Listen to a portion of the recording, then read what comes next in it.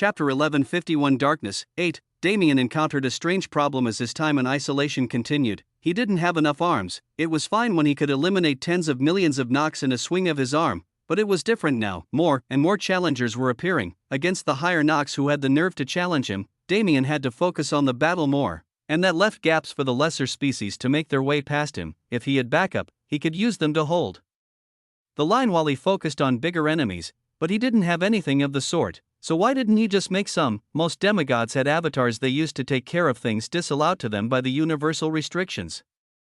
Damien wasn't at their level yet, but he was confident he could do it if he tried. The main method people used to create avatars was simple but a bit cruel. Essentially, they placed a piece of their soul in the body of a being without a developed consciousness and took the priority position. This was the only way for those without the ability to create the fundamentals of life to have avatars that were made of flesh and blood.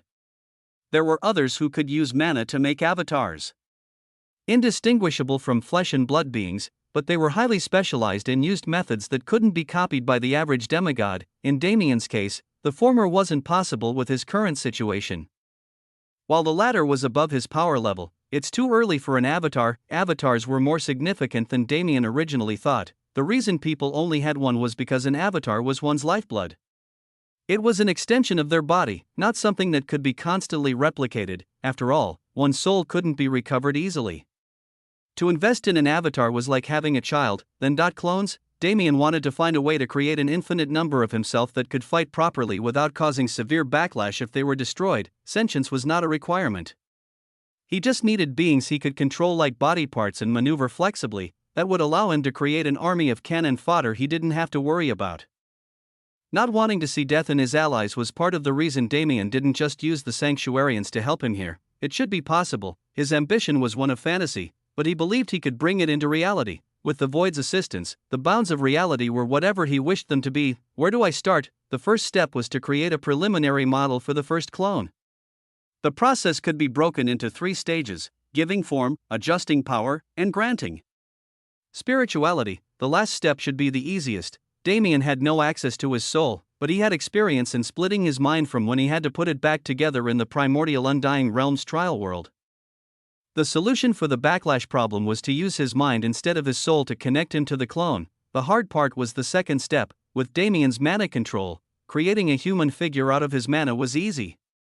Putting his consciousness into it wasn't as simple, but he was able to understand the fundamentals with a few days of effort. But granting it power was something else. This is why people used their souls. Since the soul was the basis of everything, it held records of one's strength that would migrate into the secondary body. When it was just mana and mind, there was no such record. Can I solve this problem with the Void? Could the Void hold his legend?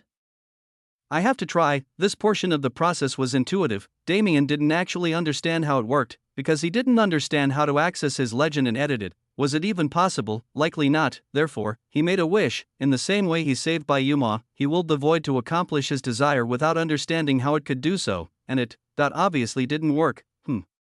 Even if he wanted to wish something from the Void, he needed to know what he was wishing. He needed to understand where his legends were so the Void could connect those 2 points. He'd been trying for over a week now, but the Void and his legend couldn't find a point of connection.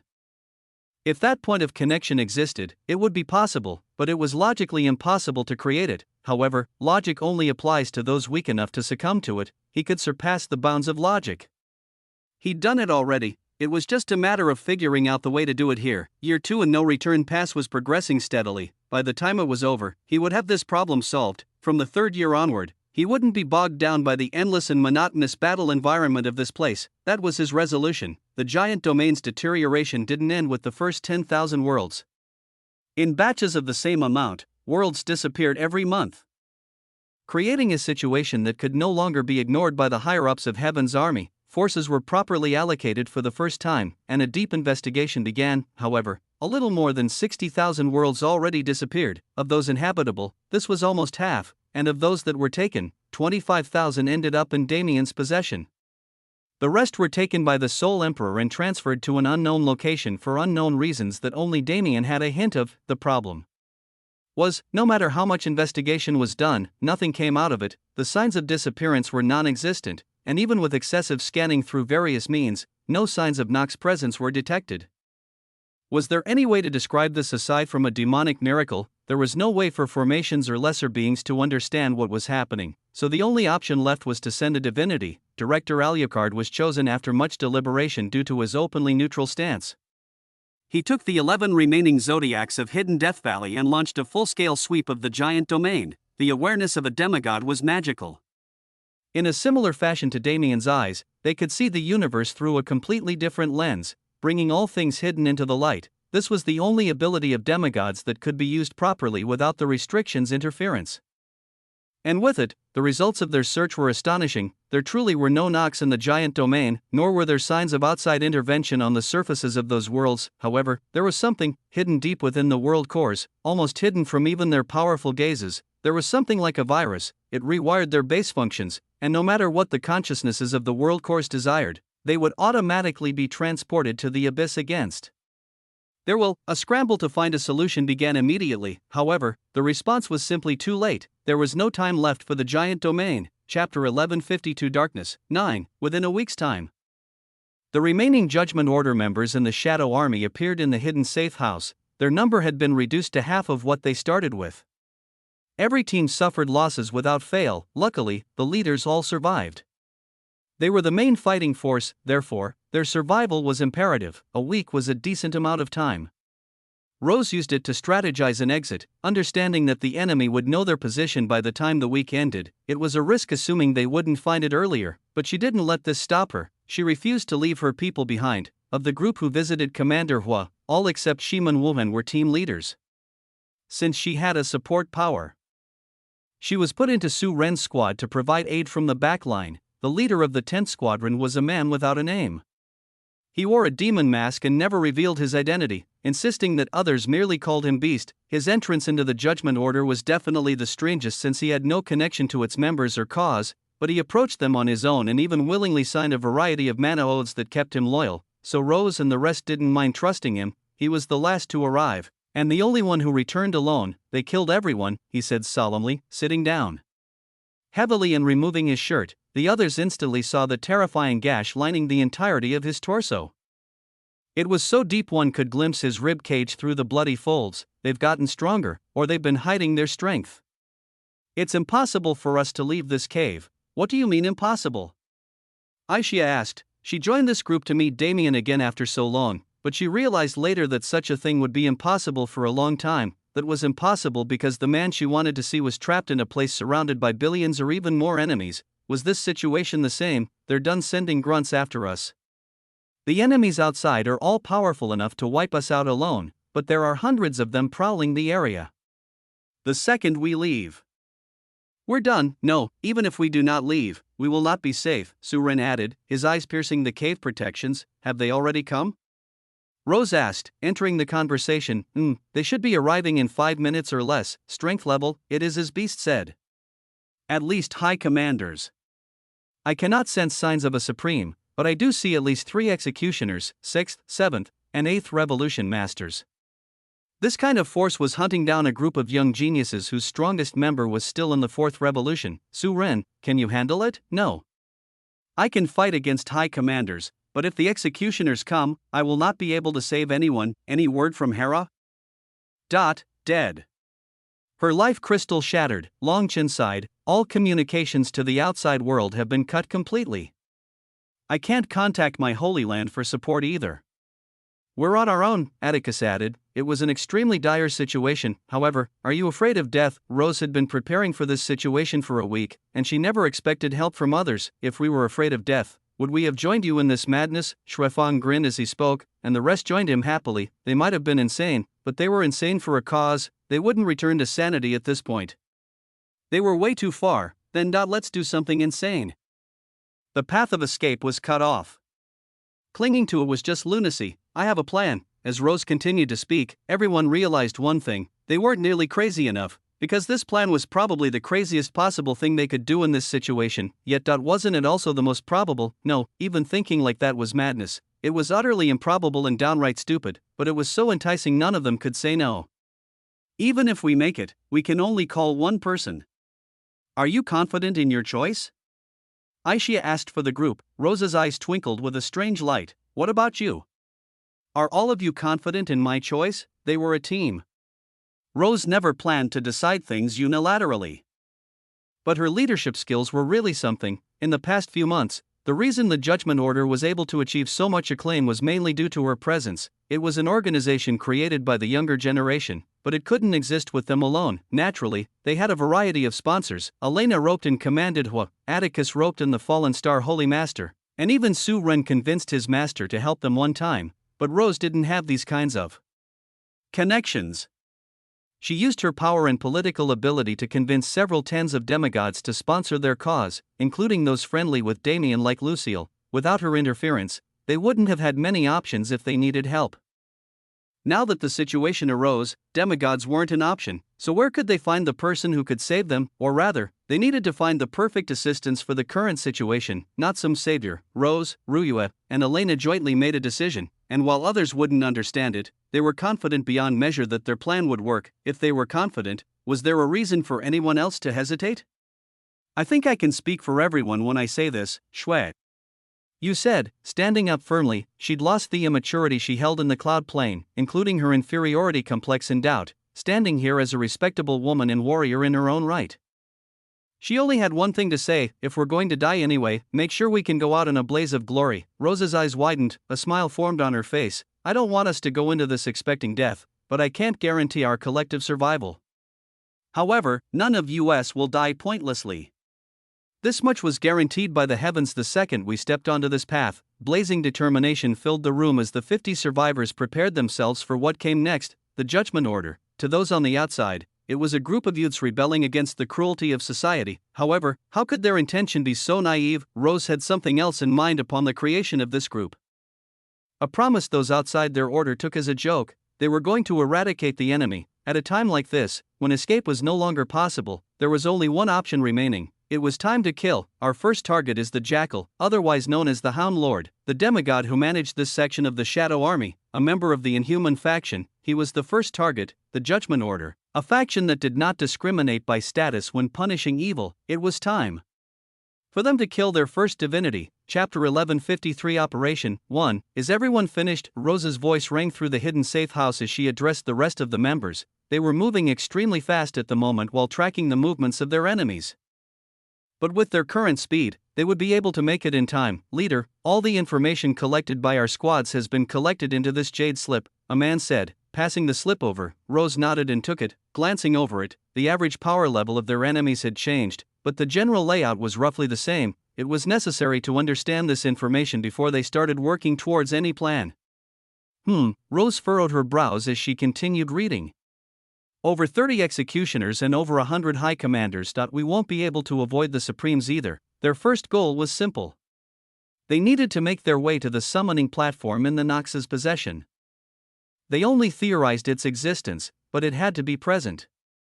Otherwise, the Inhuman Emperor couldn't have arrived the way he did. He didn't come from outside the camp, but from within, as if he was always there. Yet, if he was always there, they wouldn't have been able to do anything from the start. Therefore, there had to be a summoning platform. The only problem was that its projected location was centralized between the residences of the 3 Supremes in the camp. It would be impossible to sneak there, but getting there was an absolute necessity. Does anyone have any ideas? Rose asked. I do, Su Rin responded. However, we must speak of it while moving. The enemies are far too close. Moving, Long Chen posed the question. How are they supposed to leave in this situation? This is why I keep telling you to sharpen your perception. You are wasting those eyes of yours, eh? I'm itching to fight you too, but it can wait, can't it? You know this is not my intent at this time. TCH, Long Chen and Su Rin had quite the rivalry, only natural due to their contrasts as sword and blade practitioners, but that was beside the point. Long Chen's draconic eyes could see through truths, but he wasn't able to see the escape route Rose created in the past week, a testament to his lack of skill. Tisk, fine. I'll work on it from now on. It's not like I had an opportunity to focus on anything other than power before this anyway. Long Chen folded after receiving an explanation, and Rose led her 50 comrades into the bedroom space at the back of the safe house. For starters, we're going down. Nothing has been said about the underground of Ion, which means it's either desolate or crawling with dangers, but it's our only option, she said, removing her illusions to reveal a massive hole in the floor. It dropped into darkness, making it difficult to tell its depth, but it was definitely a severe drop. We won't be able to take this all the way there, but it's a good starting point. Is everyone ready? Her question prompted several excited and determined cries. She smiled, then, let's get started. In groups of 10, the Judgment Order members jumped into the hole and used their mana expertly to get them down to the bottom without raising too much of a commotion. Elena and Ryue went last, giving Rose one last nod before jumping. Left alone, Rose summoned her mana and began the process of creation. She weaved threads of illusion into a false reality that could not be seen through. The safe house vanished into non-existence, replaced by damp and rocky walls like an ordinary cave. Figures spawned next. 50 of them, with the exact characteristics of those they mimicked down to the smallest details in their auras. These illusions didn't have much power, but each had a supply of mana she provided that they could use to emulate power for a period of time. You all know what to do, right? Go now and run until you die. The illusions nodded and rushed to the cave entrance. Behind them, Rose jumped into the hole and covered the entrance behind her, joining her team. The drop was roughly 10 kilometers.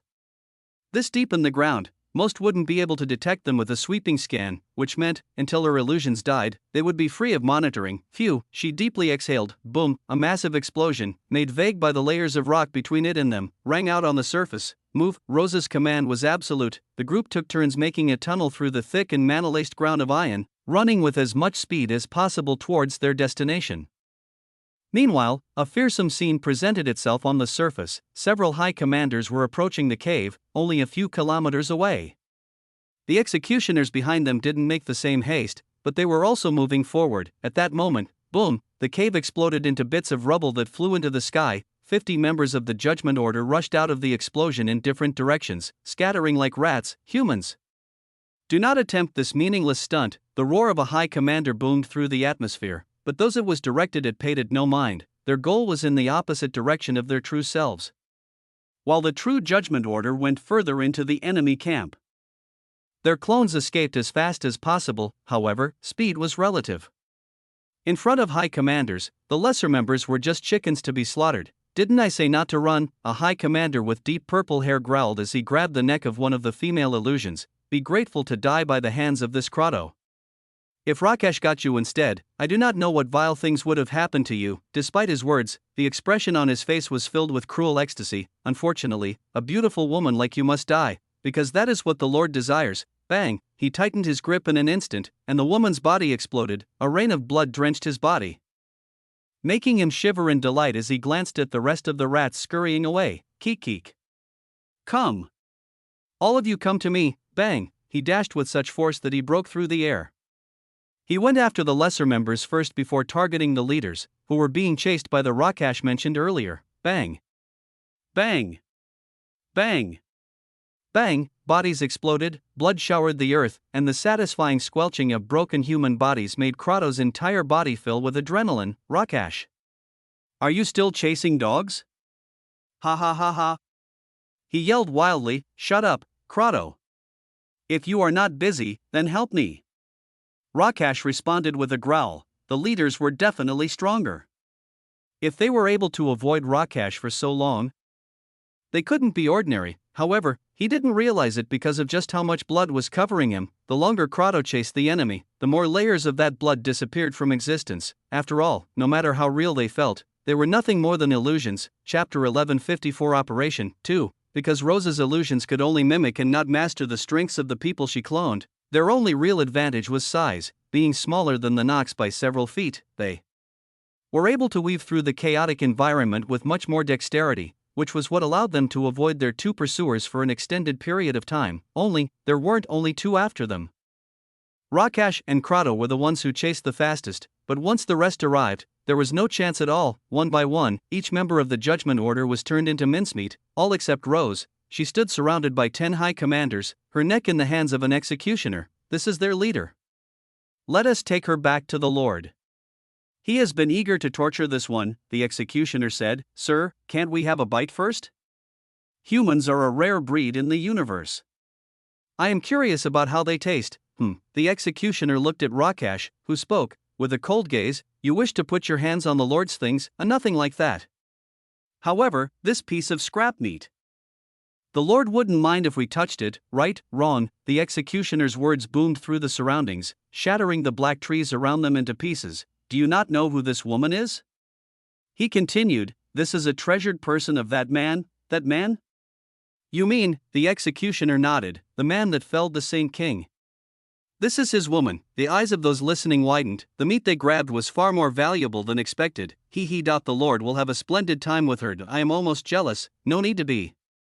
This one is not for pleasure, after all. Those ominous words were the end of their conversation. Instead of entertaining his lessers more, the executioner leapt into the air, flying back towards the base. In his grasp, Rose didn't make a single move, almost like a doll. After all, she was one. Should I detonate it, or should I wait? In the tunnels below, the real Rose contemplated on it. If she waited, she would be able to grasp more of the enemy's positions, but the effects should be wearing off soon. Those high commanders won't take long to realize. Rose couldn't trust what she thought was common knowledge. Regardless of her power, she couldn't be sure that the Nox didn't have a way to stop her from dispelling her illusion. If a Supreme got a hold of her clone, they would likely be able to trace their location through the mana connection. Naturally, if they didn't know she was an illusion, this problem wouldn't occur. Unfortunately, she didn't have infinite mana to waste on maintaining the bloodstain illusions, so this wasn't a possibility. Hey, she said through her clone, what is it, human? Begging for your life? The executioner responded, looking down on her with condescension. No, nothing like that.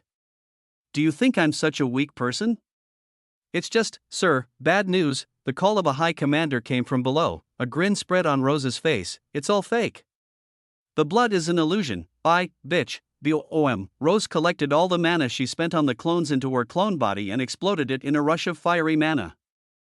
The air was consumed by an explosive cloud that raged for several seconds before dying down. The executioner stood there with empty hands, unharmed, yet extremely angry. Human! He roared, I will kill you. It was an empty declaration since he still had to deliver that human to his superior, but the rest, he would make sure she watched as the rest were brutally torn apart and devoured by his minions. He would make her experience hell, spread out and search. The real ones couldn't have gotten far. His furious roar spread for several tens of kilometers, and every Nox being in that area obeyed his order. A fierce manhunt began. From the location of the cave outward, all forces searched for the enemy. However, their preliminary results were nil. We will not abandon this area until we find them. The Lord is serious about getting his hands on that woman, the executioner said. They hadn't been found yet, but it was impossible for them to disappear. There was no if, it was only a matter of when. It looks like we've been found out, Rose said in the underground. Oh? That lasted longer than expected, Aishia responded. But we have to start moving seriously now. It won't be long before they find the entrance to this place. The rest nodded in agreement. Rose made sure the entrance was hidden thoroughly with illusions, and when the cave was destroyed afterward, its rubble covered the original hole's location entirely. However, it was just a matter of moving the rubble. Since they were already expecting illusions, the one she set wouldn't last long. We have the advantage right now. It's time to move into the second step of the plan. They needed to surface soon. It wasn't because of the enemy, but the environment. Ion was not a place that people were meant to explore underground. The rock was as hard as bedrock for a mortal, and the further they went towards its edge, the harder it got. At this point, it was difficult to make progress fast enough to effectively escape with this method, so surfacing was the only option. We need to be quiet. As long as they don't detect us upon exiting, we should be able to move properly. Rose continued, everyone form groups of 3. Focus on synergy. For this next part, we'll be moving forward while utilizing guerrilla assassination techniques. The goal was to misdirect the enemy as much as possible. Direct assassination would only give away their position with the Nox's strange collective confidence, but if they took the guerrilla route, there were still possibilities open to them. Whatever you do, do not get caught. If you get caught, die before they can do anything. This is the only path to salvation. They'd been doing fine thus far because they were far separated from the powerful foes ahead. That wouldn't be the case any longer, as everyone internalized the danger of their coming steps. They gradually and quietly inclined their path steeply to make their way to the surface. At the same time, Sir Velakos, we've found it. On the surface, a high commander sent a message to the executioner who commanded him. The man arrived instantly. He looked down at the seemingly normal ground below and then back up at the high commander. An illusion? Yes, sir, I see. Bang. He stomped his foot down and tore away the illusory rock layer Rose left behind, revealing the deep hole. Pesky rats, Velakos sneered, give chase. I will monitor the situation from above. Yes, sir. How many should we take? How many troops? Velakos' eyes shone with a light of cruelty. All of them. When you find those rats, kill all except the pink one, yes, sir. Oh, and also, he turned his gaze to Crotto and Rakesh, you can do whatever you want with the others. I won't say anything, the High Commanders grinned maniacally, free reign, the things they could do with this privilege, Kakik, none of you are getting away. Chapter 1155 Operation 3, Boom. Boom.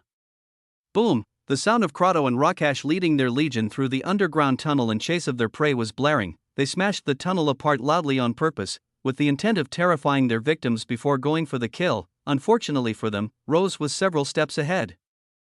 By her command, the Judgment Order split into groups of 3 and spread out through the Black Forest. The Nox forces remaining here were thinly spread since a majority of High Commanders followed Velakos' order and entered the underground. However, their average strength had gone up significantly. Velakos was in charge of the area they started in, but there were roughly 10 more executioners wandering the dark forest searching for them. Executioners were off limits, regardless of their personal or combined power, unless their entire group decided to work together in a prolonged battle. Taking one down wasn't possible. High Commanders, on the other hand, were different. The enemy doesn't know we aren't trying to escape yet.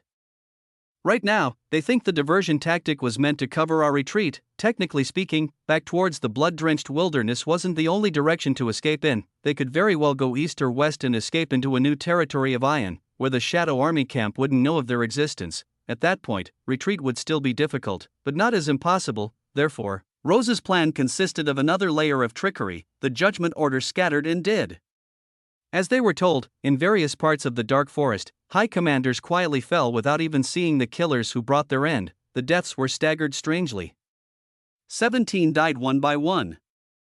And once they were felled, another 17 joined them with the same pattern. The traces of these assassinations were hidden well in the darkened earth, especially after careful treatment was given by the killers themselves. But it wasn't too perfect. After all, these tracks still needed to be discovered, albeit after a good deal of effort. Shearing.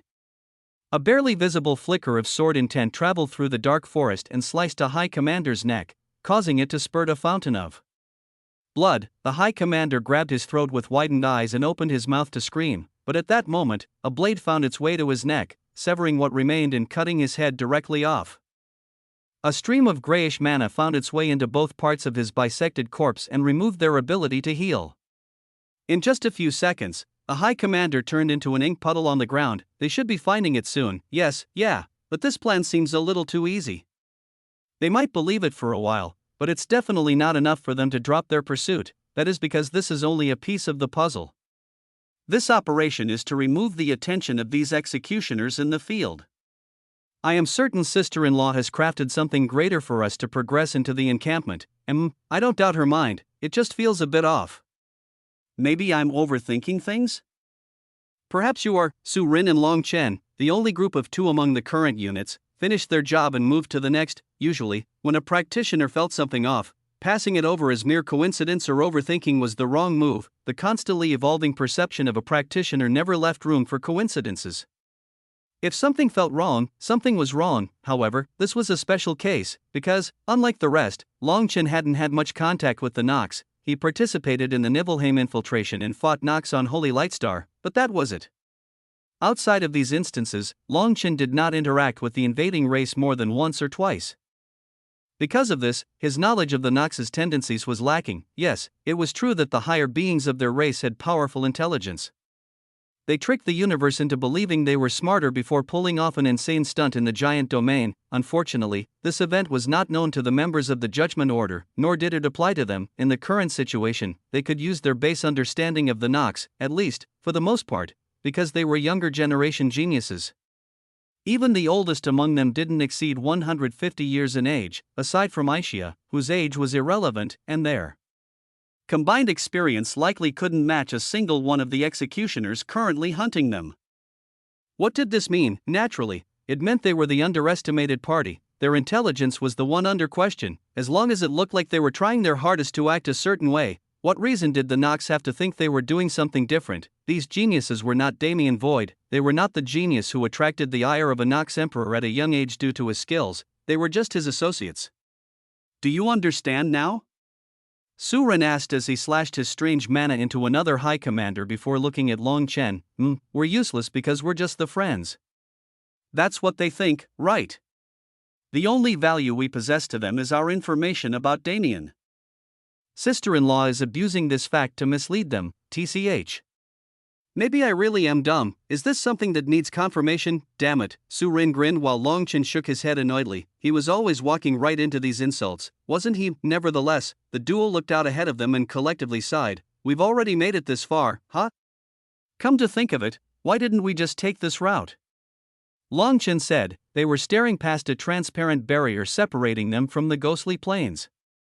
They were already at the boundaries of this territory. However, Su Rin merely grinned. Tell me, swordsman, do you not wish for glory? Longchen's eyes widened. His lips curled into a smile, a defeated expression on his face. Ha, when you say it like that, what am I supposed to do? Ha. Let us not mind it then. We have finished our task. It is time to return to the group, I guess it's only getting wilder from here. The duo concealed themselves and began moving. Just like them, the stronger groups didn't have much of a problem executing the task this time, especially those talented in stealth. Rose's orders didn't just account for the plan, but her members as well. She didn't separate them in a way where weaker groups would exist. If someone was weaker in one facet, they would be paired with someone who could complement them and boost their efficiency. This was a requirement she focused dearly on when she was first creating the Judgment Order. Above all else, the members needed loyalty, heart, and synergy. Her expert leadership led to a situation where their group didn't lose a single member during this phase of the plan, though they couldn't do it without any obstacles. Around half an hour after they started moving, their traces were discovered. The hunting dogs would be upon them soon. Chapter 1156 Operation 4. The Nox enemies in this Shadow Army camp were definitely not as scheming as Rose, but they were just good enough to follow her plans for them perfectly. The Judgment Order members spread in both directions from their original position and left traces that led to both periphery territories, which led to the following events progressing in such a way. Velakos spotted a glint out of the side of his eye. He immediately chased it down and landed on the ground, only to find nothing around. A scan of his awareness offered no clues in the surroundings for unknown reasons, but he did get a ping from the ground below. He made a sound of curiosity as he used mana to clear the area. Traces of battle, barely present mana fluctuations that had been covered after what was obviously a great amount of work appeared in his perception. The meaning was obvious. These cunning brats, men, come. His voice boomed in the ears of nearby Nox, and several tens of them answered his call. Is this all of you? He asked suspiciously. No, sir. There are 50 more of us in the vicinity. A high commander responded dutifully. 50, Velakos frowned. If there were supposed to be more that he was unable to sense, these cunning brats move quickly. I will give them that much, sir. Spread out and check for traces of battle. They will be hidden, but they should exist. Understood. The high commanders moved by his command immediately, but that wasn't enough. Crotto and the rest are still underground. How did they manage to fool us? High commanders clearly weren't enough to do the job. Unfortunately, Velakos didn't have the authority to command his fellow executioners. I will start moving myself. He would join the fray. Let us see how long you can run, just like them. He understood the key point. They could not escape from him if he was able to find them. It was a game of cat and mouse. Would strength win out? Or would schemes show their worth, with the passing of minutes? Velakos received information about the tracks that led to the ghostly plains and its fellow periphery territory. Indicating only one thing, they split and decided to run away. What was he expecting from a group of children? Of course they would only think to flee. Nevertheless, it wasn't his problem anymore. Alert the surrounding camps. There are some rats coming their way. No matter what they tried, they wouldn't be safe. He wouldn't allow them such a privilege. Well, Velakos' efforts were definitely noble, but he was unfortunately on the wrong path entirely. The journey to the rendezvous point this time was far easier, mainly because the Nox beings on the way had been cleared prior. Currently, the Judgment Order stood at the very edge of the dark forest. Ahead of them was a large open plain on which the Shadow Army encampment was located. The third step of their plan was simply termed absolute concealment. They were found last time because they were separated and exposed already. When Rose used the distraction as an opportunity to blanket the entire group in her illusions again, they disappeared from any perception that could touch them at the moment. Velakos wasn't able to find them with his search, nor would others be able to perceive them even if they walked directly through the spot they were standing. The beauty of Rose's trickery didn't need to be explained further, because they weren't anywhere near finished yet. Making it out of the dark forest was the easy part. They had an advantage once they grouped up and their enemies were dumb. From this point on, no such thing existed. There are 3 supremes and a demigod in that camp. No matter what, we will not be able to avoid them, Rose said solemnly. The Supremes will sweep this plane with their awareness every so often due to their protocol. Our current goal is to make it into the camp. Once they got there, they were going to charge straight through everything until they reached their goal. There was no other option. Phew, Rose deeply exhaled. Things were going well so far, but she didn't like what that meant for the future. This stretch of the trip was entirely on her. The rest would be relying on her concealment to keep them hidden from the gazes of those who could crush them with a single finger.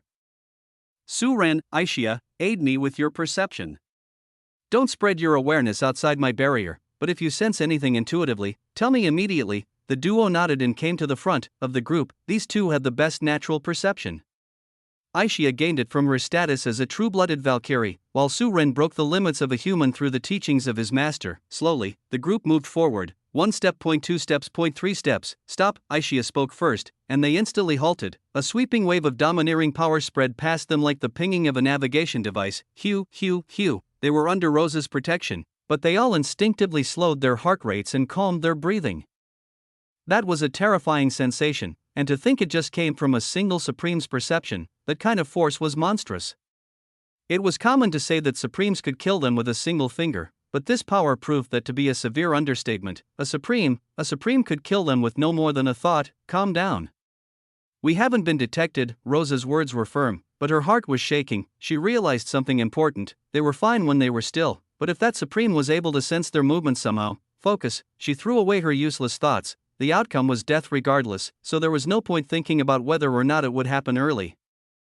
Let's move. 10 steps, 20 steps, 50 steps. They moved slowly for safety, not making any big movements so Rose could finally control the atmosphere. The distance they needed to cover was almost a kilometer. Their current pace wasn't getting them anywhere, however, moving faster wasn't an option. Hew. Rose could feel the sweat building on her brow. The pressure of the situation combined with the absolute control she needed to have on her illusions was taxing on the mind. The subtlest changes in wind, atmospheric pressure, temperature, and even subtle things like weathering that didn't show obvious effects for thousands of years had to be considered. The perception she was facing could detect the slightest displacement in a single particle of grass hundreds of thousands of kilometers away. Right now, that perception was concentrated in this 1 kilometer radius because there were already troops protecting the area outside it. No Supreme wanted to take on the lackey job willingly. He was doing the bare minimum, sure, but concentrated range meant concentrated power. A single atom being out of place could alert him. How could Rose easily move while maintaining this control? That perception passed by them every 10 minutes. With their current speed, it would take at least an hour to reach the destination. For the rest, it was like a horror movie, quietly tiptoeing past a beast of untold proportions. But for Rose, this was a direct battle of even greater untold proportions. A brutal challenge against the Nox Supremes, and against herself. Chapter 1157 Operation 5, Thud, Hew, Thud, Hew, Thud, Hew, Om. A representation of Rose's perception, hard footsteps that resounded like booming explosions despite their extreme softness, and the overbearing pressure of the awareness wave that passed by them every 10 minutes. She could sense her comrades nearby, but she couldn't pay much mind to them. She could only see them as figures of mana.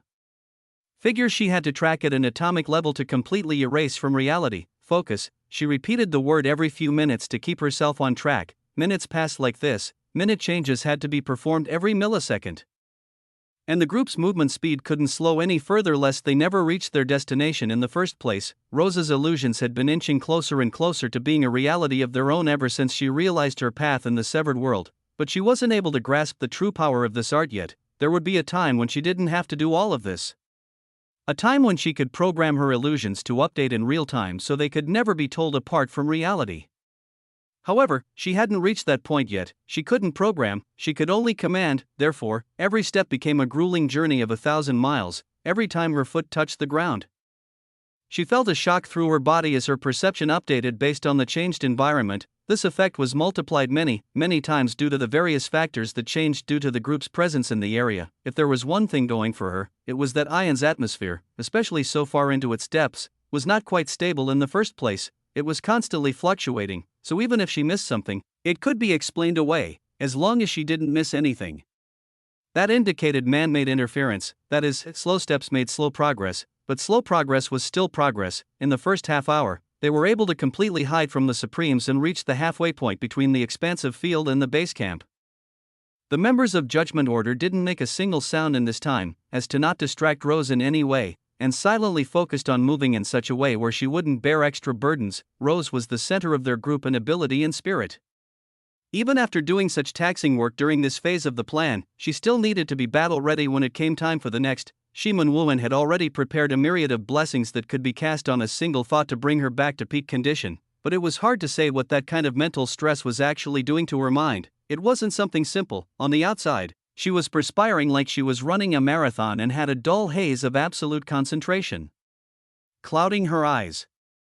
However, her mind was experiencing a much more severe consequence. Hairline cracks spread through her spiritual world in the same way Damien experienced its shattering long ago. The cause was the same, extreme stimulation that the mind couldn't bear. Unbeknownst to her, Rose's actions were too far beyond her capabilities.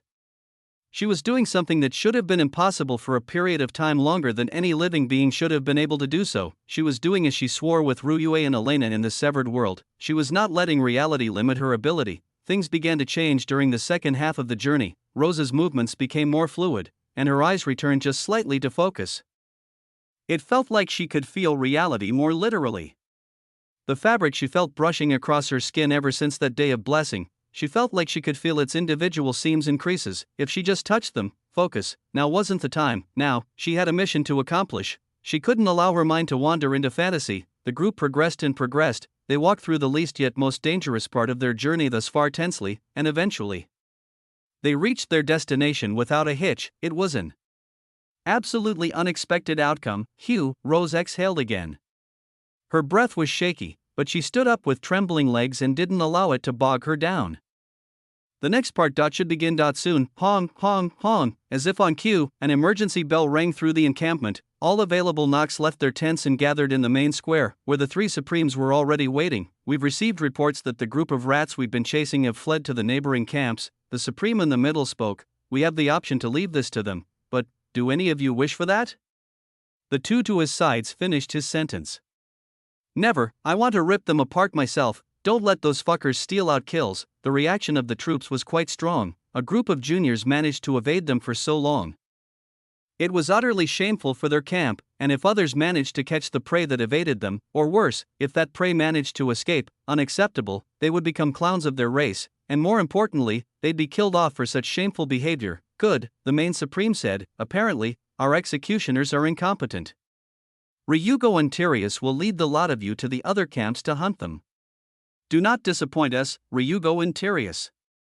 According to assumptions, they were powerful forces under these three Supremes. However, it turned out, these two were the Supremes themselves. The two standing on the man's right and left stepped forward and began dividing troops. And inevitably, a question arose. Sir, what about our camp? If all of their troops were going to be positioned elsewhere, what would happen to their camp? The Supreme glanced at the Nox who spoke.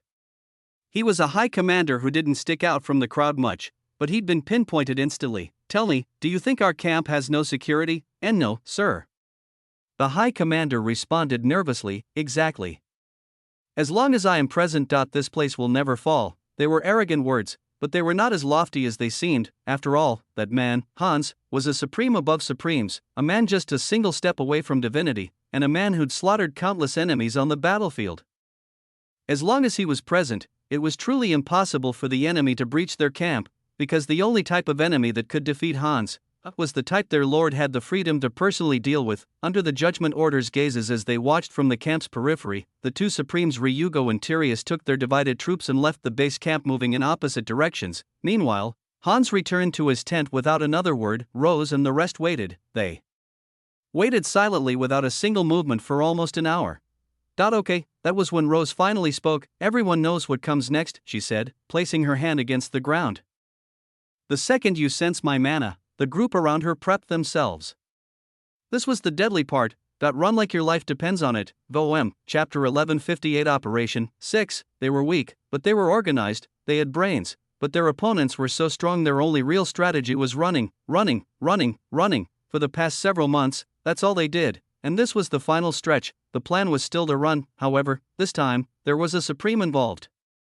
VOM, the second Rose's hand touched the ground, mana swirled wildly in the atmosphere and created a field that encased the entire camp. At that exact moment, everyone moved. Longchin Su Rin, Ruyue, and Elena led the charge while Aisha and the rest of the leaders took the back line. Meanwhile, the regular members stayed in the middle and determined the speed of the group. None would get left behind, except Rose and Shiman Woowen, who stayed behind on purpose. Shiman Woowen stood up with the rest and instantly cast every buff she'd been preparing on Rose, bringing her past her peak condition into an enhanced state of existence. Afterward, she directed her mana at herself and did the same. Rose's goal now was simple. Using her illusions as a medium, she created a formation around the camp. It spread and formed into a complex pattern within a second, far faster than an ordinary formation master could do the same.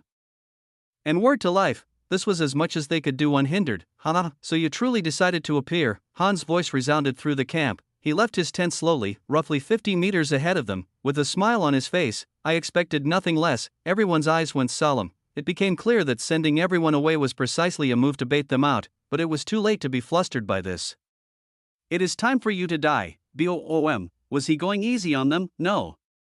He was just toying with them, yet, even his definition of playing was sending them into a death trap. The gargantuan explosion that rang out enveloped most of the camp and destroyed all housing except for the ones inhabited by Supremes and the Lord. Chaotic mana waves flew wildly in every direction, knocking the rushing Judgment Order geniuses in every direction. "Maintain formation. Keep going." Surin yelled, brandishing his blade. Absolute slash. Shing, his muscles bulged and veins surfaced on his skin as he slashed vertically with all his power. Grayish mana arced from his sword and cut through the mana before him, opening a path. Long Chen, Aisha, take the sides. Shui siblings, Flamesworth, keep the back line. Nobody is allowed to retreat. Sister-in-laws, we'll support you. Don't let him touch the leader. Surin rapidly distributed orders which were followed without hesitation. Elena and Ruyue fell back and created several layers of defense around Rose, while the rest did their best to resist the explosion. Quack, ack, damn it.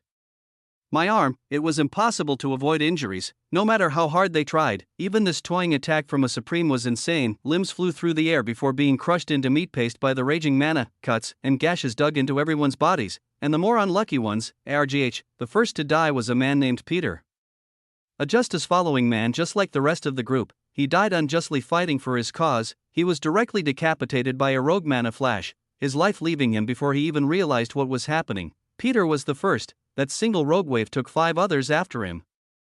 Damn it, Longchen let out a furious roar. The power of a dragon boiled to life in his bloodline and boomed into the atmosphere with his cry, dispersing a large portion of mana. In the back, Shuiyu used ice to create massive blockades that shielded the group, and Xue Fang used similar icy mana to counter the wild mana. Together, they were able to fight with great efficiency, which allowed them to perfectly hold the backline. As for Atticus, who joined them, his power was just as chaotic as the explosion. Lightning arced through the air and created a web that acted as a shield dome above the heads of the group, preventing any accidents like the first. Aisha also didn't stand still. Spear in hand, she was a true Valkyrie in action, using brute force to break away the attacking energy. Ha, how nice. Looks like I can play for a while. Those harrowing words reminded them. Hans just looked at them to cause this scene, watching them struggle. This was his exact purpose in giving them something they could handle. It was humiliating and discouraging.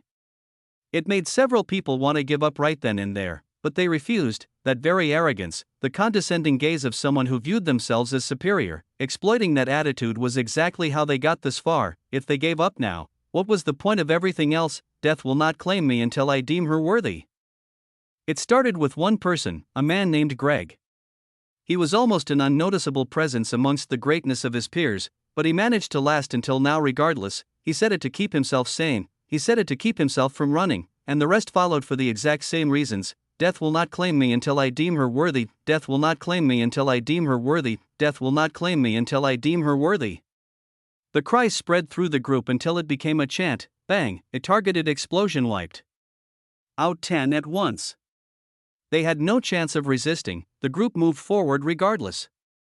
Step by step, second by second, they moved. Death will not claim me until I deem her worthy. Death will not claim me until I deem her worthy. Death will not claim me until I deem her worthy. The boom. Boom. Boom, 3 more deathly bursts of mana. The first was blocked by Su Ren and then dispersed by Longchen and Aisha. The second bypassed them directly and struck the backline. The Shui siblings and Atticus were able to divert most of its energy, but that strike claimed another 2 lives. The third didn't attack the group at all. it went over them and directly at Rose. Is she the one you wish to protect so fiercely? Then I shall kill her first. Their blazing determination in the face of absolute power was annoying. Hans wanted to do something about it. But showing his emotions against these ants would only demean him, so he would just make them feel hopelessness before they died. Now that they'd shown such spirit, he couldn't let them go without breaking it. How else could he call himself a follower of the inhuman emperor? Ruyuet and Elena gritted their teeth and faced the explosion head-on. It was a bit different for them. They were already in the process of escaping the bounds of reality, plus, the two of them realized something as they spent more time together. Elena was absolute yang and Ruyue was absolute yin. When they attacked in tandem, they were truly a force to be reckoned with. Chapter 1159 Operation 7 Pitch-black explosive mana met in the air with an opponent of yin and yang, creating a massive storm of energy that wrapped around the camp and raised anything in the vicinity. A depression in the thickly packed rock around Rose, Ruyue, and Elena was formed several kilometers deep, but the island of land on which they stood remained untouched. Ruyue and Elena winced in pain but refused to move. Rose was the most important person in this operation. No matter what happened, if she was interrupted, all of them were fated to die. The yin-yang duo's strength did not match the level of a supreme, but their combined power was just above that of a high commander. When they faced this explosive burst that only contained a portion of the enemy's power, they were able to deflect it without taking much damage. Be careful.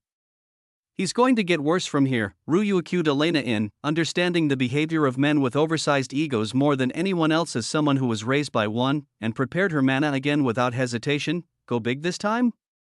Elena asked. We don't really have a choice, Ryu responded in the same second, tch. How annoying, this situation is too dire for annoyance, but, yes, I agree. The duo exchanged glances and released their mana together. As Elena had a singular specialization in life, Ruyue's absoluting didn't completely synergize with her mana. To compensate, Ruyue used exclusively death mana in tandem with her sister, creating a beautiful blend of black and white in the air before them. As they did so and the effects of the previous explosion cleared away, Han's furious expression became clear. It was not a matter of power. If it was, he could have killed everyone here in an instant, but, though he had no qualms with using power to bully the weak, this was not a situation that allowed it. Pride wasn't the only factor. When one became a divinity and their legend became a truly pronounced part of their existence, one needed to stay true to their desires to continue forward on the path they chose. At his level, Hans was also subjected to this.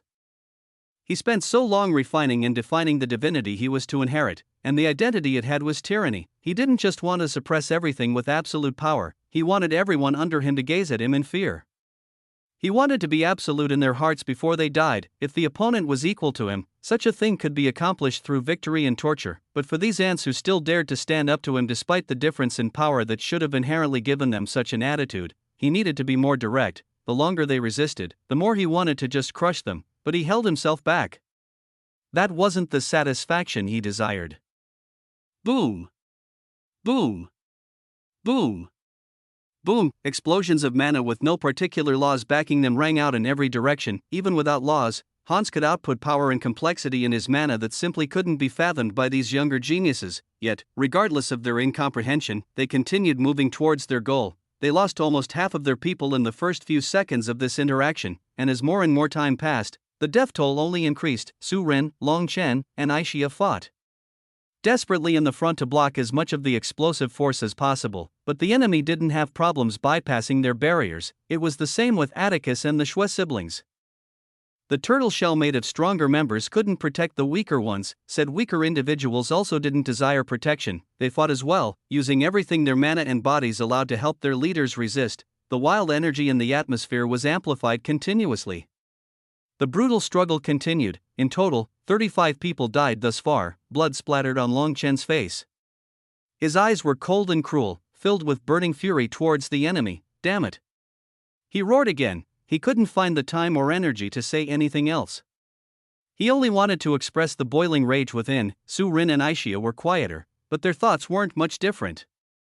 However, Rose was working. As long as she could finish in, a piercing scream came from the backline, sending shivers down their spines. There, Hans, who hadn't moved until now, stood with Shuyu dangling from his grasp. Did you consider yourselves important? He grinned cruelly. Did you forget your place? Shuyu struggled in his grasp and tried to escape, But her every move made his claws dig deeper into her skin. "Get your hands off her," Shui Feng appeared behind him, his sword already in motion. "Shui Feng, retreat," Su Rin shouted hastily, but it was too late. "Huh, what a touching sight." Bang, Hans merely waved his hand backward. The physical force contained in this slight motion tore Shui Feng apart. Argh, he roared in pain as his sword arm was blasted into shreds. The entire right side of his body was bloodied, with chunks of his organs visible through the holes punctured through him. "None of you can touch me." Hans' body turned ethereal. When he reappeared, he was already at Aisha. Shine. He swept his arm through the air again, and both of her legs were severed from her body. "You are merely ants." Ants attempting to fell a lion. Bang, he clenched his fist. That was it. A terrifying shock spread through Shuiyu's body. It wasn't enough for her to die. Her entire body was exploded into blood mist that sprayed onto her comrades. "Sister," Shui Feng roared in pain. He charged forward, ignoring his injuries, and summoned all his mana into his remaining arm. Again, bang, before Hans could act, Su Rin intercepted and grabbed Shui Feng, throwing him several hundred meters away. Of course, this meant he was subjected to the attack that would have killed the man. Su Rin's durable body didn't fail him, but he couldn't say he didn't feel the pain. A gust of wind. That's all that hit him, yet he was internally bleeding from several organs. This was not a good situation. However, his eyes did not go to Rose. None of theirs did. Even if Hans had an inkling that she was plotting something, he didn't know how integral she was. The second they showed him she was their last hope, it was over for them. "You take me for a fool, don't you?" Hans commented grinningly. "Did you think I didn't know?" He flashed before Ruyue and Elena. "The only reason I didn't touch her is because the Lord wants her. Even if Rose couldn't be damaged too much, Ruyue and Elena could. He couldn't kill them, sure, but torture was absolutely an option. I cannot wait to see the expression on that man's face when he comes to know of this. Will he rage, or will he crumble? To lose his people not to a great emperor, but to me." His heinous claws shot out. Time seemed to move in slow motion, from the safety of her position.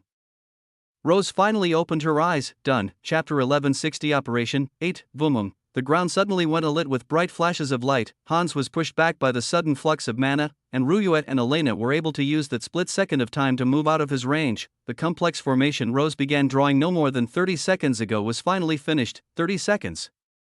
That was all the time it took for Hans to massacre most of their group. Bzzzt. Crackle, electric arcs zipped and zoomed through the camp. "I'm sorry I was late," Rose said, standing up. "But it's time to end this now." The formation's light got more and more intense with every passing instant. It whirred and revolved, and furious waves of spatial mana flooded the area. Vum, vum, vum. It was at a level where even Hans was forced to block the chaotic spatial waves instead of focusing on his targets. Rose smiled. "It's time for you to meet death." Bzzzt, bzzzt. The crackling electricity suddenly went haywire. Rose's expression paled. Was it malfunctioning? "No, it's not that." The voice who answered her unspoken thought was strange. Unfamiliar, yet so dearly close. "I just hijacked it for a bit. I don't know who your original target was, but I'm better than them anyway." "Who?" Hans finally reacted to the strange voice, snapping the rest out of their dazes as well. "Who am I?" The formation's light swirled madly and concentrated in the very center of the base camp, where the Nox's summoning formation was located. "Didn't she just tell you?" The shadow of a man appeared in its midst. As the light cleared, the confusion of those present only intensified. Standing there was a tall, robust man with flaming red hair. He was shirtless, showing off his chiseled body and massive muscles, and otherwise wore casual, baggy clothes like a common wanderer. His eyes were the color of blood, and the flames dancing in them only exemplified his appearance. He grinned wildly, his gaze settled on Hans. "I'm deaf." Nobody saw what happened next. Hans disappeared from where he stood, and that man replaced him. Boom! A terrifying rumbling resounded from several tens of kilometers away. A dust cloud swept into the air. Was that? Did Hans just get thrown? "I know you have a lot of questions, but I can't really answer them." So, the man glanced around the group. The majority of them were missing limbs. That majority was far outnumbered by the corpses on the ground, and the blood painting all of their bodies. His eyes turned cold. "I'm going to make that guy experience everything he did to you." Bang! The man disappeared into the distance, leaving the stunned Judgment Order survivors where they were. "That guy." Elena muttered, Rose and Ruyue nodded. "He's exactly like Damien." His attitude was one thing, but for these three women, that was only a surface-level observation. What they felt was a sensation in their souls, that this strange man and their husband had some sort of connection they couldn't comprehend, though. They weren't given the time to contemplate. Bang! Within a minute, something crashed in the area before them. When the dust cleared, that thing's identity became clear. Bang, well, not so much anymore. The red-haired man landed on top of Hans' crumpled body with so much force the impact dug a crater several hundred kilometers into the ground. Hans and that man disappeared into the darkness of that hole. But the sounds of their battle resounded so clearly it was a miracle they weren't projecting the sound. Boom. Boom. Boom, ARGH, bang, stop, bang, this, bang, now, a black blur shot high into iron sky, a red one following soon after. Bang, Hans' body was slammed into the ground again, and the red-haired man once again followed. However, this time, he didn't make such a powerful move. He landed next to Hans and pushed his arm out. Bang. Bang. Bang. Bang, all four of his extremities were torn from his body. It was an injury even Nox regeneration couldn't heal. So, the red-haired man looked around the Judgment Order group. Didn't you want revenge? Their hearts instantly blazed to life. Revenge, they'd lost so many people.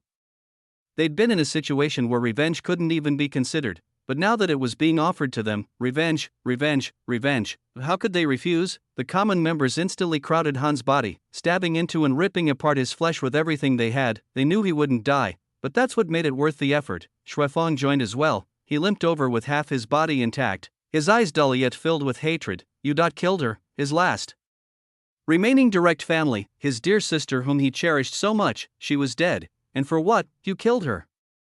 He roared like a madman as he joined the crowd. He didn't care what he looked like, nor did he care about exerting himself at all. Even if he died here, as long as he got revenge, he was content. Rose, Ruyue, Elena, Long Chen, Su Ren, and Aishia watched quietly. Shiman Wuan had no presence until this point and continued to remain behind Rose, silently providing the grieving members with buffs to help them act without reservations. It's not over yet. Rose didn't want to interrupt the current events, but it had to be known. We came here for him. Her eyes went to the tent at the very back of the camp, the only area left standing after the previous clash. Ah, that guy? The red-haired man said. Don't you think there's a reason he never left his tent? He didn't grin due to the severity of the situation, but the amusement in his eyes couldn't be hidden. Come here, he beckoned with his finger, and a figure came flying out of the tent. Introduce yourself. He held a man by his throat. The man had the head of a dog and the strong bronze body of a pharaoh. The aura of divinity could be sensed obviously from him, but why did he look so weak in front of that man? What are you? The Hound Lord, whose reputation preceded him in terrifying the masses, asked in an almost whimpering tone. Who am I? The man said again, I don't feel like repeating myself, but you get the point.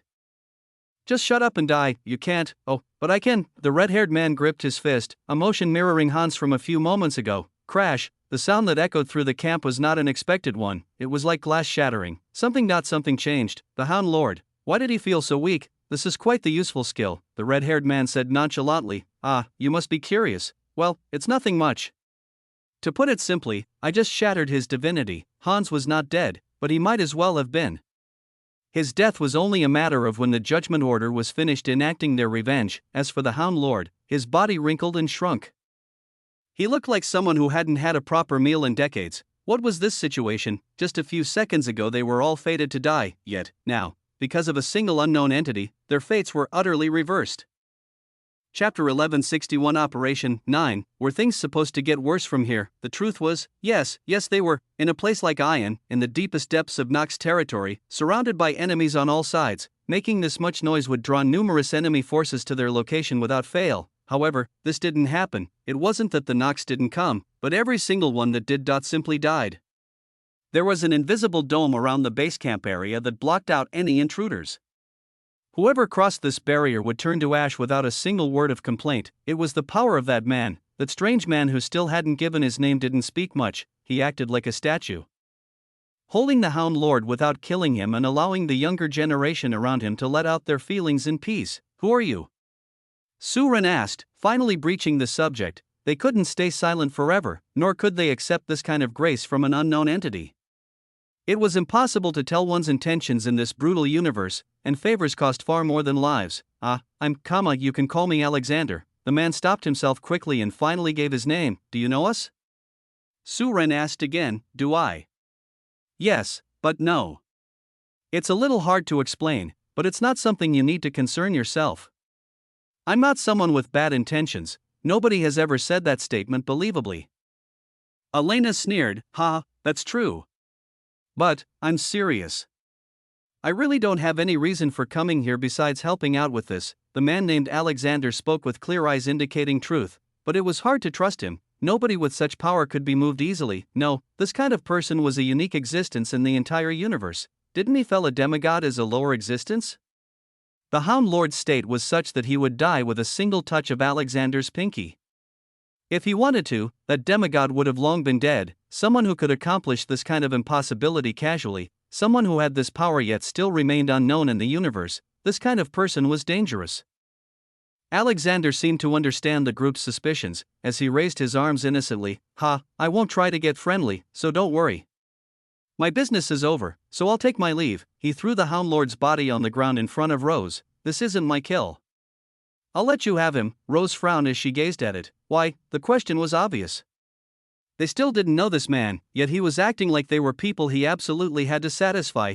Alexander scratched his head awkwardly and furrowed his brows in thought. I can't. Well, let's just say the Judgment Order's biggest fan sends their regards. He grinned, and before anyone could ask another question, he vanished. He never needed a formation to come here in the first place. The air was silent. The dome around the camp didn't subside after Alexander left, but it was showing signs of destabilizing within the next few minutes. Han's body was now nothing more than a puddle of ink. It only took a single spark of fire to bring death upon him. However, before anyone could move, Ryue took over. Let me handle this. The group cleared out, giving her space. She raised her arms to her sides and summoned a large flow of mana that remained concentrated on the inky remains. An eye for an eye, a soul for a soul. She didn't have a close relationship with Shueyu. They could have been considered enemies at one point. But regardless, Ryue didn't have much family remaining in this world, especially not those worth being acquainted with. Shueyu just started showing her growth, and now she was dead. It didn't show on the outside, but she felt the impact of her death in her soul. Shueyu deserves a new beginning, therefore, she will be reborn beautifully. However, her eyes were cold. You do not deserve such privileges. Deathly Een overtook all. The atmosphere became eerie, the temperature dropping several tens of degrees into the negatives. The Reaper of Souls, an underworld ruler of legend, appeared behind Ryue menacingly, a figure in a hooded cape that flowed into oblivion. Han's remains were already starting to reform. Pieces of his head and body could be seen stitching themselves together within the ink. However, this was only for the better. This corrupted soul, you know what to do with it, right? The Reaper sighed domineeringly. He became visible in Han's newly reformed eye, an eye he wished he never regenerated. A shadowy claw made of pure death sunk into his remains, reaching past the physical into a plane only visible to divinities. He gripped something in his hand. Hans screamed in agony. The Reaper paid it no mind. He slowly pulled his arm away, separating that something from Han's body. His incessant screams were haunting. That hauntingly pleasant to those he tormented. Han's soul was separated from his body. His screaming died down. His regeneration stopped as well. After all, there was nothing left of Hans in that body. It was just a husk. Hans was splat, that crushed. His soul was ripped into 1,000 pieces and forced to endure unspeakable agony before it was completely erased from existence. That soul would never experience rebirth. At the same time, Rose borrowed Yggdrasil's branch from Elena and held it in the air. This is why we fight, she said darkly. Today, we lost our comrades, our brothers and sisters, because of our weakness. This tragedy will never be forgotten. It will be carved into our souls for the rest of eternity. The surviving members of the Order, a measly number compared to their beginnings, looked at Rose with quivering eyes filled with rage and solemnity. However, we will not stop. I will not stop. This loss has reminded us of the reason we fight. To prevent such a thing from happening again, we cannot stop fighting. Carelessness will only kill us, but weakness will slaughter everyone we care for and wish to protect. So I will stand tall and follow this impossible path until the day I can no longer stand. Until the day life can no longer tolerate my presence, I will fight. Rose gritted her teeth, flames alit in her eyes, and stabbed through the Hound Lord's heart, just as Ryue did. In a much less flashy manner, she eradicated the Hound Lord from existence. The air was silent for a moment. But the Judgment Order was not a flimsy group. I will fight, as will I. Elena and Ryue spoke up first. Allowing bastards to run wild isn't my style. I will also fight. You are talking like someone else right now, aren't you? Though, your courage is admirable. I will naturally be fighting as well. There's no turning back now. Long Chen, Surin, Aisha, one by one, from the leaders to the members, those who called themselves the Judgment Order voiced their solidarity. their will to pick up their arms. Good, Rose nodded contentedly, then let us return home. We need to give our heroes a proper burial. It was taxing. It had to have been almost a year since they came to the Shadow Army, but now wasn't the time to rest. They needed to keep moving for the people who were forced to rest in their place, making it back to Heaven's Army. That was the start. Chapter 1162 Operation 10. Compared to Hans and the surprise arrival of Alexander, the journey back was a light stroll through the park. They only needed to conceal themselves. There was no need to worry about being discovered anymore. Those Supremes who left for the nearby camps didn't come back. Not even once. At first, they thought it was just a matter of time, but they were once again proven wrong. The most likely case was that they'd been killed by Alexander before he left, but they couldn't be sure, and they didn't have the energy to make sure. Instead, they focused their energy together to escape the Shadow Army. Rose was naturally still the center with her illusion power, but the rest didn't slack. If an enemy could be killed silently, they were killed without fail. And if Rose ever felt taxed or needed aid, there were several people ready to provide her their mana and replenish her stamina through a variety of magics. Still, the distance they needed to cover wasn't small. In the first place, the Shadow Army was located near the boundary between Ion and the Abyss. It was separated from the main territories of the ring by a wall of illusory shadows that concealed it naturally, and it wasn't easily accessible to anyone. If not for this, it wouldn't have been such a dangerous mission to infiltrate this area. Nevertheless, their skills could get them in, so they could naturally get out. The executioner Velakos and his minions were left in the dark forest, only now becoming aware of the terror that enveloped their main camp, the fury and humiliation they'd feel when they realized what happened could only be imagined. Because at this time, Rose and the rest were far past their location. The journey took a little over 3 months, and was only elongated by the constant stopping they did to slaughter the Nox on the way. After all, the further they got from the camp, the weaker their enemies got. Another method to quench their burning desires for vengeance revealed itself through this massacre, and they did not shy away from abusing it. Eventually, they skillfully passed through the Shadow Wall, finally arriving back in Universe territory. The blood-drenched wilderness was cleared of any Nox influence by Commander Hua's soldiers several months ago, so there were no more enemy forces in the vicinity. The plain was now filled with Heaven's Army bases, to the point where it seemed a bit extreme. The area would absolutely remain impenetrable by the Nox with this kind of protection, but the Judgment Order didn't stop at any of these extra bases and rapidly made their way directly to the main fortress. After dismissing the lower members to rest, Rose took the leaders to Commander Hui. There was much to report. The old man's quarters were in the same place they always were, and he was hunched over his desk the same as always as well. His vision raised when he sensed their presence. 9, he sighed to himself, but didn't speak. Beckoning them in, Commander, Rose said, saluting. The rest followed before she continued. We have returned from the Shadow Army. The information collected has been collected into this jade slip. I suggest you look over it as soon as possible. Commander Hua hummed, taking the slip. As he scanned his consciousness over it, his eyes became increasingly wide. The general schematics of a Shadow Army base camp, the troop allocation, secret plans for invasions on different areas, news that a demigod and a supreme were dead, and 2 more supremes were potentially dead as well. Even the last piece couldn't be the most surprising piece of knowledge. That spot belonged to the giant domain. Yes, that is their true target. Have moves already been made to counter them? Commander Hua sighed. It's too late. Too late. The commander nodded sorrowfully. The giant domain is gone. It vanished into thin air 2 weeks ago, and the remaining space turned into a piece of the chaotic abyss. Information that struck their souls. An entire domain was just gone. How could that be? No, if they came earlier, perhaps. Do not have stray thoughts. Even a demigod squad was sent to investigate the phenomenon, and despite their findings, we were not able to find a solution. The domain was forsaken by the higher authorities after being deemed unsalvageable. Then, however, it is not all bad news. Commander Hua's eyes warmed slightly. Although I did not know your group was the cause, the death of the Hound Lord spread a month prior. Investigative forces were sent into the Shadow Army, and it has been determined that every Nox encampment on the Soul World boundary has been eradicated. There is not a single enemy remaining. The group's eyes widened. That deed could only be attributed to a single individual, a mysterious red-haired man named Alexander. He didn't just kill the Nox Supremes, he killed everyone in the camps they had been visiting. I am aware that you have much more you wish to do, but calm those flames for now. Take rest and recuperate. After an event like this, overwork can be fatal, Rose nodded, looking at the weary faces that those around her were trying to hide. Then, we will visit you again in 3 days. The group began to leave, with Elena giving one last bow to her mentor before following. Left alone, Commander Hua's sighs only became drearier. They just got back. There were only 9 left of their most powerful. So he couldn't imagine what happened to their followers. At a time like this, they didn't need to know. The situation is bleak. The information they brought only worsened a bad situation. But this was for the better since information gave an opportunity to counterattack. Nevertheless, the current universe, if one took the perspective of an invisible camera, one that existed outside the bounds of reality, one could infinitely zoom out to see a picture of the entire universe. It was huge.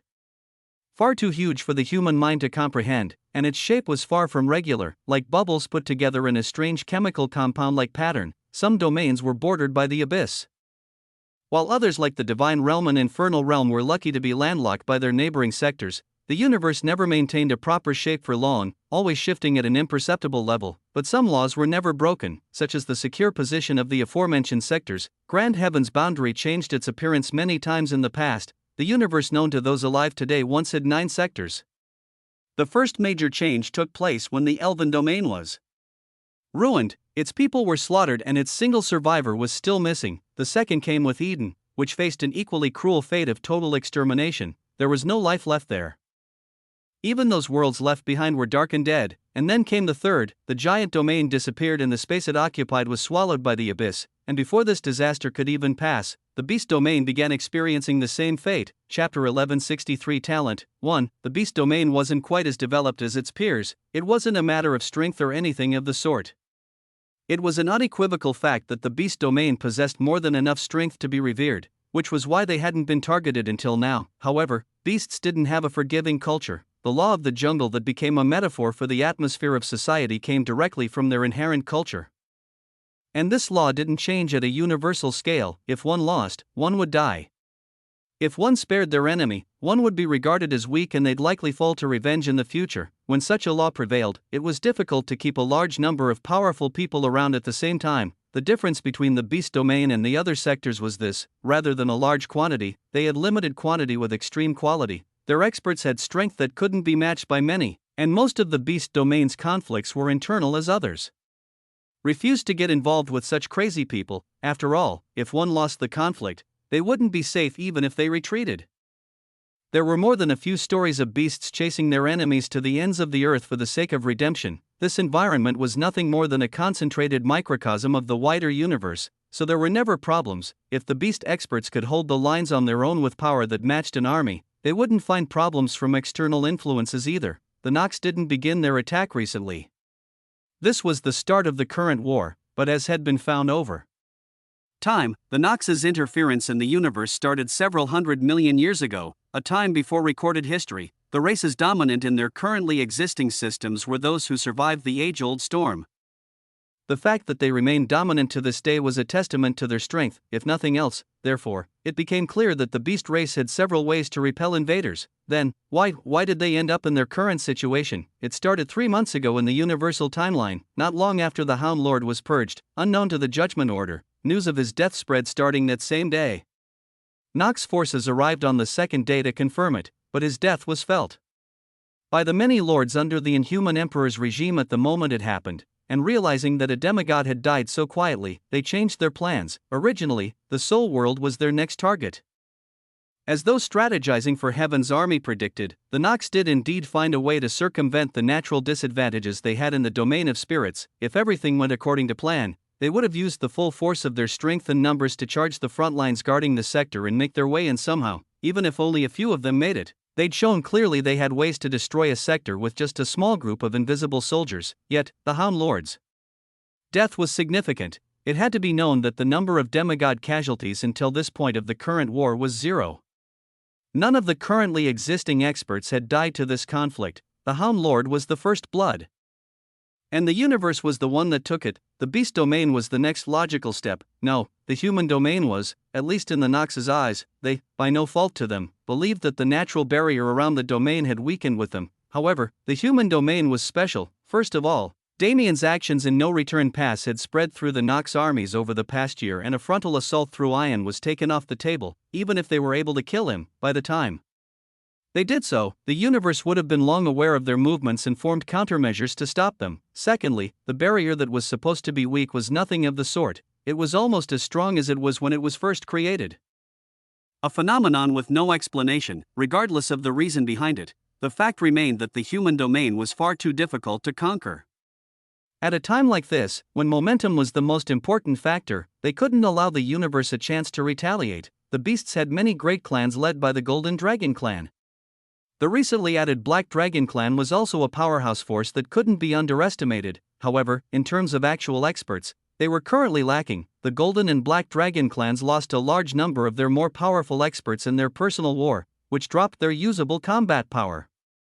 On top of that, the forces under them were in similar circumstances due to similar circumstances. As mentioned earlier, the beast domain's culture was ruthless, and this ruthlessness had now come to stab them in the back. The Nox attacked with their everything, the armies of the Inhuman Emperor, complete with several 100 million lesser Nox and several tens of millions of their higher counterparts, charged as if their lives depended on it, with no particular strategies in mind. Several worlds fell to their sudden actions before anyone realized it, and worst of all, they were extremely prepared. Every supreme was blocked by an equal, and the demigods who had to find a way to help without directly interfering were stumped without a way to fix the situation. Universal forces flooded into the domain to counter them. And the entire sector became a war zone, similar to Calypto, and they came back. The terrifying starships that could destroy planets with a single strike of their cannons came back in full force. In 3 months, the conflict couldn't progress much, but the Nox were definitely winning, and as the months passed, this situation didn't improve, mainly because of a single factor, another strange situation that couldn't be explained. Universal denizens began converting into Nox, not willingly, but spontaneously, as if they were combusting. When trust became a privilege, an army's morale was hard to determine. With the passing of time, a small crack in the glass ballooned into something irreparable. By the time a year went by, only Beast Emperor's star remained untouched, but that was a story for another time. Whether it was now or then, it was hard to determine whether the downfall the universe was experiencing was a product of their enemies, themselves, or something greater. However, it was certain that the Nox didn't gain such a pronounced advantage on their own. The universe always had a problem with infighting. It was inevitable when its inhabitants had the privilege of free thought, for benefits, for survival, or for some other inexplicable reason. There wasn't a small number of people who acted against the universe's best interest. Unfortunately, this wasn't a problem that could be solved unless martial law was imposed. And if martial law was imposed, those rebellious individuals could exploit the situation to attain a moral high ground and gather others to their cause. It was difficult. How could this problem be solved? How could the universe's people be brought together so they could achieve survival for their homeland, even if it meant they themselves had to die? This impossible problem was imperative to solve, otherwise, there really was no hope at all. Chapter 1164 Talent 2, Day 735, Kill Count 210 billion. Damien no longer needed to go to the front lines himself. His body clock marked the passing of 2 years, and in the past 370 days, he'd both perfected and mastered the technique of perfect cloning. It was a simple matter, yet the most complex comprehension Damien had to grasp in his entire life. After all, the answer was not in the clones themselves, but in the void. Damien realized one thing about the void: this entity absolutely had sentience. It wasn't the kind of sentience a human possessed, but something greater and lesser at the same time. It could be considered similar to the system.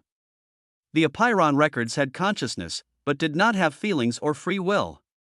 It was an entity with a single task, and its entire sentience was based around completing this task with no extra parts. The void, on the other hand, had complete control of its free will and could act as it liked. As seen by the several times it decided to stop helping Damien to test him, but its sentience was similarly lacking the fundamental component known as ego. The void was the void. Its sentience could not speak or think, but it had a will to exert for a specific purpose that Damien was yet to understand. Therefore, when wielding its power, one didn't need to intrinsically understand every small detail as one did for a concept like universal law. It was a matter of connecting with the void.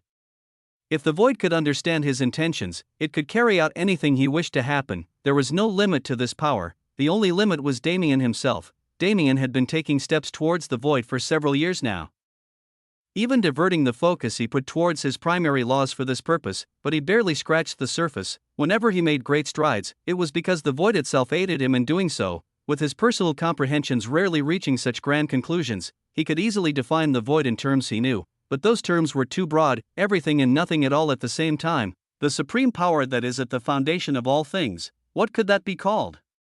Existence was all humanity understood.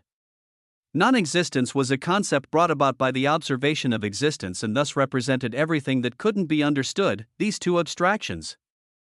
These grand words that Damien's mind inherently used to comprehend the void, weren't these the hidden elements he'd recently learned about?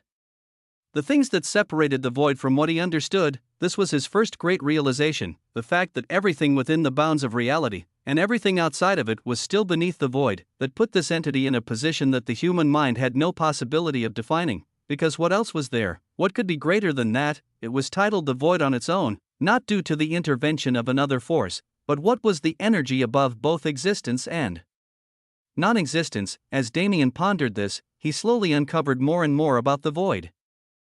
No, rather, he built a connection with it like it was a living being rather than a concept, and this allowed him to master what he'd been struggling with for so long. That happened at the 7-month mark. After gaining the ability to create a clone, all Damien had to do was practice until he perfected it. In the remaining 4 months of the year, he tried and failed dozens of thousands of times before he finally got a grip on the process. From there, it was just a matter of repetition. The current Damien could create as many clones as his mana would allow, and each of them could be granted strength equivalent to a percentage of his strength. He could share their sight, and even possess the body of a clone for a short period of time if he wished to.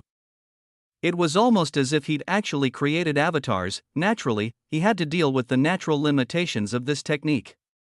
Not every clone could possess his full power, and none of them could tap into the void's abilities. They also severely strained his spiritual world since he had to maintain a mental connection with each and everyone to keep them operational. Yet, to deal with the current situation, these clones were more than enough. Tens of thousands of Damiens populated no return pass.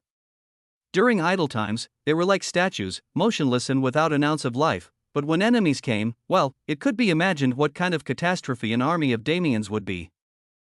Even without the void, what was surprising was that even the 4th-class higher Nox could be dealt with by these clones for the most part. Those who were too strong would naturally meet Damien's true form, since he was always willing to entertain a good fight, but the rest were thrown away without mercy by his minions. The only other time Damien took the time to visit the battlefield personally was to devour the remains the Nox left behind. Now, he had free time, not free time to sit and wallow about his situation. He wasn't so weak as to break down because of things like this anymore. This was free time to get stronger. SKRE. One thing that never changed was the incessant screeching that made one's ears bleed and one's veins pop from annoyance. It was obviously a mental warfare tactic, but Damien treated it like white noise nowadays. Plus, though it didn't have much effect, feeling the experience pouring into his body was great. At least these screeches had changed from a tactic to a true representation of the torture his enemies were receiving. Never mind. Focus as Damien shook away his thoughts, suppressing them with the mind prison. Before returning to the task at hand, he held several balls of differently colored light in his hand. Of them, one was black with hints of white, flickering strangely, while the rest were bright, beautiful blue, pale green, earthy brown, and a more jade-like sparkling green. These were only the ones he was holding now. But those he'd been practicing with were far more: fire, water, wind, earth, wood, lightning, light, darkness. Damien wanted to master every foundational element this universe had to offer. The void's processes are difficult to grasp, but trying to do so is putting the cart before the horse. If I want to get where I want to be, I need to focus on the basics. Damien always had a problem with rushing. The blessing of foundation only had so much effect because he'd been rushing through any and everything he'd done until that point. He wouldn't be so foolish any longer. The system gave him the roadmap when he was still a teenager with nothing to his name: the 5 elements, life and death, space and time, creation and destruction, and existence and non-existence that stand above them all. It left that part out for the Damien who would only be overloaded by such information. But now that he knew it, the puzzle made complete sense. He had spacetime and he had samsara. He had control over lightning, fire, and water, but he'd ignored those elements until now.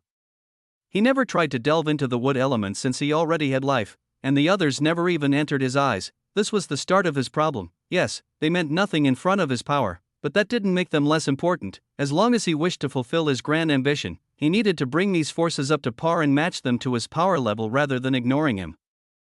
Thus, his task for the remaining time he had in no return pass changed: the black and white heavenly lightning, the void flame he refused to raise, and the absolute control of water he was granted by the Azure Dragon. These were his foundation, these were the elements he possessed already. Mastering them was just a matter of effort, the rest, he needed to find the way.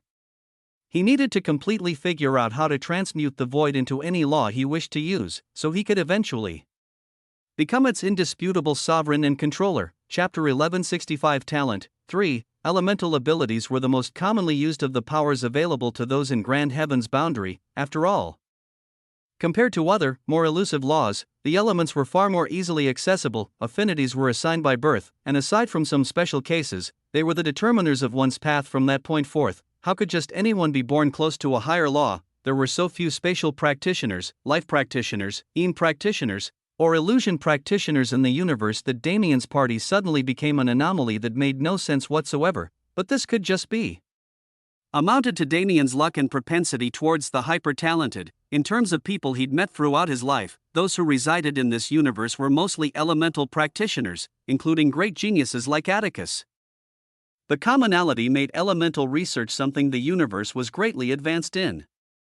The amount of information on how to progress, the different paths one could take, and several other factors was astonishing. Damien was now trying something that hadn't been done before, but this research was still highly valuable to him. The void flame, which evolved from his previous sunfire when he combined it with a heavenly flame, was something he attained through his means as a celestial. Meanwhile, his lightning was acquired even more unnaturally before it was twisted into something completely different through the devouring of a force as esoteric as heavenly lightning. The Azure Dragon's water abilities were the same.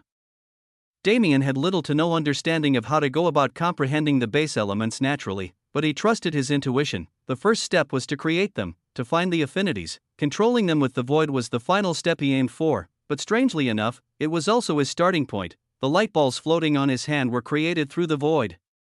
They were the most basic forms of the elements he wished to comprehend, dumbed down to the point where a classless practitioner could grasp their usage. As he watched those balls floating on his palm, he removed excess elements like lightning from the equation and suppressed his unique variants so they would return to their base forms. It's all about harmony. I can just use the same principles as always to decipher them. It's a matter of balancing 5 instead of 2. It was easy to have a difficult comprehension session where nothing was gained. This was the most common ending for such practice anyway, but since when was Damien someone who procrastinated? He wasn't going to patiently wait for comprehensions to come to him. The only beneficial part of building the fundamentals after becoming an expert was one's knowledge, the knowledge they gained from their time training, and the intuitive processing they could do because of the experience they possessed. Damien had long since understood the concept of harmony, a close relative of the universal flow that had been following and guiding him his entire life. Space and time existed on equal and opposite planes.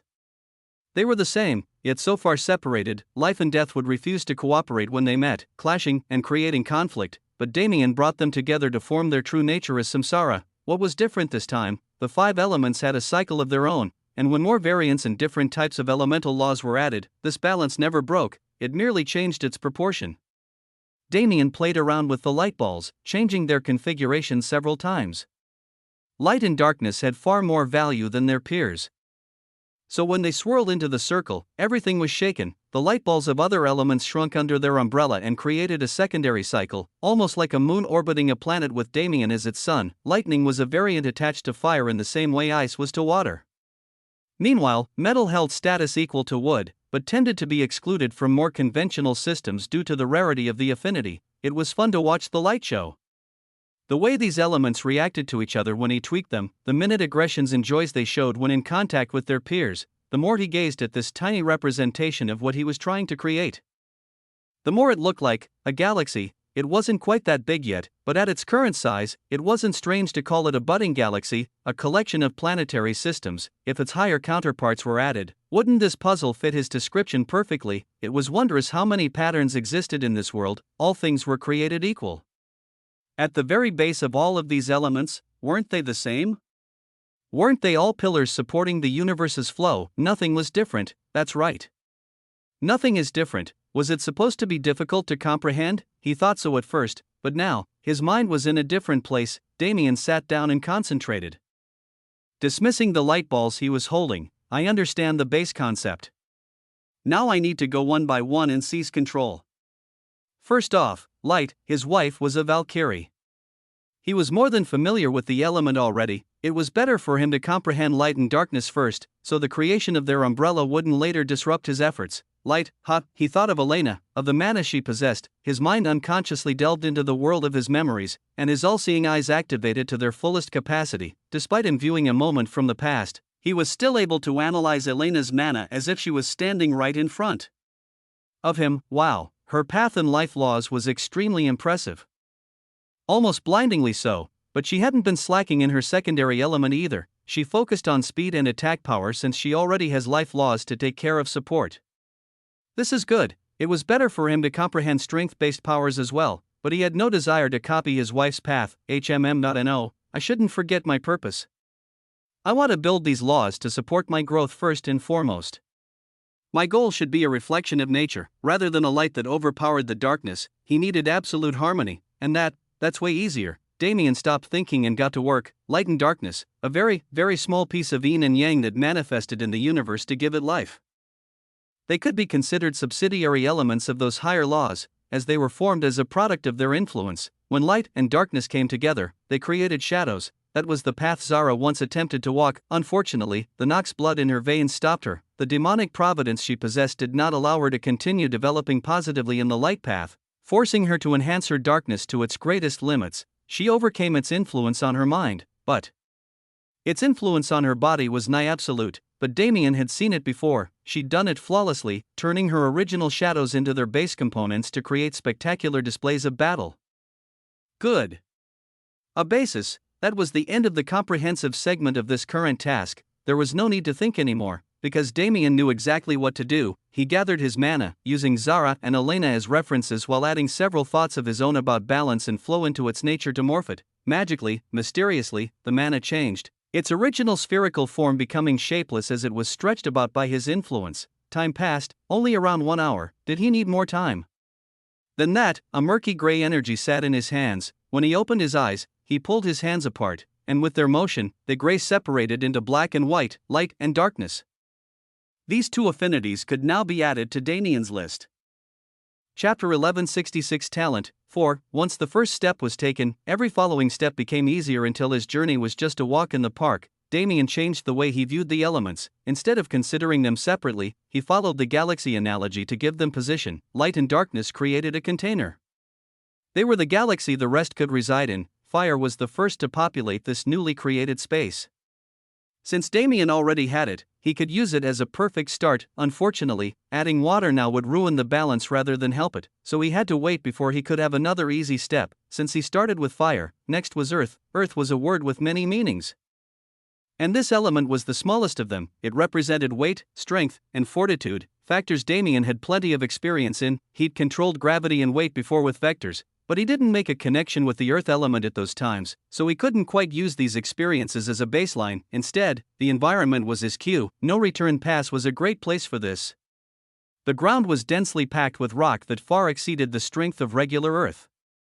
It couldn't be broken through normal means, and even Damien's greatest attacks could only cause crevices that would heal in a few hours at most. The energy of earth was extremely prevalent, and for Damien, whose perception was almost divine, this was the greatest helper he could ask for. Once he realized its presence, there wasn't much to do. It was as if the second he sensed it, the affinity already became his own. Out of curiosity, he tried to move on to the next element, wind, or air, to see if it could be incorporated properly into the system. Of the things he needed to comprehend, wind was the one he was least familiar with. Rose had a wind affinity, but she hardly ever used it. Unlike Elena, Rose's secondary affinity was useless when her first came into the equation. Illusions could create wine more powerful than her affinity could, and she could manipulate them any way she wished to. However, what Damien needed was just a start. Once again, he made his way down memory lane. All he did was look at her mana. The all-seeing eyes didn't seem to have developed since Damien hardly used them anymore, but in reality, they'd been growing steadily. The problem was that his enemies scaled much faster. When he was put in front of the Rose, who was still a second-class practitioner, everything was unveiled in full. He could see the truths within the mana. Runes flowed into his head, translating into knowledge about wine laws he'd never encountered before. This law, focused on speed, dexterity, and sharpness, was like a perfect balancer for the qualities of earth. Once he gained this information, It happened like magic. Two new elements appeared in his repertoire, earth and wind as one. There was nothing else to do. Metal was easy to extrapolate from his knowledge of earth and fire. Wood was even simpler since he'd already mastered its greater form, and the rest was a matter of addition. The hardest part was maintaining balance and making sure the elements never went out of order. The rest was finished in a matter of hours, but it took half a day to achieve balance. When all elements finally reached their proper positions, the whole system shined and an ancient bell struck. It was an event that would have been celebrated grandly by the universe if Damien wasn't in a place so isolated. Yet, Damien didn't even realize how significant his achievement was. Damien let out a deep breath. He was hardly conscious during this whole process. His mind wandered somewhere else and his thoughts became vague. He intuitively moved from element to element, and when he came back to reality, there was a fully formed system before him. His breaths were loud, all sound in the background drowned out, and his mind was pulled into that system. Every element became a planet of its own. He saw the shadows floating through space, separating into light and darkness before rejoining and drifting into the void. Fire, water, earth, wind, metal, and wood were the main planets in the system. Lightning and ice were more periphery like exoplanets, and faintly, it's vague, but there's more. He could expand this system. There was more to be discovered. The 5 elements weren't the only things in nature. Because of their influence, many other forces came into being. At this moment, Damien realized that if he really wanted to, he could seize control over every single one of them. However, I simply have no need to. There was now a new affinity in his status, simply titled Elemental. This was all the confirmation he needed. I'm finished. He had to bring the elements up to the comprehension he held for spacetime and samsara, but that was a timely process, not something he could do now. He didn't have the ability to force comprehension yet, but he could absolutely draw the energy from the surroundings into his body through Devour to exponentially speed up his training. Damien stood up. He was already thinking about the next step, but the universe wasn't willing to let him pass over his accomplishment. Damien just did something hardly anyone in the entire history of the universe had ever been able to do, in a single day. If this didn't enhance his legend, then what would? Damien's rank naturally increased to the next level, because it wasn't just his legend that was affected, but his divinity, existence, and non-existence were not universal forces. Therefore, of the things the universe could recognize, Damien had conquered all but the absolute highest level, the divinity he was supposed to be building as he made his way through the 9 revolutions. Even he didn't know the identity of it, but the universe seemed to have an inkling, because it realized just how close he was now. 6th revolution, Damien was officially a high commander level expert. He used 2 years to rush to the top of the universe's power levels. By the time he left, wouldn't he be a monster? Well, that was the goal from the start. Damien shook his head and refocused on the environment around him. The sensation of thousands of minds connected to his own enveloped him, and he regained sight of the battle situation. These numbers are getting out of hand. It had only been a day since he stopped counting, but the number already increased by several hundred million. Where are they even getting all these goons? Damien really never questioned the number of lesser Nox, attributing it to the Nox's great population, but it couldn't be so simple.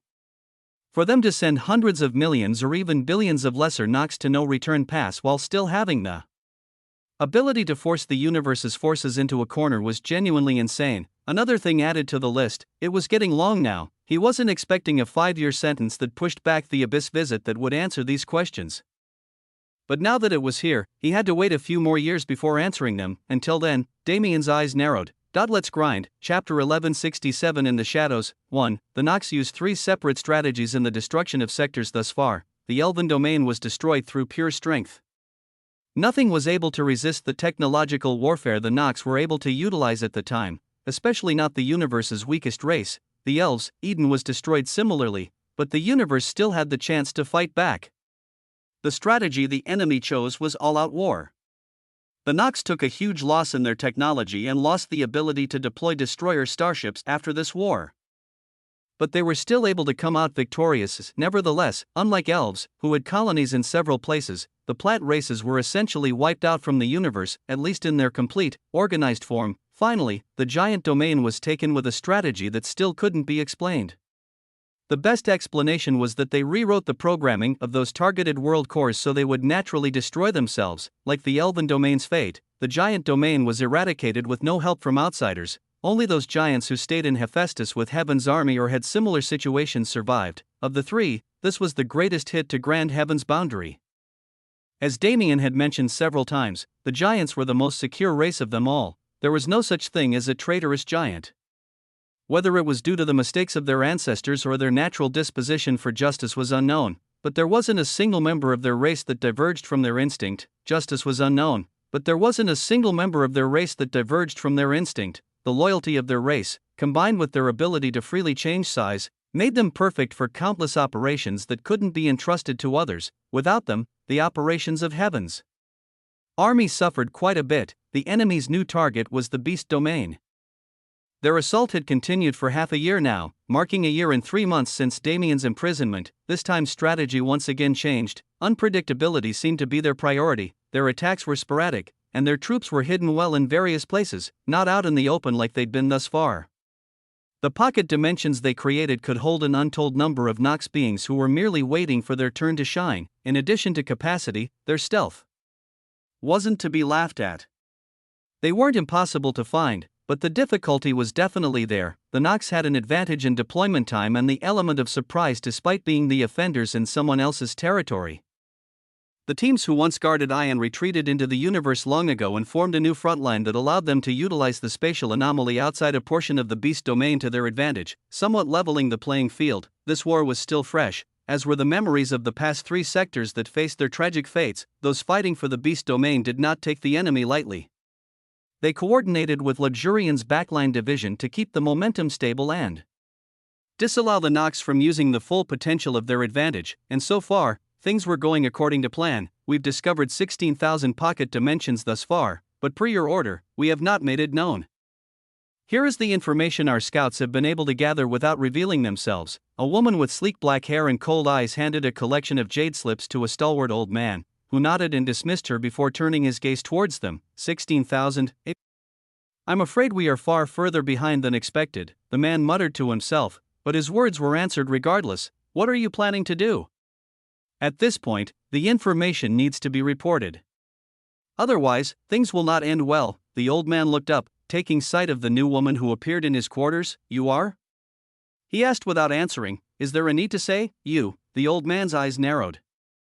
The woman was quite attractive, definitely at the top of the universe's beauty standard, but all of her charm was faded to him. The color of her hair was the part that attracted his gaze, this crimson-red color, deep like blood, the eyes that matched and were filled with a hidden light of cruelty unobservable to the normal eye. A female bloodlock? How rare. The woman's eyes glowed menacingly. Did you say something? It is not an insult, merely an observation, one from a fool. Our family only cares for strength. This should be clear. Yes, the Bloodlock clan was a family that put strength above all else, but it was also a raging patriarchy. Immortal blood Azura created it in such a way where they were suppressed. Even if they were direct descendants, this lady's existence in front of him was already a miracle, since any woman who became this strong should have been long dead by now. Why is a Bloodlock visiting me now? What interest do you have in our affairs? The old man asked, changing the subject. That's simple. This information, shouldn't it be given to a higher authority? Or are you hoarding it in hopes of monopolizing the glory? The old man frowned. Young lady, that is quite a tall accusation to be pulling from thin air. The Bloodlock woman hummed with a strange smile. But is it really just air? She slammed her hand down on his desk, looking into his eyes with those glowing and terrifying pupils of hers. Personal benefits are reserved for the living. Take care to remember that. The old man didn't dare to meet her gaze. He didn't know what kind of power she was using, but anything a Bloodlock did was sure to be merciless. If he met her gaze, he would undoubtedly die, regardless of his status. Take your time to think. I won't bother you until then. The woman's gaze dulled and she stepped away, preparing to leave, but the old man was faster. I must have been out of my mind. There is no authority more trustworthy than your Bloodlock clan, so how about I give these reports directly to you? Tap. The woman stopped in her tracks and turned around, smiling lightly. She swept her hand through the air and summoned the jade slips on the man's desk into her grasp. I like people who know their place. Without another word, she took her leave. The old man slumped into his chair, beads of sweat dripping down his forehead. It was a short and mostly harmless interaction. The way she talked made it seem like she was concerned for the universe and acting on the side of righteousness. Was it because she suspected someone was watching them? That woman was too terrifying, and whatever she was going to do now, it had nothing to do with him, but he was certain it would be a far worse outcome than if he continued to act selfishly as he did. Several minutes passed in silence before the secretary from earlier came rushing through the door again. Sir, there's news. What is it? He said, standing up and addressing her urgency. The secretary's body trembled strangely. Why did she seem? There's a mountain of currency cards in the corridor outside. It amounts to at least several billion units. It seemed his decision to fold wasn't just a one-time thing. It seemed he'd picked a side. It seemed incredibly suspicious. But if benefits came as easy as this, wasn't it okay? Chapter 1168. In the shadows, 2, a woman stood aboard a covert starship racing through the starry sky, a communication talisman in her hand. It's done.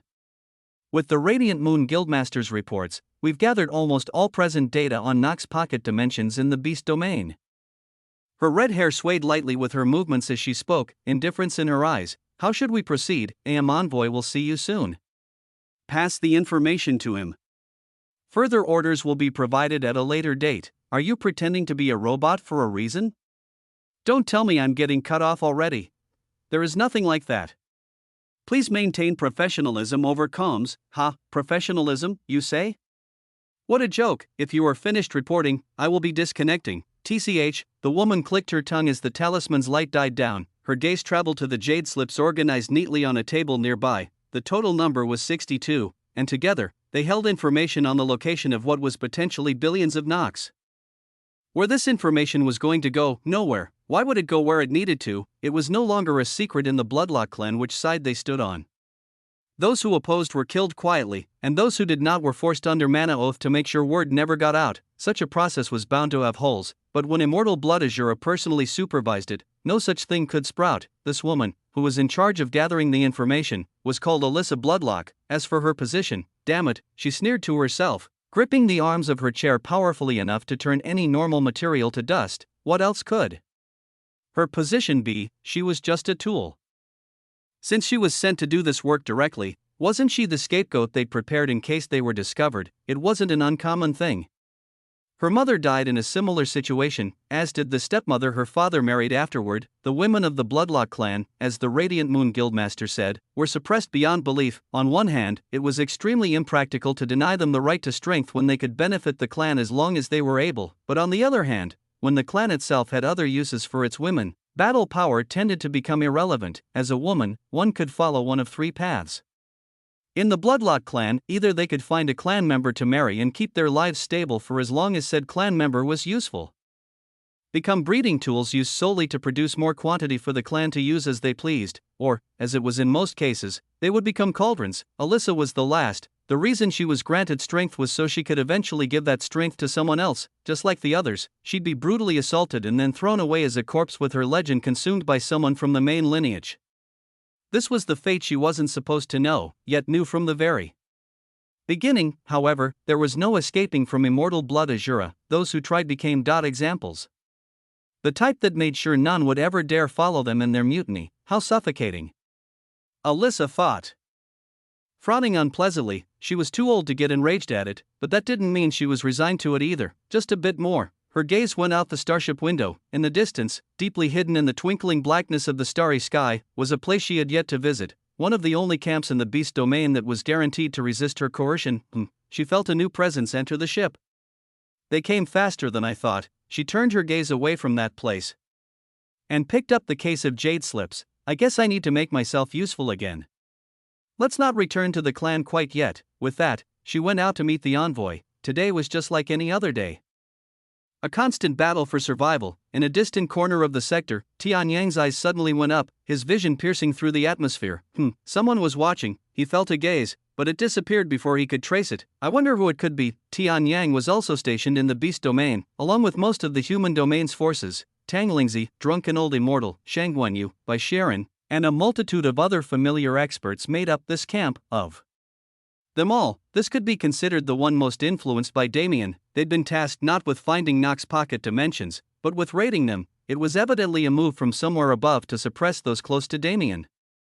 But they really underestimated who they were dealing with. Under Tian Yang's guidance and with the aid of several supremes from across the human domain and others they'd made connections with over time, this camp managed to destroy tens of pocket dimensions with more efficiency than anyone else. None of them felt aggravated because of their positions, because those people at the top made the stupidest possible decision with this placement. In the first place, Tian Yang was a rare demigod. Who'd built a divinity on space laws, pocket dimensions? He could find them far easier than anyone else, they weren't being suppressed at all. Rather, the autonomy that was supposed to cause their downfall actually helped them perform to their best. Brother Tian?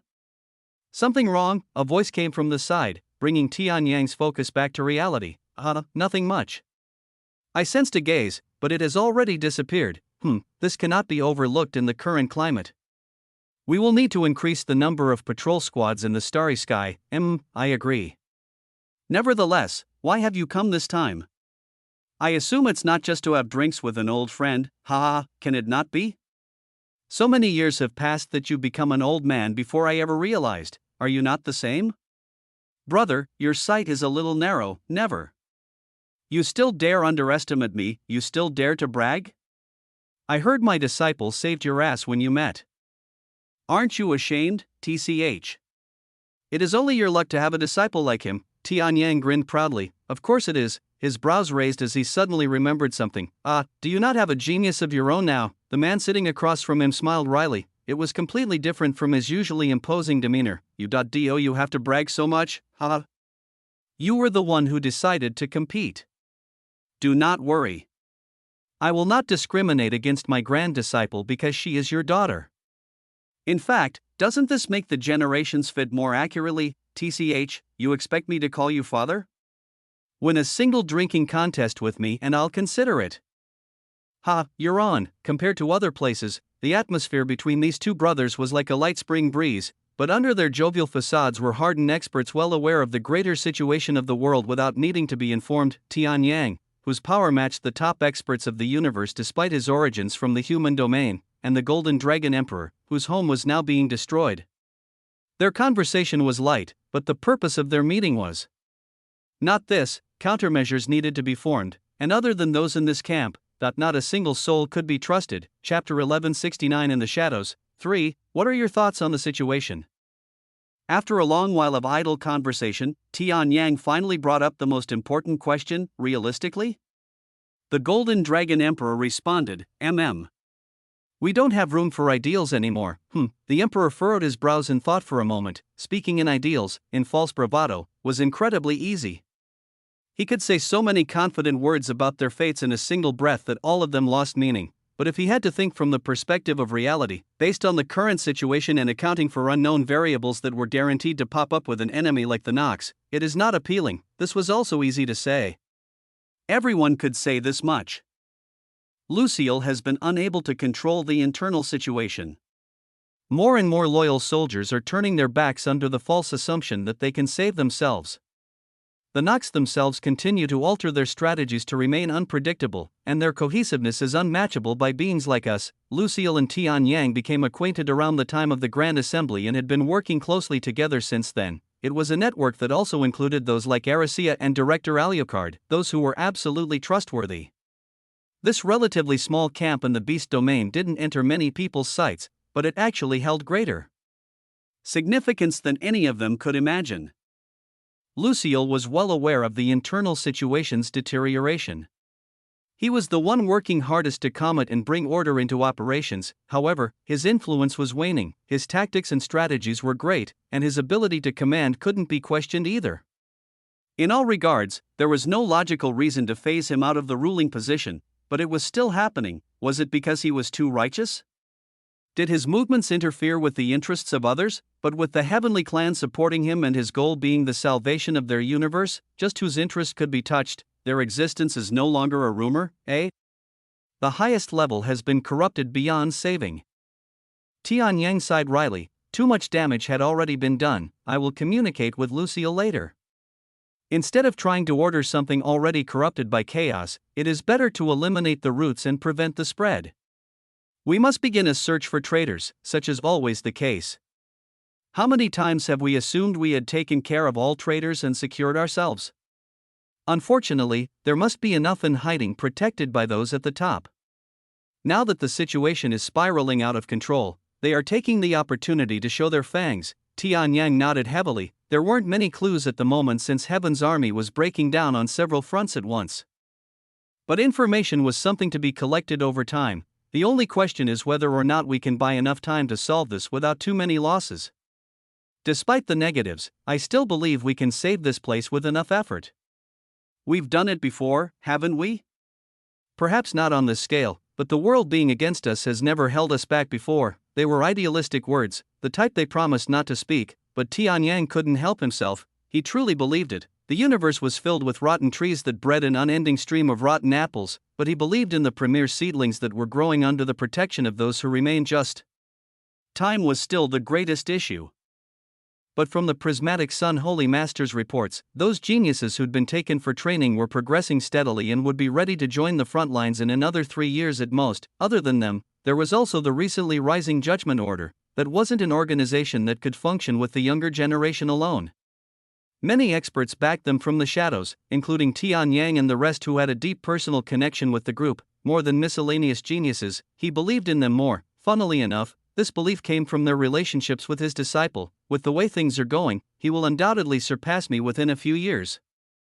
That child was special, but as he continued to grow, it became clear to Tianyang just how special he was. He wasn't someone meant to mingle with people like them who had limited talent. He was someone who should have been born on a better playing field. But his existence in the universe was more than just a blessing. Tianyang knew very clearly why the human domain was still safe. The beautiful array of spatial traps he'd set was so complex that someone like Tianyang could learn many truths from them. Even disregarding that, wasn't there still no news from No Return Pass? Damien didn't contact them, but the Nox hadn't made any moves either. With their nature, they would have been ecstatically boasting if they managed to kill the universe's greatest genius.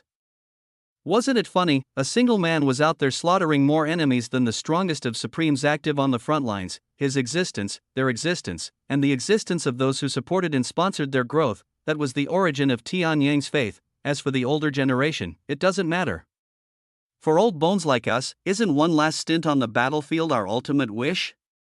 We just need to stay alive long enough for them to mature, then we can start running wild until the reins can be passed over proudly. The Golden Dragon Emperor hummed in agreement, but his expression did not lighten. Tianyang shook his head and patted his shoulder. Come, we have work to do. Regardless of reality, we must not lose hope in creating the fantastical future we dream of.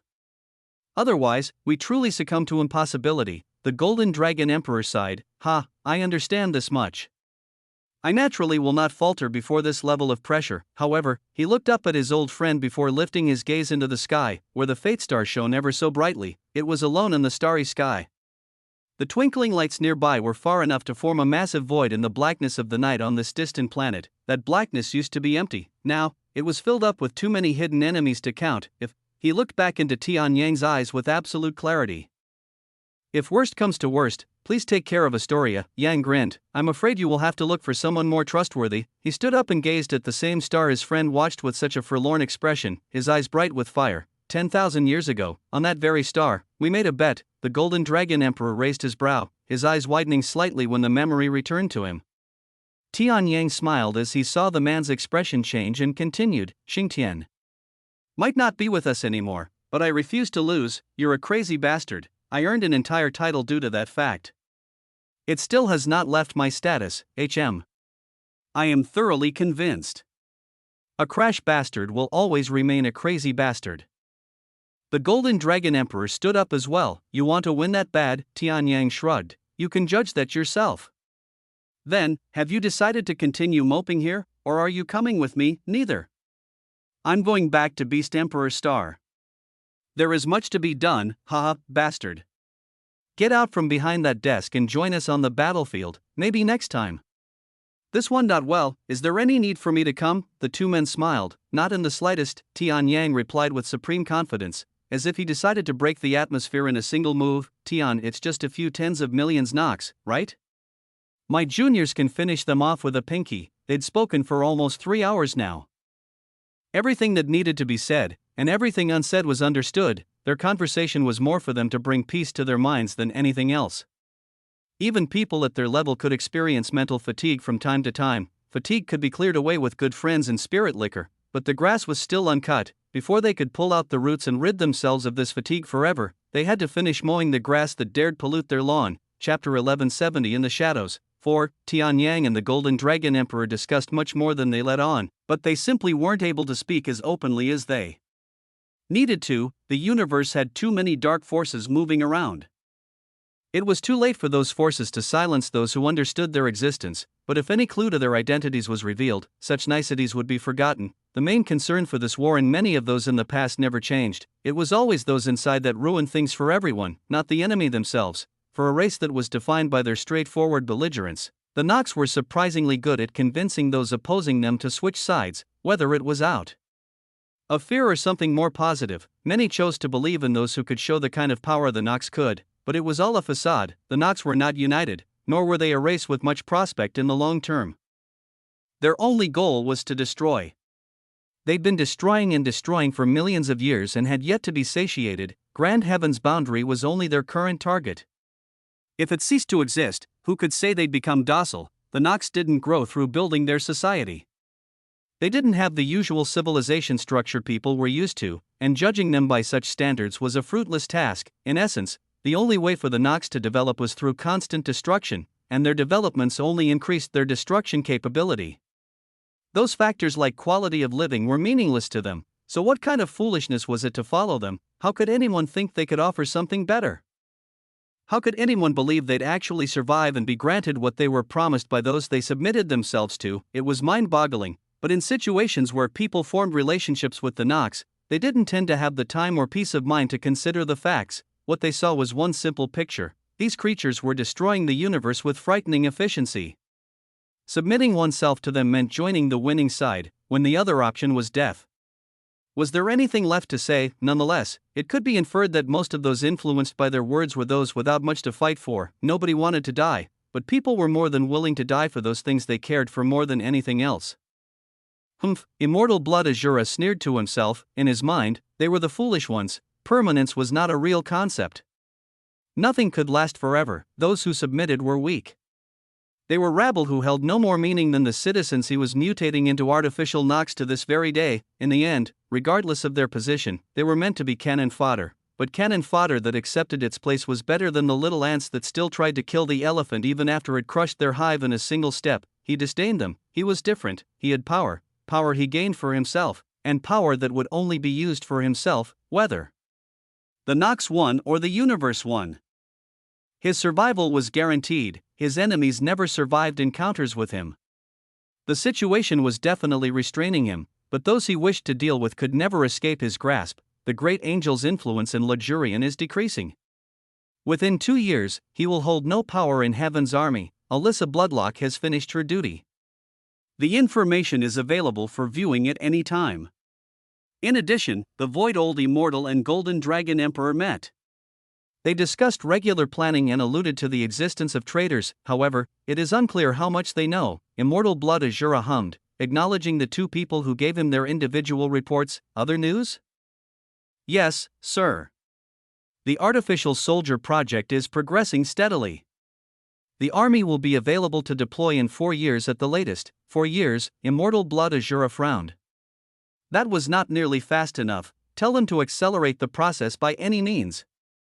A defective product is acceptable, however, it must function for a duration. Yes, sir. The reports continued, listing the situation in Ion as well as the Nox's progress into the Beast domain. As they continued, the type of information these 2 provided became more and more frightening. Heaven's army's current deployment plans are, those in executive positions that can be pulled over are.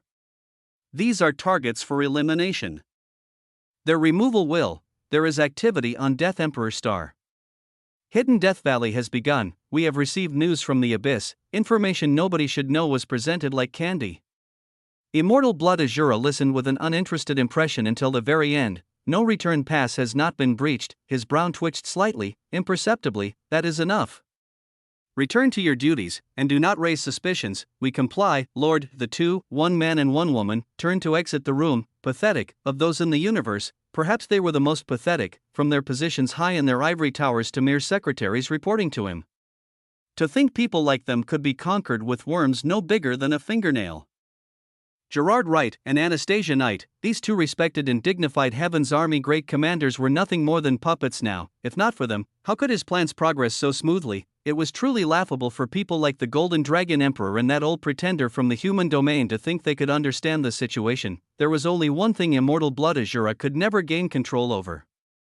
That pest. He never thought a grudge he dismissed when his grandson died and picked up half-heartedly to save face after his son's death would grow to this point. He never thought a measly junior could cause him more annoyance than the enemies he viewed as his equals. Frankly, that young man should not have been alive. He only stood there in no return pass, surviving through some unknown means, because he was lucky. If there weren't so many eyes, if there was even a single lull in that surveillance, he still didn't need to get caught up on that junior. He had no assistance in any way, and perhaps he'd been able to use tricks to survive for this long, but tricks were also temporary. He would die soon enough, plus, it simply didn't matter. He was in no return pass right now. Accessing that place was not simple and couldn't be done covertly, so immortal blood Azura couldn't touch him either way, if he somehow managed to miraculously survive through those 5 years. Then his death would occur in the 6th, immortal blood Azura's focus needed to be elsewhere. You arrived early, we did not set a time. I came when it was convenient, no matter. Let us depart. A man appeared in the corner of the room without a trace, and together with immortal blood Azura, he flashed away from blood Azura Holy Land entirely. He was naturally the karmic emperor, and the purpose of this visit, that was to discuss the beginning of the second phase of their grand plan. Chapter 1171 In the Shadows, 5. The universal focus on the beast domain didn't mean they left other avenues untouched. Hephaestus was always under maximum security, and Soul World and the beast domain both took a portion of Heaven's army's deployable forces. There was only one benefit to the destruction that had taken place thus far: with less land to protect, the thinly spread armies could be distributed better. There weren't nearly as many holes in the general defense scheme of each sector, at least, not unintentional ones. What do you think you're doing? Are you trying to help our homeland fall faster? Lucille's angered voice boomed through the conference room. We have more than enough forces stationed in Hephaestus and the periphery sectors. Why should we bring so many experts into the divine realm that is already secure with geographical advantages? Aren't you just trying to weaken our forces even more? Calm down. Isn't it obvious why we have to station our people here? If Luxurian is compromised, what will happen to the army? We are rightfully the division that deserves extensive protection. The one who spoke was a man named David Joyce.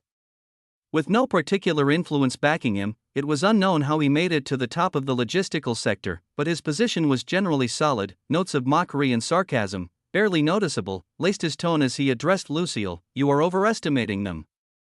They only took the giant domain because we were unprepared. Since they're using a frontal assault on the beast domain, we can just fight them with force. Why should we be scared? Lucille couldn't contain himself. How could someone say something so preposterous with a straight face? If a full force assault is what we need, then we should send you directly to the front lines. What's the point of being warmongering if you can't even back up your claims? Come, show us what you can do. Do not joke around. I am not a frontline soldier, but the backing they rely on to move. In this place, I can be put to greatest use. Don't you know that as well? Lucille curled his lips. This was a man clear of his position, yet with no problem being a tool for others. In fact, he even took pride in it. Is everyone in agreement with his views? He glanced at the faces of each of the 30 men and women who were present. Of them, some looked away in shame, some stared at him confidently, and some merely shook their heads. Regardless of their standing, none of them were willing to oppose that man's ruling. I understand, Lucille sneered. You asked what would happen to the army if Luxurian was compromised, right? I guess we'll find out sooner than expected. He slammed his fist on the table and stormed out, unwilling to interact with those people any longer. They watched him leave with a variety of expressions, most showing condemnation. That man who was once respected by all. How did you reach such a low in just a year and a half? It was embarrassing to watch. Lucille didn't care for their opinions in the slightest. He walked through the halls of the Sky Castle with a ruthless and unchanging expression. His eyes didn't move from their position, but his awareness took in everything around him. For every proper member their group had, there was a corrupt counterpart ruining every effort made. It was a situation that deteriorated far too quickly. It took 5 minutes for Lucille to reach his personal office, where he sat down in his chair and sighed. His unwelcoming expression faded, replaced by a pair of furrowed brows. It's worse than expected. Did something happen? They'd been phasing him out subtly for a while now, but they'd never blatantly disrespected him like this. David wasn't just proposing to move a large number of Supremes and Executioners into the Divine Realm to protect them. He had decided on a wide variety of radical changes in the army's deployment that would, without a doubt, leave room for countless ways for the Nox to usurp them. This kind of planning wasn't meant to save the universe anymore, but to build an ivory tower where the highest level could live in ignorance as if they were still at the top of the world once the universe died. Lucille wasn't even Sir anymore, just an average member of the council. They did not address him or treat him with respect.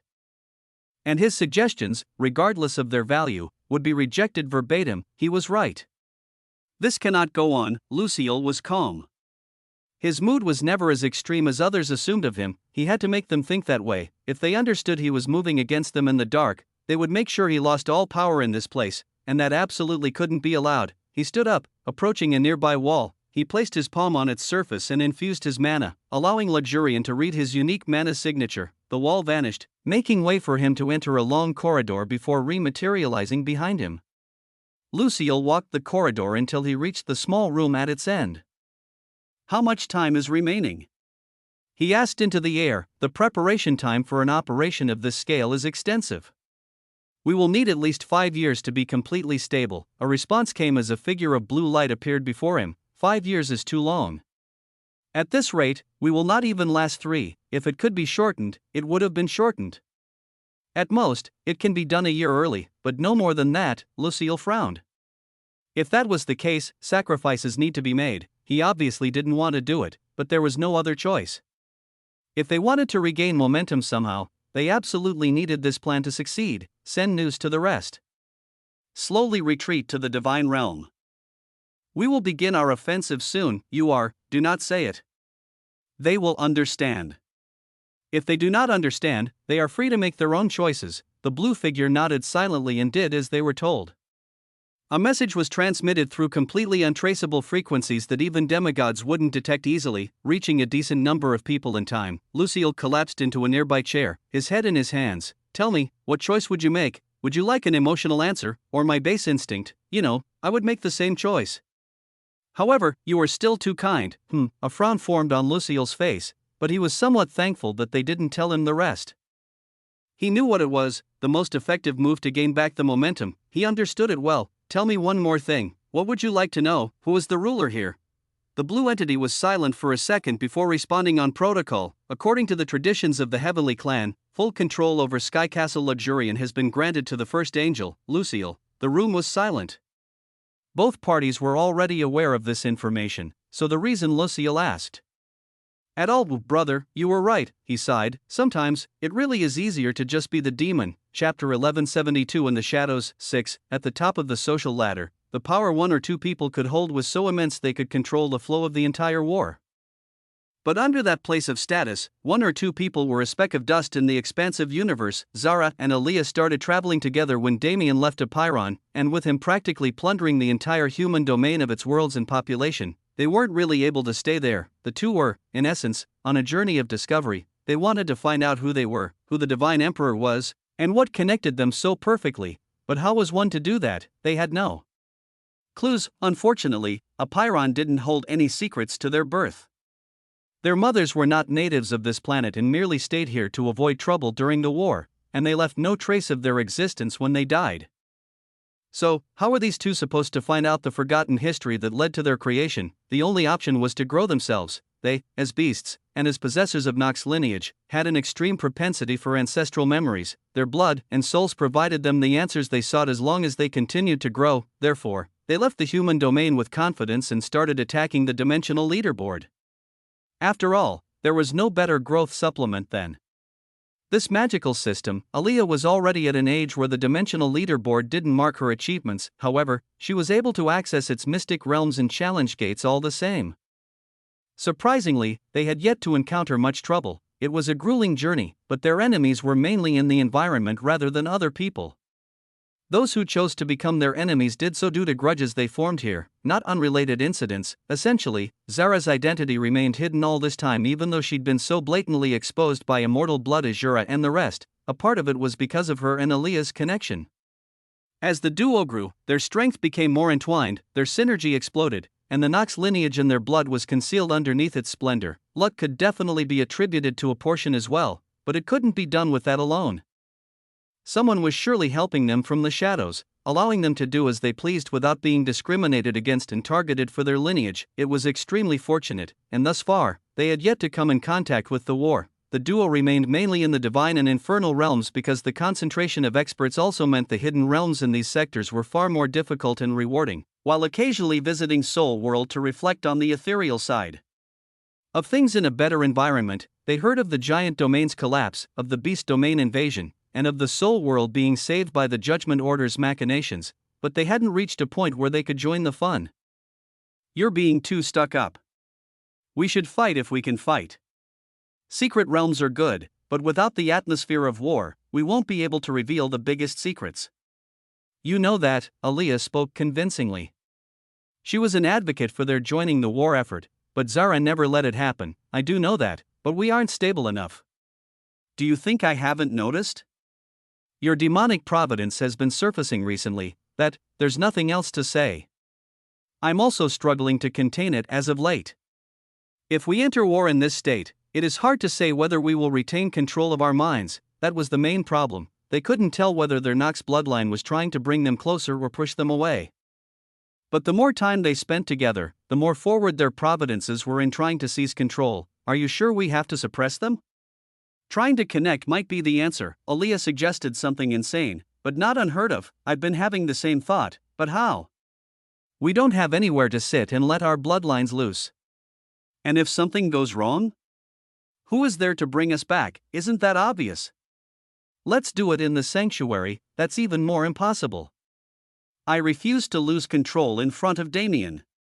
If he gets involved in our problem, it will only hinder his path. If there is one thing I will never be, it's a burden. You're so stubborn. Why can't you just accept help when it's so readily available? If we rely on help to get over the most important step, aren't we just weaklings who can only hug other people's thighs? I thought you were a beast empress, but were you really just the emperor's woman? Aaliyah's eyes went cold. Never call me that man's woman, you understand what I mean? Aaliyah frowned, but she really couldn't say anything back. The two of them could practically sense each other's emotions, and they shared their pain in this time. Their demonic providences bounced off each other to strengthen, so what one of them knew, the other one did as well. If they couldn't maintain control, they'd become killing machines for the Nox until someone put them down. The only man who could control their lineage couldn't be contacted at all. And if they lost control, they'd only hurt him and others they cared about. There really was no logic supporting Aaliyah's words. However, she still wanted to do it. She understood the consequences, but they didn't scare her away. Zara, it'll come to us no matter what. Zara glanced at her sister in confusion, but Aaliyah kept going. You've sensed it too, right? I know what you're running from, but we can't avoid it. We can only try to make sure we don't lose too much when the time comes. You. Zara said, her eyes widening in surprise. Did you think you could keep it to yourself? Aaliyah smiled. Our minds are connected, remember? Zara had no choice but to sigh. When did she find out? This sister of hers liked to play dumb, but she was really too perceptive for her own good. The beast domain, she muttered. Zara looked up with a frown. The beast domain, that thing is there, isn't it? Aaliyah smiled. It is indeed.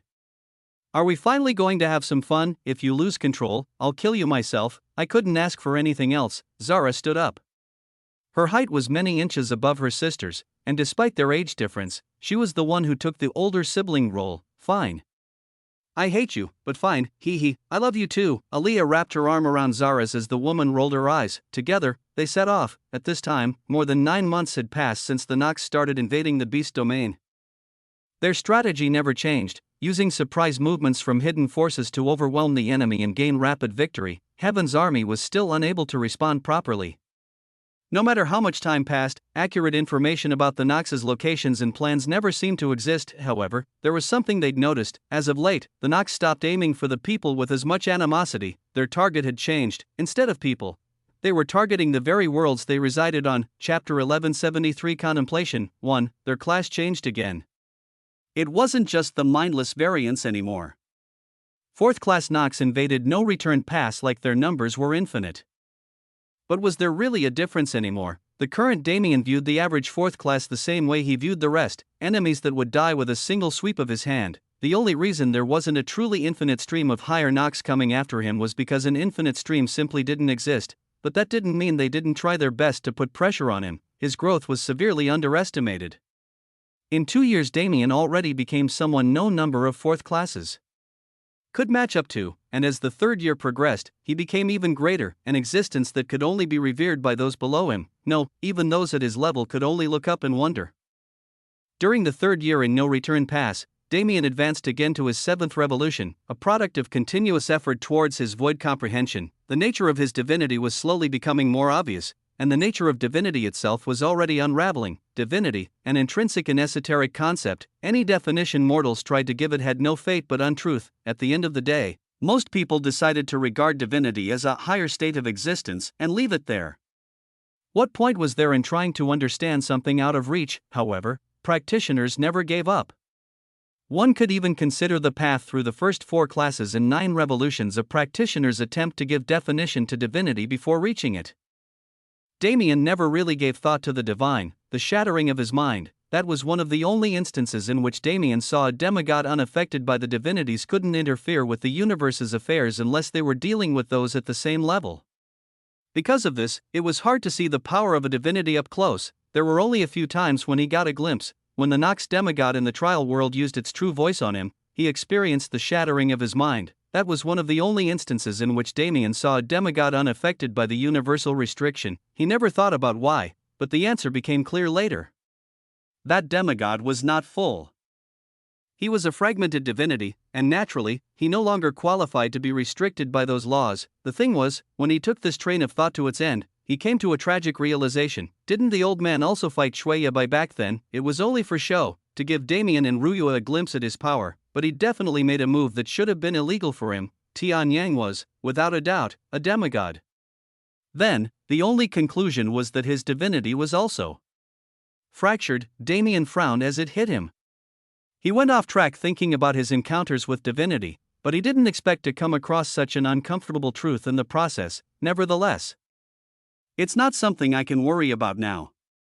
I'll talk to him about it when I get out. Damien erased his thoughts about his encounters with divinity. That wasn't something he needed to focus on now. What made him curious was, why did they stay? The divinities in this universe were powerful, but they'd cut off their path to power. They abandoned their claims to godhood to remain here for unknown reasons. Some merely wanted power, while others were actually righteous people. Some had personal desires they had yet to fulfill, but the majority, it didn't make sense why there were so many of them. The heavenly world was the true stage for demigods. Damien didn't consider those in this universe true demigods. He considered them incomplete, whether by their own design or some cruel fate. Therefore, he refused to use them as a model for what he saw as divinity. He waited patiently until he came across the concept on his own, so he could understand its essence without the swaying of biased opinions. So then, as a 7th revolution master, someone already on the cusp of reaching that level, what did he see divinity as? It is nothing more than proof. One's divinity was the universe's way of acknowledging their achievements. Nothing more, nothing less. At 4th class, practitioners underwent universe baptisms, and when the time came to ascend to 5th, they underwent cosmic rebirth. What was the difference between these two processes? There isn't one. They were, in essence, the same thing. The elevation of a practitioner's body and skills to match the ascending quality of their souls. Universe baptism put one on the path towards discovering their soul, and cosmic rebirth finally gave them the direct connection with it they'd been seeking. The legend all practitioners sought to grow as a lower existence. That concept merely morphed into a divinity when the time came. Divinity, a reflection of oneself, proof of one's existence. Why was it important to realize this? In fact, it'll never not be important. For most, this realization was one that allowed them to realize their wholeness. The realization that divinity was just another step in the path to power allowed people's minds to grow and their horizons to broaden, so that they could become the best versions of themselves for the future. However, to Damien, it was simpler than that. He always had the desire to explain things. He thought rationalizing his power was the best way to understand it and utilize it to its greatest capabilities, and to an extent, he was correct. For powers like universal law, such deep, literal understanding was the most perfect way to seize control. But Damien was a controller of the void. He was its apostle. He always thought he needed to give the void definition. He assumed this was his only path towards divinity, yet, he was incredibly wrong. After forming the 5 elements, he learned everything he needed to as a lower existence. In the next year, he exclusively used those elements. Every single day, during every single wave of hundreds of millions of enemies, he refined those elements into a force that could support him even without his greater comprehensions. He brought them to the level they needed to reach, and with that, he completed everything he needed to do as a lower existence. It was a simple truth: if Damien was willing to limit himself and lock his potential, he could ascend to divinity right now. The last two revolutions were unnecessary, but they exist for a reason, right? There wouldn't be two steps remaining if it was the right path to ascend immediately, if he was a regular lower existence. Then maybe what he already had would outshine every other demigod in this universe, and he could be content with that. But his path was never normal. Fusion. This was his next goal: to fuse the elements into a single force, and then to fuse spacetime, samsara, and elemental force into a singular energy. The day he accomplished that, he would become a supreme. He was around half a year into the third year now. Did the number reach 300 billion? It was somewhere around there, but he didn't care to keep more than a rough estimate. After all, it was fun to see the number go up so unreasonably, though. No matter how things look here, I think it's a shit show outside. Chapter 1174 Contemplation. 2. Damien didn't have much of a perspective on the outside world. He didn't have much contact with it. After all, in truth, he could solve this problem by going to the sanctuary, but he didn't do so for a myriad of reasons. First and foremost, he didn't know how his mentality would be affected by comfort. He wouldn't break down. He knew he was secure enough to confirm that, but comfort was still the primary cause of contentment. He wasn't allowed to be content right now. The second he felt comfortable, his motivation would take a hit whether he liked it or not. The people he loved were the main providers of his motivation, but they also made him want to put everything down and rest. The sanctuary was simply too comfortable. If he wanted to, he could take all his people there and be safe from the current conflict. The Nox could not reach the sanctuary. Why else would it be called that? The haven he was building was not for himself, but for others. That was why he always stayed away from its development and allowed its people to decide their direction for themselves. The second reason was more logical. Universal law was never able to bind the sanctuary, but the current oath required him to remain in a specific area. He couldn't be sure if leaving for the sanctuary would break this oath or not. He would be safe from its consequences, but what about everyone else? If his oath was broken, everything he'd been fighting for would go down the drain. The final most important reason was the simplest: it was fear. He didn't want to know the reality of the situation.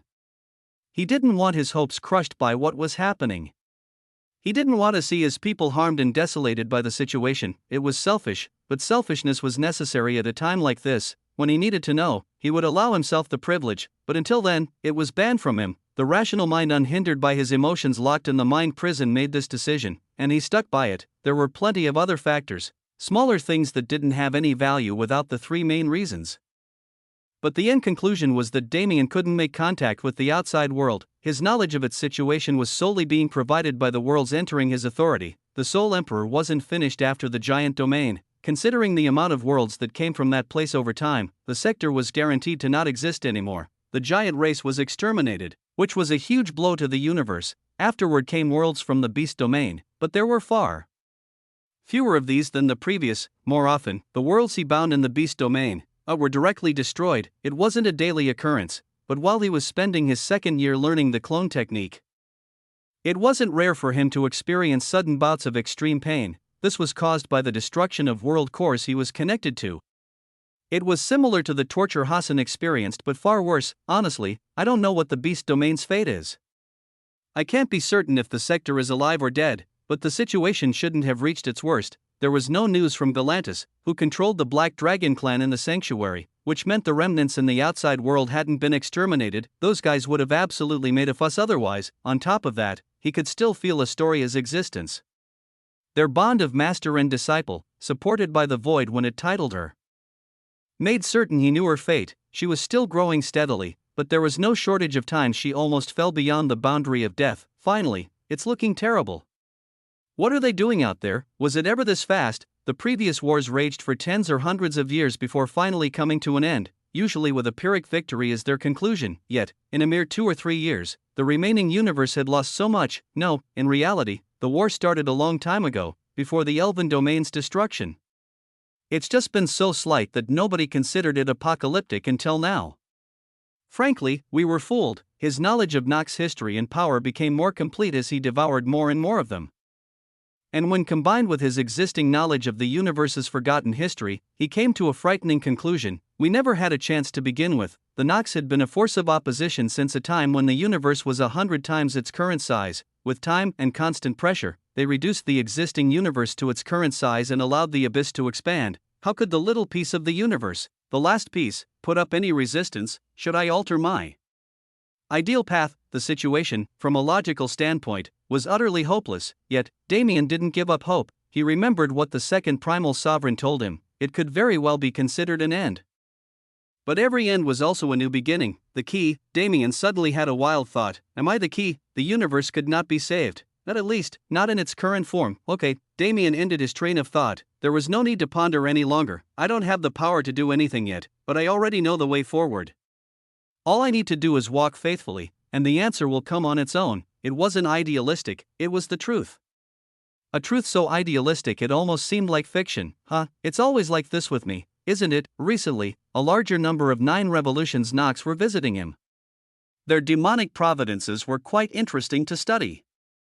But they were also annoying pests his clones couldn't deal with, so he had mixed feelings about them, but their level had been increasing. If they start sending Supremes soon, Damien grinned. Looking at his current level, he was no longer afraid of confronting those once mighty existences. No, he was actually waiting for them to arrive so he could test the limits of his power, even if it's the Nox. Supremes are hard to come by. His grin widened as he tuned into his clones' vision and presided over the battle situation. Send as many as you want. WHOSH. With a single thought and the height of his main body's power, Damien eradicated every living being in no return pass in a single instant. Let's see how long it takes before you can't hold it anymore. His words were directed at the Saint Emperor, the other Nox emperors who stood below him, and the entire race they controlled like pawns. His heart felt light. Unbothered by the universe for now, he glanced out into the abyss. I'm working hard on this side, but what's happening out there? He was curious. It had been a while now. It was easy to forget, but the Nox weren't the only ones making use of traitors. Damien also had a whole card in the shape of a once revered Nox genius. Chapter 1175 Ruined. 1. It was dark in the abyss. The concept of light was drowned in the blackness. It existed, but it didn't exist in its full form. There was a brightness that allowed one to see the path ahead, but there was no path ahead to see, unless one had lived here for enough time to become accustomed or was born here and knew nothing else. Its scenery alone was suffocating enough to drive one to insanity. However, to the Nox, this was home. The abyss was always perceived by those in grand heaven's boundary as a vast emptiness, but this definition was flawed. The majority of the abyss was created after the destruction of universes. The tiny trace of the blackness that existed in the past devoured and grew into its current form. Therefore, while there was only a single complete structure in this place, Alcatra, it was scattered with debris from those previously existing universes. Some of this debris was small enough to go unnoticed, while some were enough to form continents of their own. Those Nox bases that existed outside Alcatra were all situated on such debris fields, and recently, a new one popped up so far outside the bounds of the known abyss that it went unnoticed. Bayuma started moving seriously the second he accepted his situation. Since he got a new life, he wasn't planning to waste it. The problem was his enemy, a demigod above demigods who couldn't be challenged. How could he face such a being? He definitely couldn't do it alone, and the Nox were not a people who'd be willing to follow him in his path of destruction, at least, not normally. There was a supreme truth that all Nox learned upon inheriting their bloodline memories.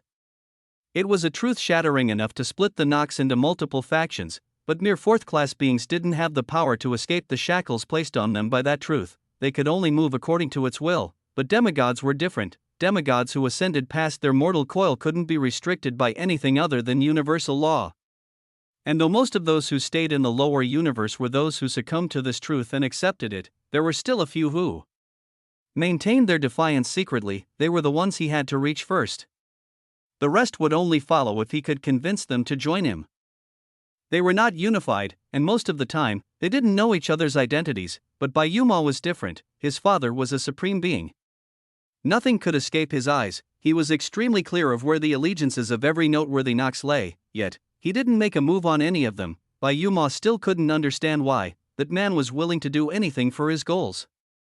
He was even willing to sacrifice Bayuma the second he had opposing thoughts, so why did he keep them alive to do as they pleased? Maybe they were still useful chess pieces, or maybe he just didn't know his father as he thought he did. Nevertheless, Bayuma knew who those people were, and he started making contact with them as soon as he could. Years passed in grand heaven's boundary. The war raged on. Yet, even longer passed in the abyss. Bayuma had experienced over a decade since his battle with Damien, and in that time, he'd built up a considerable force of his own, the Blade Lord and the Purgatory Lord. He was able to contact these two demigods and earn their trust, recruiting them into his group. In the process, he gained their followers as well. He'd been exchanging words with the Royal Lord and Gluttonous Lord for a while now and didn't think it would take long to recruit them, while the Bow Lord, Frost Lord, and Poison Lord were still hovering on the fence, unsure of what to think of him. Everything is moving as planned. However, his thoughts went back to the Saint Emperor. With Bayuma poaching the subordinated lords under him, there was no way he didn't notice. However, he'd yet to make a move. No, he had yet to even acknowledge Bayuma's survival. It cannot be because we are too well concealed. This place is hidden, but if he wished for it, he could scour the entire abyss for my traces without lifting a finger. There must be something else. Bayuma's ultimate goal was freedom, at least for now. The Saint Emperor was the greatest symbol of oppression he faced, and thus was the highest priority target for elimination. But he wasn't an idiot. I am still too far away from him. Recruiting lords is enough to build a force to use elsewhere. But against him, any of those I can make contact with will die in an instant. He sighed to himself. Is there really no way? He didn't know how Damien did it. The Saint Emperor was such an invincible existence in his mind that he couldn't even begin to imagine defeating him. How is someone younger than him able to be so confident in front of impossibility? I need to know. It had been a very long time since they'd seen each other, but he felt they needed to talk. I can only continue acting as I have if I wish to make an impact, but this plan is far too long-term. By the time it can be put into action, will the Saint Emperor still be within reach? He was uncertain. He didn't believe in himself. So he had to speak to the man who represented everything he started yearning to be. I have heard many rumors. Not one who has gone to challenge him has returned. Bayuma knew less about Grand Heaven's boundaries situation than even Damien himself, but the tales of no return past spread too far for him to be unaware. I wonder, in 10 years, Bayuma regained a piece of himself that had been missing for a long time. He wasn't going to deny that he lost because Damien was stronger than him, but a large part of his defeat was also owed to his lack of mental stability. The overlapping impossibilities presented by Damien and the Saint Emperor broke his will to fight, and what could have been a much more equal fight was turned into Damien's complete win. I wonder how I would fare now. He was going to visit No Return Pass regardless. His goal was answers. He wanted advice from the only human he'd ever acknowledged, but it wouldn't be bad, right? He must be bored of the rabble as well. It had been a long time since he had a proper fight. Such things weren't privy to lords who ruled over others from the back. He had to make sure his skills weren't rusty, and I want to find the way to destroy the poison infesting our race. There were countless restrictions that forced his mouth shut. However, he wondered, should I tell him? Perhaps it was time for that man to know, not about the curse that enslaves our race. Chapter 1176 Ruined. 2. Time passed. Was it proper to say such a thing? No, it wasn't. It had been roughly 10 months, which was an extremely short amount of time. Even for mortals, it could pass in but an instant, yet, far too much happened for it to be glossed over as just some time passing. The Nox stopped targeting the opposing armies with as much vigor and instead targeted worlds themselves. Their movements became confusing. It was hard to predict where and when they'd attack already, but it became even worse during this period. As previously mentioned, the Beast Domain didn't have the forces to spread a net through their sector that could remain active at all times. They could, at most, crush the enemy once they showed themselves. They'd mostly been relying on Heaven's army's support to gain information and strike fast enough to make an impact, but how could they do so properly anymore? Alyssa Bloodlock was tasked to stay in the Beast Domain after her original task, and in this time, she'd lured a large portion of the army's generals to her side, with information under her control. While it still reached the places it was supposed to, it was massively delayed. Who was going to call her out? There wasn't a single person with the ability and desire to stand on the side of justice and make a difference. The situation deteriorated by the day. Worlds would disappear without notice. Experts were sent to confirm, but it soon became clear that this case was different from the giant domain's tragedy. This destruction was merely a matter of slow information flow. The Nox were able to completely destroy worlds and plunder their world cores before news of their movement reached anyone. With months passing in a flash and wars raging all around, worlds kept vanishing from Grand Heaven's boundary, and their absence became the only way to track the war situation. After all, in places where the universe's armies were doing their jobs as they should have, the war was quite even. Both sides lost millions, but in terms of higher experts, the universe still came out on top. New technologies were developed along with new strategies. Many research projects that had remained hidden thus far were brought into the light as their results came out and showed success. One of such was a device that could temporarily lock a higher Nox's connection to their demonic providence. Those Nox who weren't given a chance to activate their greatest trump cards could only fall to their foes, and as the death toll stacked up, the universe's ferocity became clear, unfortunately, as if the war itself was a macrocosm of the beast domains. Circumstances, these positive results concentrated in small areas didn't have much impact on the grand scheme of things. Regardless of their success, the universe was still crumbling. It was actually mind-numbing how much Heaven's army broke down in a short period of time. There was no way to understand the thoughts of traitors. Well, perhaps even they didn't understand their own thoughts. Obviously, in a situation where one turned traitor, there wasn't much thought involved, but it was impossible to stay naive for an eternity afterward. Any rational person would have been able to understand the mistakes in their reasoning and regret. However, rationality was absent from their minds. For average traitors without enough status to be named, the Nox lineage forced into their bodies would corrupt their reasoning and make it impossible for them to have such thoughts.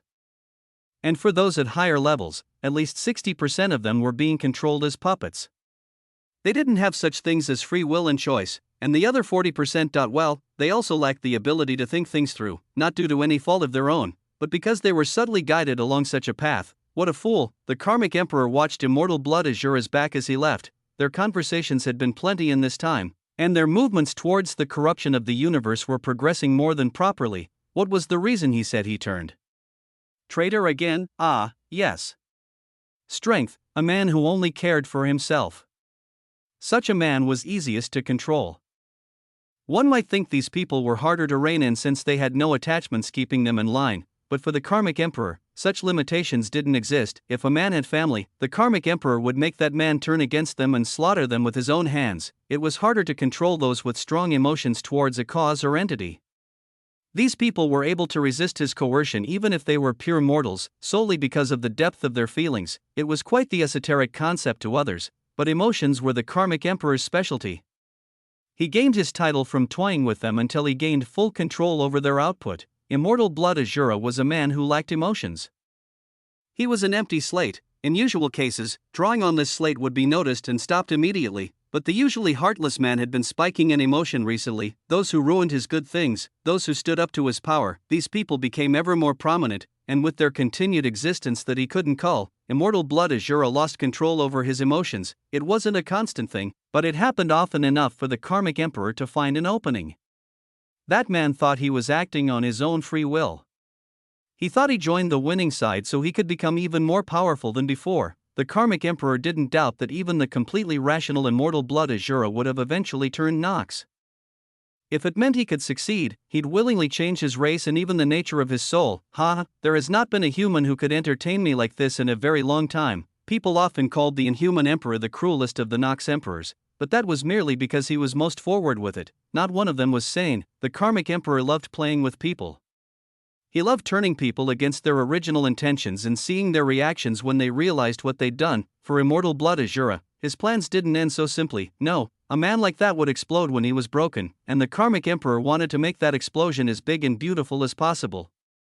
He smiled to himself. There only remained one living world in the beast domain. The Fate Star was difficult to destroy so easily. However, it would only be a matter of time. Will the Lord be pleased when we show him our success? The Karmic Emperor wondered about a higher being, the only being he ever revered, and the only being he would never be able to control, not only the Fate Star, but the entire universe. It was only a matter of time before it fell. The beast domain was no longer his main focus.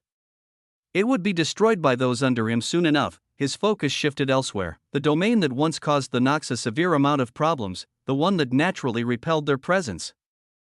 It is about time to start pushing the domain of spirits, the final periphery domain. Once it fell, there was nothing saving the remaining universe from their advent. Its destruction would give the Nox an absolute advantage. He couldn't wait to see just how would those foolish beings act when they finally accepted hopelessness. Chapter 1177 New Direction 1. By the time the third year of Damien's imprisonment began, Soul World was subjected to the Nox's invasion. The beast domain was not completely destroyed, but it might as well have been. Only Beast Emperor Star remained. While everything else was gone, most of Heaven's army was pulled out, with those in high positions choosing to abandon the sector. And at that moment, the Nox added a second prong to their attack, or was it a third, from the territories of Ion, an unending wave reminiscent of no return past surfaced. The forces stationed there were forced to combat them and lost their mobility. It wasn't a matter of lesser Nox. If so, only numbers were needed rather than experts. However, the Nox were smart. They sent several hundred Supremes and even more executioners and high commanders to put pressure on the front line, so they genuinely lost the ability to help, and that's when they launched their true invasion of Soul World. Eden, unlike the giant domain, did not get swallowed by the abyss. The reason was a confusing mixture of factors, including the plant demigoddess who still resides there in Damien's control of Calypto, but regardless, Eden was still a place that belonged to the universe, though it was uninhabitable. The destruction that wrought it left no room for life to repopulate, and Calypto, the only remaining living world, had to remain under the guise of corruption, so nobody realized its survival. Thus far, nobody looked at Eden for a multitude of reasons. There was a small army sent there to secure the border of Soul World, but that was it. Nobody expected the Nox to use that opening. In the end, they did exactly that. With terrifying numbers, they obliterated the border army and invaded the sector. The river of time continued to move like so. Every month, more bad news piled up about Soul World's situation, and the people practically forgot about the lone standing Fate Star. However, some viewed that star with much more meaning. Currently, Beast Emperor Star was being maintained through heavy war by the Golden and Black Dragon clans, the Judgment Order, and their supporters. This world was their main base. It functioned as the main connection point between all those who genuinely fought for justice, and frankly, even they had to abandon some things. It was Lucille's decision. Once the Soul World was breached, he sent a secret communication to all those who believed in him. Retreat to the divine realm. All further activities will be continued from here. His intent was clear. He wanted to sacrifice the Beast Domain and Soul World and focus on protecting what hadn't been touched yet. Why, that was even simpler. There was no hope left for these domains. The traitorous venom that spread through the higher authorities of the universe continued to spread and grip onto anything it could. For the forces of justice, it was already impossible to regain control over the current situation. If they wanted to win, they needed to switch their focus to the future and create an opening to seize control while the enemies focused elsewhere. It was a controversial decision, but not an incomprehensible one. Most of his allies followed his words and secretly entered the divine realm, hidden from all eyes, to bide their time. However, while the Beast Domain was sacrificed, Beast Emperor Star couldn't be the same. During Astoria's awakening, the mystical power of this world had already been seen. It had such a deep connection to fate and the Golden Dragon clan that, when combined with Astoria's existence, it could even affect the flow of destiny itself. Beast Emperor Star had to live, and that was the war they fought for. In a sense, they were lucky. The Nox attacking weren't weak, but they weren't the best the other side could offer. Those troops were all in the domain of spirits taking care of their tasks there. How long can we hold out? The question was asked by Su Run. Currently, there was a meeting taking place against the greatest experts protecting the star. It concerned the future, not only of this place, but of the entire universe. Realistically speaking, with the opposition's current level, we can last at least 2 years, but that is too optimistic. The longer we survive, the stronger our enemies will become. Hedrick, the Golden Dragon clan's second prince, answered. The question was wrong from the beginning. How long do we need to last before we can put that into motion? Everyone present had the look in their eyes change, but none of them could answer the question. Have those two returned yet? Rose asked. Several months ago, Zara and Aaliyah came to the Beast Domain to join the war effort, but by that point, the war effort had already moved. Considering their allegiance, it wasn't strange for them to stay in the Beast Domain regardless, and even disregarding that, they had a reason to stay. When they told the others of that reason, a hope for survival appeared. They are yet to return. There has been no news from the gate since they entered, but this also means they are still alive inside. The item in that gate, if it was what they described, would help them turn the tables not just in the Beast Domain, but in the entire situation. It was one of the very things Lucille needed most to stabilize the situation once his counterattack plan began. Astoria, is there anything from you? The young dragon princess was also in the room. In the past several years since she met Damien, her power increased explosively, and her status on Beast Emperor Star was similar to that of a Starmaster. Her connection to the world allowed them to make it this far, because their combined ability to read fate gave those around them the ability to move confidently and predict the otherwise chaotic situation. With her current power as a Fourth Revolution Master, the things she could see were still vague, but it was enough. The flame in her golden eyes was as strong as ever. She was a completely different person than the immature Princess Damien met. It's almost time. They will return soon, and when that happens, we can enact the new beginning. There was no way to save the beast domain. This was a universally accepted fact. However, there was a way to save Beast Emperor Star. There was a way to save the Golden Dragon Emperor. Those in this meeting were not demigods. The demigods that usually supported them had already left for a far more important task that needed completion. Tianyang. Well, Tianyang was not in a state where he could help at the moment. Currently, he and the Golden Dragon Emperor were entwined in a strange balance. Tianyang stayed with the Emperor during every hour of every day, maintaining the sliver of life force keeping his comatose body alive. And the Golden Dragon Emperor, he was currently connected to Beast Emperor Star itself, acting as its heart, because its true heart, its world core, had already been plundered long ago. Chapter 1178 New Direction 2. When the fourth year in No Return Pass dawned on Damien, he received an interesting visitor. The clones he left to take care of the battlefield found themselves unable to fight at all, because the forces that had been forming an unending stream for the past 3 years suddenly stopped coming at all. It was only for a single day, and it was not by choice. Higher Nox have the ability to control lesser Nox completely.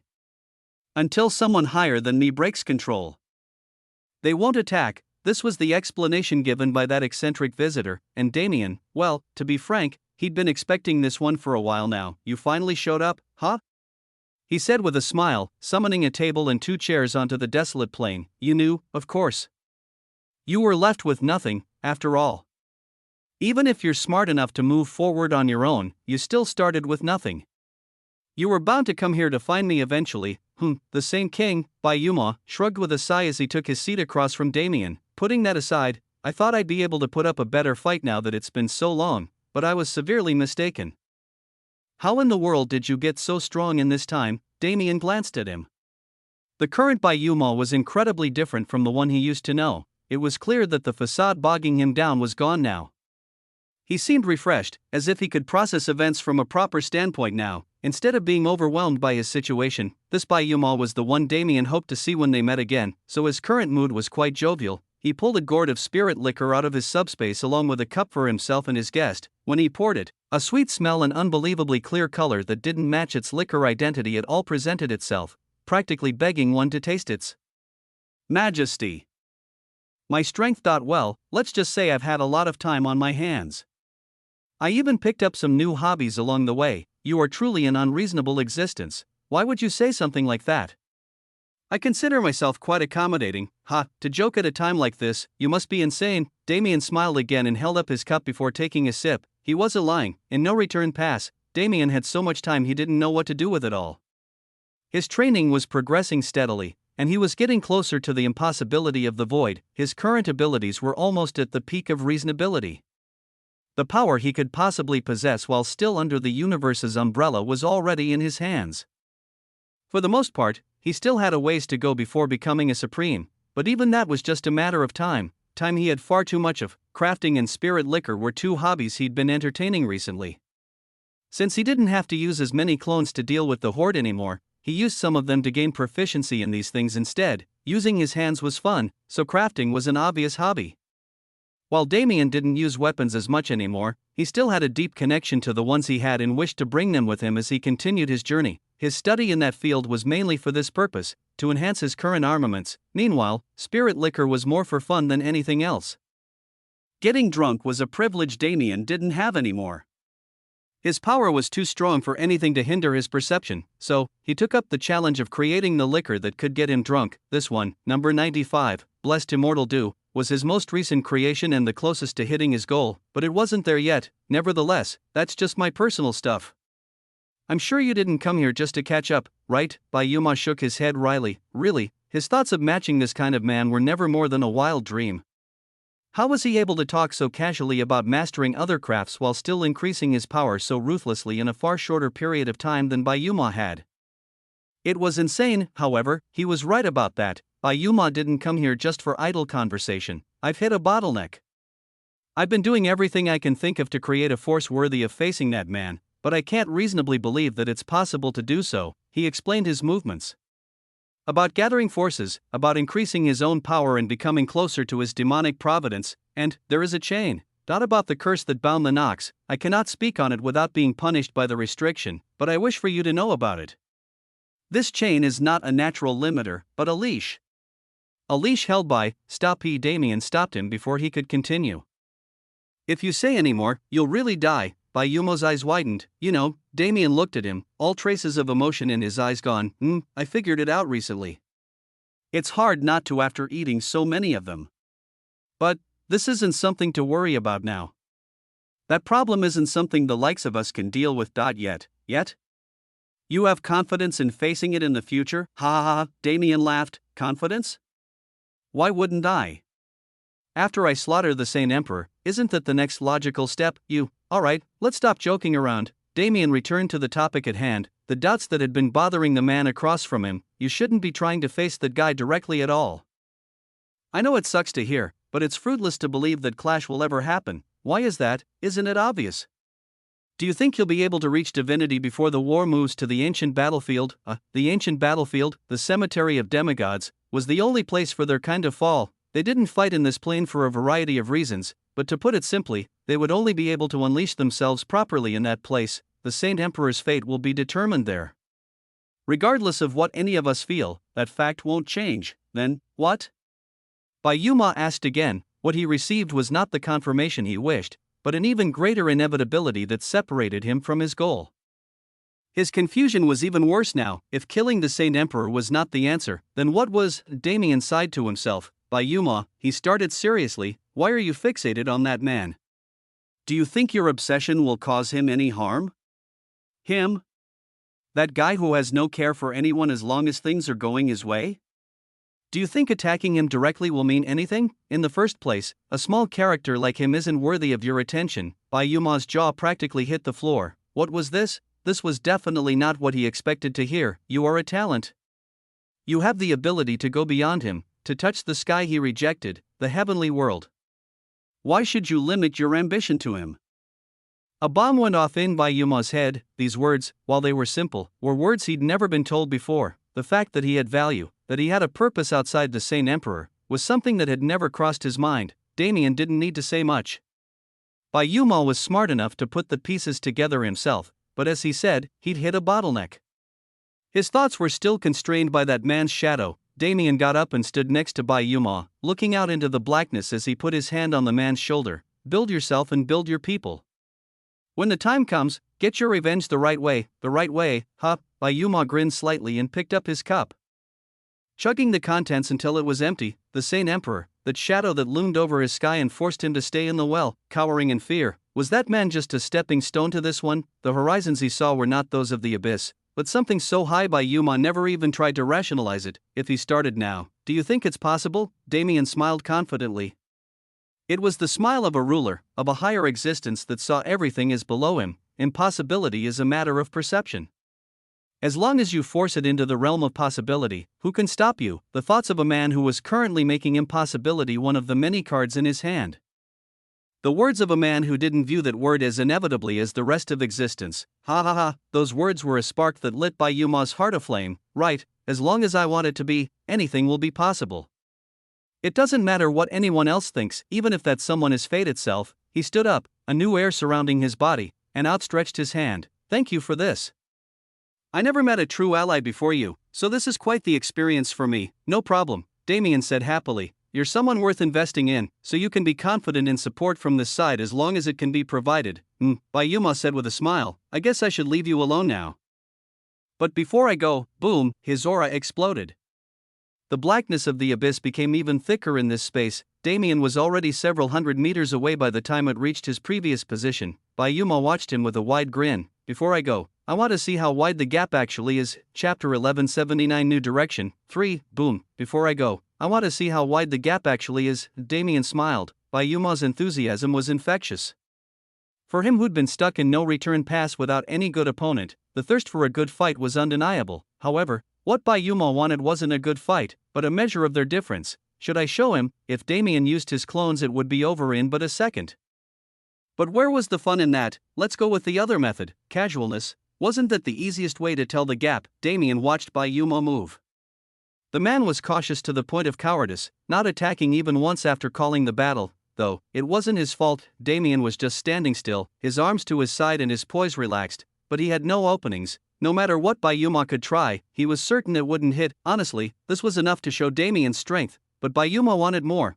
He let out a fierce battle cry and rushed the enemy.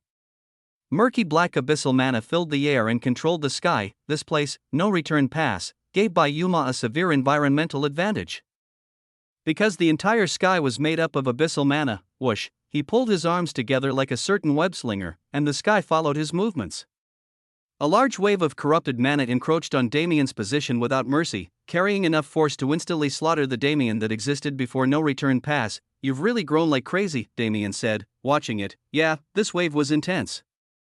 It looked like a regular and low-effort controlling of mana, but that was a misconception that would kill anyone who faced it. The laws laced in this wave, as Damien saw from the Saint King of the past, were a mixture of spacetime, samsara, and something more vile, a representation of the abyss. You were raised to be my opposite, but you've taken these laws in a completely different direction than I did. It's respectable, really. Unfortunately, it was too late for something like this to affect him, and this time, he didn't have to hide the void. Whoosh, Damien raised his arm, facing the wave head-on. The rushing winds like a roaring tsunami filled his ears, and Bayuma's eyes pierced reality itself to watch his every movement break. A single word flowed like clear water, banishing the impurities that polluted the world. A sliver of void mana no bigger than a finger exited Damien's palm and entered the abyssal tidal wave. It happened in a single instant. No! It happened in a fragment of that time, so quickly it was hardly perceptible. The void mana sunk into the tidal wave, and suddenly, the mana began to change. The corruption was corrupted, turned into the void's property, and because Damien willed it, it froze into a massive iceberg and shattered. Physical fragments of mana like crystals of snow rained down from the air, along with a shattering sound that was oddly pleasing to the ears. Would you like to see more? Damien asked. Please, Bayuma responded with a strained grin. The mental impact of such a scene was intense, but it only riled him up more. He wanted to see what Damien could do. Bayuma charged in again. This time, instead of focusing on a large area attack, he concentrated mana into his body and entered a peak form for physical combat. Ooh, fun. Damien smiled and watched him approach without dodging or joining him. As Bayuma's fist came flying towards him, he chose a more unconventional method of dodging. Flash, he teleported. However, his body was not several hundred meters away. He only moved slightly, just enough to completely avoid the punch. You! Bayuma exclaimed, his eyes hardened. He tightened his fists and let off a true barrage of attacks. Fists and kicks went flying through the air. His form was impossible to predict, and with the way he spread his attacks, he created a field in front of him that left no openings to survive through. The key was that he wasn't always aiming for Damien. He figured his opponent would continue dodging through teleportation as he'd done the first time, because this wasn't a real battle, but a showcase. In that case, instead of aiming for the body, he needed to focus on the field that forced Damien to retreat instead of showing off. It was a good try, but we're beyond that now. Damien's words were a bucket of cold water. No matter how refined the attack technique was, his control was more precise. His body was like a flickering mirage. He existed in reality, but why did it feel like he didn't? His body would always move perfectly. Angular turns requiring a slight amount of movement that could be classified in the single digits of degrees were necessary to dodge both the fists and legs that came at him. But he was able to make them without trouble. As this continued, Bayuma was able to understand the advantages of such a method. Damien could move his entire body impossibly.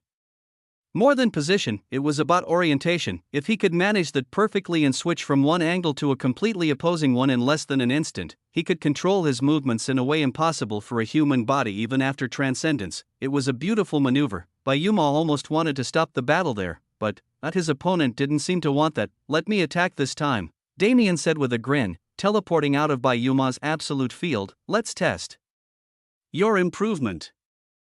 Bayuma's eyes narrowed. These were words a master would usually say to an apprentice, not words said by a man to his equal. A wry smile appeared on his face. It's that bad, huh? However, Damien shook his head. It doesn't count. I have cheats. That sounds like a human term. You should be mindful of the other side before you speak. I figured you'd know something like this. Well, let's just say I'm heaven-defying and leave it at that, arrogant bastard. In the flesh, the two grinned at each other and rushed. No return pass was filled with a flurry of flashing lights and explosions that rocked its surface. It became the floor for a beautiful yet deadly dance performed by the greatest talents of the universe and the Nox. A duo that should not have ever had friendly contact, yet, perhaps this very friendly contact was what would push them above others. Perhaps, the destruction of boundaries to confront an enemy who surpassed them all was the answer all along. It was a philosophical thought, one that neither of the two were entertaining in the moment yet both held in the back of their minds. For now, they just smiled. They smiled as they released the stress and exhaustion that had been piling up for so long. As they fought their lonely battles, boom, the sound of an explosion, it was frightening. Most of the time, it was a terrifying sound that meant countless lives were being lost, but this time, maybe just this time, it was okay to call it art. Chapter 1180 New Direction. 4. Heavy breathing filled the air, but only from one side. How are you fine? Bayuma's exclamation was incredibly valid. They'd fought for over an hour, and the final result. Currently, Damien sat happily at the small table he'd summoned earlier, which, by the way, was completely unharmed by their battle, and sipped his spirit liquor without a care in the world. Meanwhile, Yuma was laid out on the ground, unable to move a muscle from how sore he was, and unable to even catch his breath because he'd used every ounce of mana contained in his body. There were several bruises covering his body, and his face was swelled up like a pufferfish. But, well, this didn't need to be mentioned for the sake of his pride. So what did you think? Is this difference good enough? Damien teased. Good enough? You really did get arrogant over the years. It's a shame I can't punch your face in. You'll always have a chance in the future if you keep training hard. Don't just lie. You know as well as I do that's never happening. Damien laughed heartily and shrugged. I mean, it's always good to dream, right? TCH, bastard. Despite their banter, they were all smiles. It was a good battle, if that was even enough to describe it. Whatever it was, this battle allowed Yuma to reach the answers he'd been seeking with confidence. I guess it's about time for me to go, he sighed, straining himself to stand up. Already? I think you could use some more rest, Damien replied. Alright, stop rubbing it in already. I really have to go, or else news of my visit will spread. We can't have that yet, can we? I guess you finally started using your head. Should I send you back, or are you leaving on your own? Send me back? You mean you'll teleport me into some random part of the abyss again? I think I'll pass on that. Hey, I was just offering. Yuma shook his head wryly. Those grunts outside shouldn't move for another 2 days unless someone overwrites my control. Make good use of your free time. Thanks for the gift. It almost makes me regret not preparing anything for you. Shut up, bastard. The day you give me a gift is the day I realize you've been possessed by someone's ghost. I'm not that bad, am I? Do you really want an answer? No? Get out of here. Fair enough. Yuma glanced out into the sky. From now on, he would be moving a lot more seriously. No, his plan of action could be considered insane. He smiled to himself as he flew into the air to take his leave. Next time you see me, maybe I'll be the one you have to call Sane Emperor. Damien smiled. I'm glad you finally made up your mind. Choose a better title. That one is a little lame. Don't you think? I agree. Only a dumbass would name himself something like that.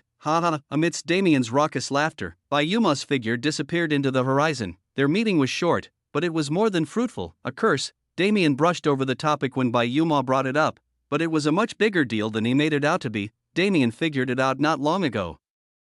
Other than personal training and hobbies, Damien had spent most of his time piecing together the memories he devoured from the Nox. Through them, he managed to come to several conclusions, one of which was the identity of that curse. Though I'm not limited by its effects, even I cannot say anything out loud. Lest it detect me, he couldn't speak of it, nor could he mention it at all, so it was hard to call it useful information, but it did confirm something. The Nox didn't have to be the enemy. As a denizen of the universe, it was normal to generalize the Nox and view them as targets for elimination and nothing more, but Damien never did so, because, honestly speaking, besides those demigods at the top, the rest were just tools. When did they ever act on free will? They were sad souls plagued by their vices and incapable of free thought. When Damien came to know of the curse, this mindset became stronger. Even if they had a choice, some of them might not change, but he didn't believe in making that assumption before giving them the freedom to choose. Yuma was enough of an example, and somewhere in the universe, there was another Nox being who could barely be regarded as one anymore. He was slowly being molded into someone with free will by the woman who gave him a chance. Damien didn't expect to save the entire Nox race. All their demigods had to be exterminated, at least that much was certain. But what if Yuma became their leader, if he was able to usurp the thrones that hadn't changed hands in so long and take control of those worthy of salvation, if he could create a divide in the Nox? The war situation would improve immensely, and more than anything, when that time finally arrives, I'll have another card in my hands. It wasn't like he could read the future, but as he learned more, the order of events naturally became clear to him. There were things he didn't want to see yet couldn't prevent, and there were things he would prevent even if it cost him everything. No matter what it was, the future was a complex web filled with ifs, ands, and buts that never allowed a trustworthy consistency. For another 2 years, my time will be stalled. He was more than halfway through his punishment, but it felt like he had stopped moving. He was disconnected from the timeline, an existence that could be felt but never seen. When the time came for him to return, who am I kidding? It'll be a long time before I can do that. He shook his head and wiped the thought from his mind. Whatever happened would happen. For now, he just needed to grow faithfully until he reached the point he wanted to see. I'm already in my 8th revolution, yet my divinity is still too vague. Yuma said I've grown too much, but I don't think this is enough at all. The fusion of laws he'd been attempting since he finalized his elemental comprehension was still unsuccessful to this day. Until he was able to enact that impossible combination, he would not be able to reach divinity no matter how far he climbed. But in another sense, that isn't a bad thing. If Damien reached the peak of what he could achieve as a lower existence, yet was refused the right to ascension, what would happen? He already knew the answer. I'll become a human who can kill gods. His blood boiled just thinking about it. But that's a story for the future. Right now, I have a 2-day vacation I want to enjoy to my heart's content. He summoned a variety of herbs from thin air. It wasn't hard to gather materials when he was the owner of a miniature universe of over 300,000 worlds. Should I try that technique this time? Number 101, Abyssal Nectar. He got the inspiration for this one from Yuma's visit. I have a good feeling this time. Maybe, just maybe, this would be the one to give him what he desired. Chapter 1181 Beast Emperor Star 1. The place Zara and Aaliyah went to after reaching the Beast Domain, the place that held the thing they'd been searching for, was also the place that could save Beast Emperor Star. That place was a hidden realm, but it was incorrect to label it as such. It was far too complex for such a definition. That place was like an alternate reality. It was a place that held secrets far beyond what the universe contained, but it couldn't be accessed by just anyone. Zara and Aaliyah were special. Not only because of their connection with each other and the Divine Emperor, but because of their unknown mothers. The beast bloodlines they held were far more potent than the usual bloodline, which allowed their growth and facilitated their improvement through their opposing lineage. If it wasn't for those strong bloodlines, they would have been consumed by their demonic providences from the start. Nevertheless, they made it to this point through countless struggles and managed to gain the right to enter that world, and through it, they learned a great deal about themselves. Currently, they sat side by side, cross-legged, and deep in meditation. In their minds, shadows of figures roamed around them, each of them holding significance to their lives. Zara was calm as she watched them move. They seemed motionless yet active, unable to move on, as if they were waiting for someone to find them. These shadows were calling to her, telling her it was her time to join them, but she refused. They did not receive her emotions well. They raged and screamed. They condemned her for abandoning them. They cried out in agony as her choice cut off their paths. However, she did not budge. These people, these shadows of the past, were not meant to leave here. Unless the people they were waiting for came, they would be trapped here for eternity. Unfortunately, she was not their hope. She was here for only one person. The shadow of a woman, far away yet closer than anyone else, sat alone and withheld the extreme feelings in her heart. That woman stood out. She didn't seem to want to pass her will to the next generation. She seemed to be hiding from it, as if doing so would cause a change she did not wish to see. But I came here for answers. I will not leave without them. Zara approached that woman silently and sat beside her. Must it be so? The voice was ethereal, laced with darkness, barely existent. It must. Otherwise, I will never reach the heights I wish to see. Zara answered it earnestly. This wasn't a matter of righteousness or anything of the sort. This was a selfish road she took for the sake of her ambition. Is it not better to remain idle? Will life not be more peaceful in comfort? It will not. Zara almost scoffed at the hilarity of the question. Life is not so forgiving. The second you believe you have attained comfort, it will bring misfortune, as if to remind you of its cruelty. Unless you have the power and determination to stand against that fate, what can you do besides accept misfortune and suffer? The universe was dying. Without power, one would only become a number amongst the trillions or quadrillions of common people who had already lost their lives and families to this war. She had no desire to be one of those people, and more than anything, the horizons he sees are too far above the ones I can imagine. I don't want to fade into mediocrity while he leaves me for those horizons. I will never be useless again. Damien void, that man was her only family before she met Aaliyah. And despite the blood relation she held with her half-sister, he was still the one she viewed as family first and foremost. That man was not just an older brother to her, but a father figure. He was the one who brought her out of the darkness, gave her purpose, and guided her into becoming the strong woman she was today. She knew he wanted the best for her. He would be satisfied as long as she was happy, but she did not want to disappoint his expectations. She wanted to become someone he could be proud of, and for that, mother, please stop hesitating. This strength, I will not allow it to consume me. The shadow woman flinched. She shakily turned her head to the woman sitting next to her. The woman who she didn't get the chance to see grow. I cannot see you hurt. Pain is also a part of life. It will come regardless of what we wish, but I will overcome it all. Then, what is pain other than a stepping stone for my growth? It was hard to see it. No, it couldn't be seen, but it could be felt. A tear streamed down the cheek of that shadow. It was terrible, as a mother, to see her daughter at such a level, unknowing of what she went through to reach it. Pride was definitely present, but it hurt more than anything else. I am sorry. I am truly sorry. She could only apologize. She had no control over life and death. Their separation was a matter of inevitability. But she felt extreme sorrow at the current state of things. She regretted leaving her daughter behind more than anything else. However, Zara didn't feel the same. She smiled warmly, an expression rare to see on her face. There is no need to be. I have people around me who care for me and support me. I will not falter or fold, no matter what is thrown at me. So, she stood up and held her arm out. God, watch over me from now on. I will show you the woman I have become, and the one I seek to be. The shadow glanced at her hand hesitantly. A sigh left her mouth. It seems I cannot change the flow of fate. She reached her hand out and carefully held onto Zara's. My daughter. No matter what happens from this point forth, do not lose yourself. Please, do not lose yourself. Zara nodded seriously, and before she could say anything else, the shadow before her disappeared. It coiled around her arm and expanded to cover her entire body before sinking into her skin and becoming a part of her. Vom, her bloodline suddenly burst with power.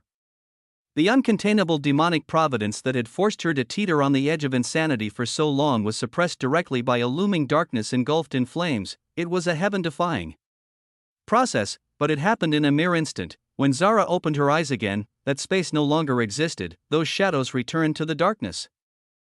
Awaiting the day their rightful heirs appeared, she looked to her side, noticing Aaliyah, who was also soon to awaken, and she looked to her front, where nothing existed besides a single podium. This place was the divine beast sanctuary, the cemetery that held their spirits when they passed. This was the place where her mother's soul waited for an eternity for her to appear, and this place.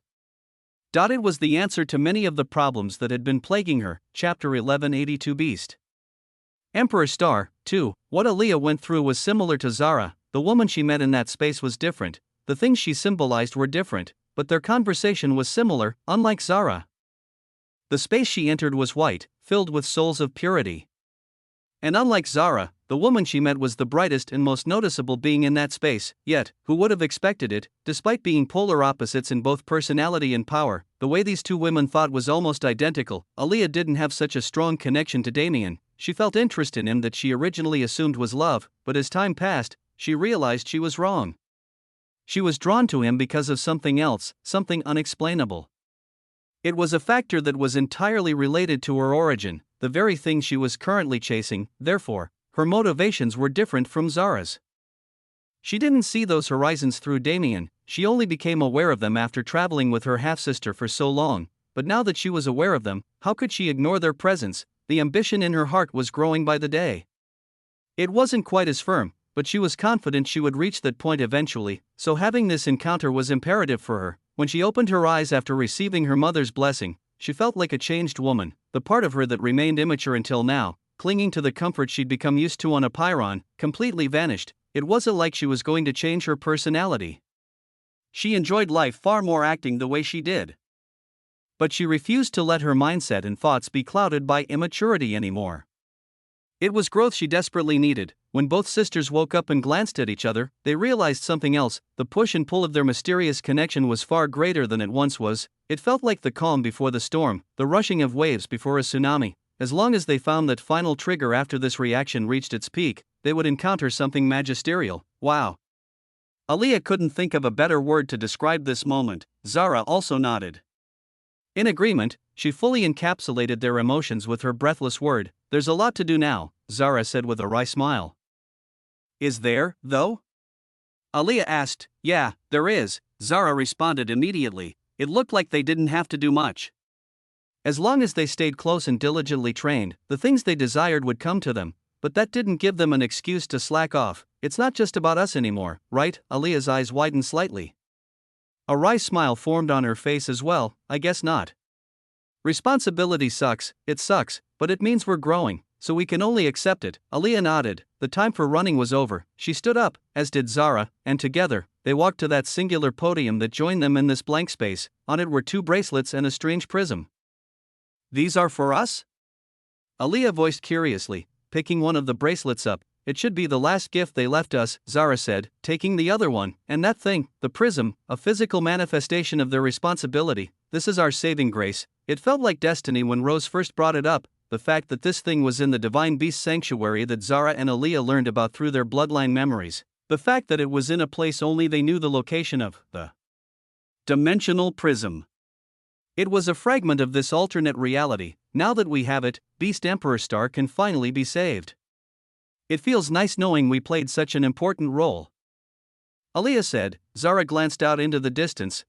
It's just, I hope we aren't too late. With the events that had transpired both in the strange realm of souls and during the trials they endured to reach that place, it was inevitable for them to wish to take a moment to look back on everything and reflect. However, they didn't have time. Let's get out of here. It was time to return to the cruelty of reality. It was time to face it head on. You ready? Zara asked. Aaliyah smiled. Of course, these 2 sisters who only knew each other for a few years, for some reason, they felt like they'd known each other for an eternity. Together, they left that realm, and together they would change reality, until it mirrored the version of it they wished to see. Boom! A massive explosion rocked the world.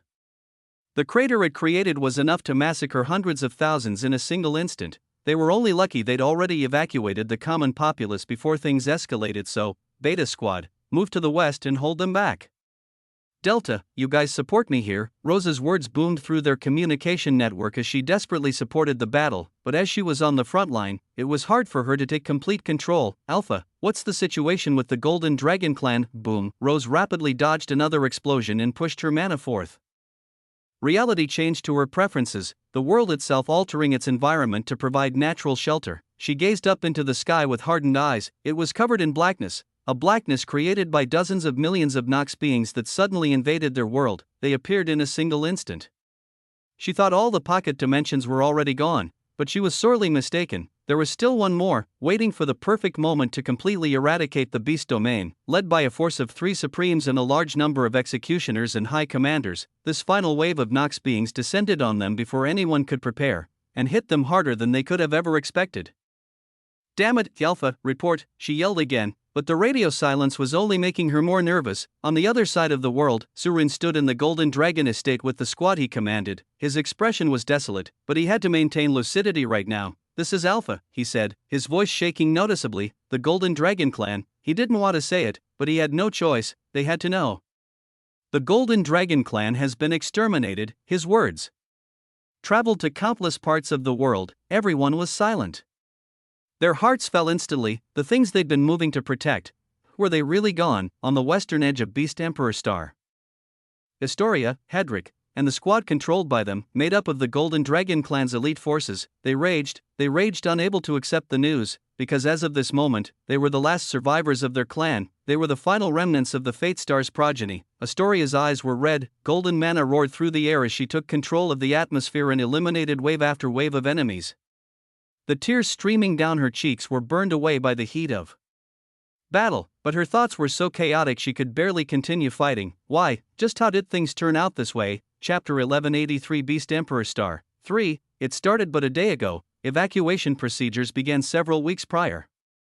But with the massive population of Beast Emperor Star, even Damien's improved teleportation array system could only do so much. Everything was going according to plan. Regular citizens were being moved to safety as fast as possible, and those who decided to stay and fight were being trained as efficiently as possible for the wars that would come in the future. But nobody expected the Nox to come so soon.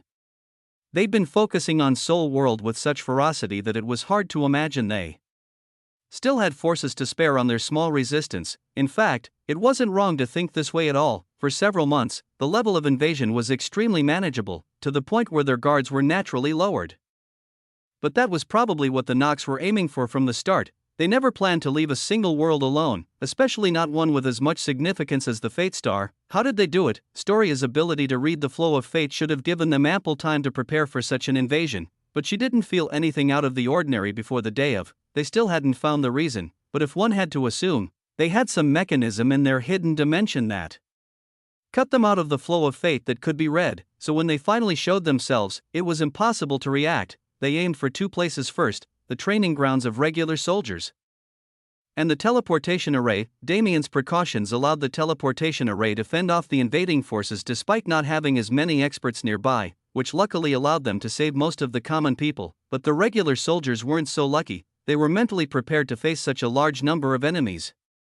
It was hard not to be when one saw its scale so many times before this moment happened, but they weren't trained enough yet. They tried their best to fight, but the Nox overpowered them within a few hours and started a massacre. Naturally, the Judgment Order and Golden Dragon Clan responded in kind. They spread their forces across the world for battle.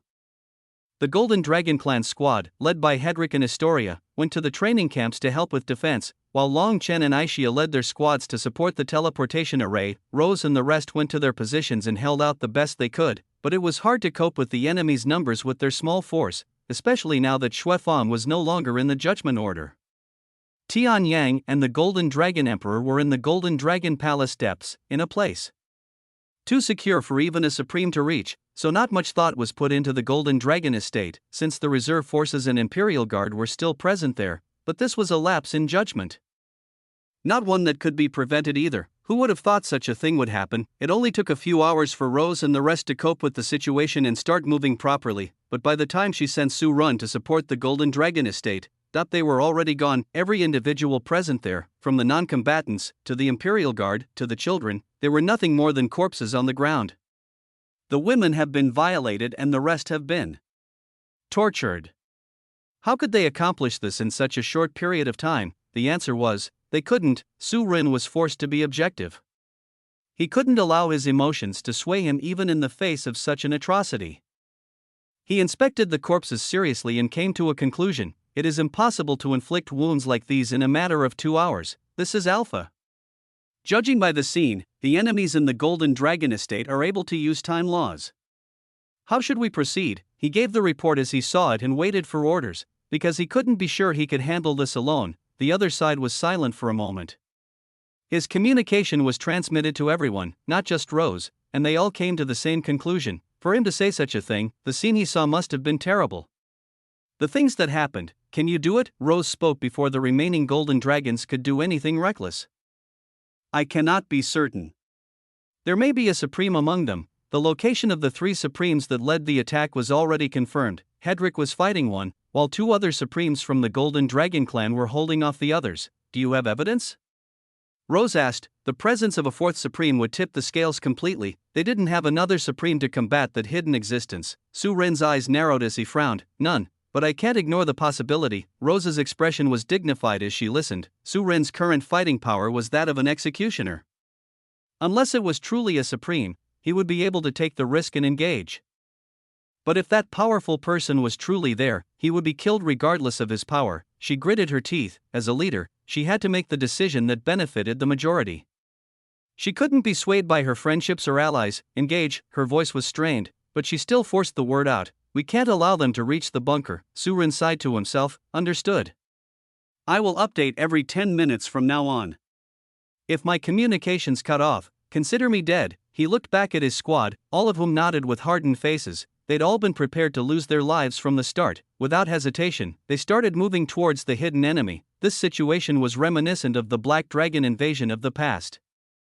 If they reached the demigods below and managed to invoke a response that sent them to the ancient battlefield, many things would be ruined. To stop that from happening, to keep their main support system alive, they had no choice but to move. Astoria listened to everything from her place on the battlefield. There was nothing she could do. Was there nothing she could do? The more she heard, the more her rage boiled. Her hatred for the Nox reached a personal level that it never reached before. Was there nothing she could do for her home besides act as a regular soldier? Did she have to stay here, fighting against 9 revolutions Nox beings who appeared as if they were infinite? No, she refused. This was her home, this was the Fate Star. It was the source of her power. It was the origin of everything she stood for. If Master was here, he wouldn't be reserved to the situation. If her Master was here, he'd create a miracle that led them to victory. I am his disciple. She was the Void Princess. To be granted such a title, Master must have believed in my potential. If her Master who could do anything believed in her enough to pass her this mantle, then I will not disappoint those expectations. With burning tears streaming down her face and burning rage filling her heart and soul, she would create the miracle that saved this world. Chapter 1184 Beast Emperor Star 4. Astoria glanced around desperately. On all sides, she could only see the gruesome sights of battle. Enemies and allies alike were turned into bloody messes that decorated the cold ground, and the air of insanity that wafted along with the scent of blood was revolting. She didn't want to see any more of this. It didn't matter how many times this scene showed itself before her, she never got used to it. Sister, cover me, she yelled. Hedrick wasn't her only remaining sibling. The first prince was still off-world, his location unknown, while the first and second princesses remained in the Golden Dragon estate, helping it stabilize after the prior conflict. The second princess, Tesha Golden, was in the Golden Dragon estate until the last time she was seen. With the currently unfolding events, her fate was unknown. However, Elizabeth Golden was on the front lines with her brother and sister, fighting to protect her home. After being useless in the last invasion, she refused to face such tragedy again and trained to become a combatant, and so far, she'd shown promising results. When she heard Astoria's call, she finished off the enemies in front of her and retreated rapidly so she could pay attention to her sister's situation. Bang! Bang! Bang! Astoria was a great fighter. She wasn't able to use space offensively, but the power she gained from its support allowed her to wield fate in ways none thought possible. Flashes of golden light followed her every movement, incinerating the Nox she passed and attacked. Cover for you? Are you planning to do something stupid? Elizabeth asked cautiously. With what just happened, none of them were in the right state of mind, but they couldn't fall prey to that weakness. The second they did, the enemy would seize that opening and end them all. However, Astoria was just as aware of this as her sister. I have no plans to act recklessly, she responded solemnly, but I want to change this. I can't let this go on. Elizabeth frowned in worry. Do you have a plan? Astoria shook her head, dodging and weaving her enemies and continuing her assault. I don't, but I'm sure I will find one if I have the time to try. It was hard to trust words like those, ones that sounded like they sprouted from idealism, but Elizabeth couldn't be so certain in this moment, because Astoria's power made her ideals attainable through impossible means. If she actually could wield that power like she did back then, if she could alter fate itself to their benefit, how long do you need? I can't say. Elizabeth spread her awareness to take account of the situation. Hedrick won't be able to move for a long time. If we are lacking your strength, I can at most buy 10 minutes. Are you confident? Astoria didn't immediately respond. 10 minutes. I'm not sure if I can do it, but she didn't have a choice. If 10 minutes is all I have, I'll make it work in 10 minutes. Elizabeth nodded. Very well.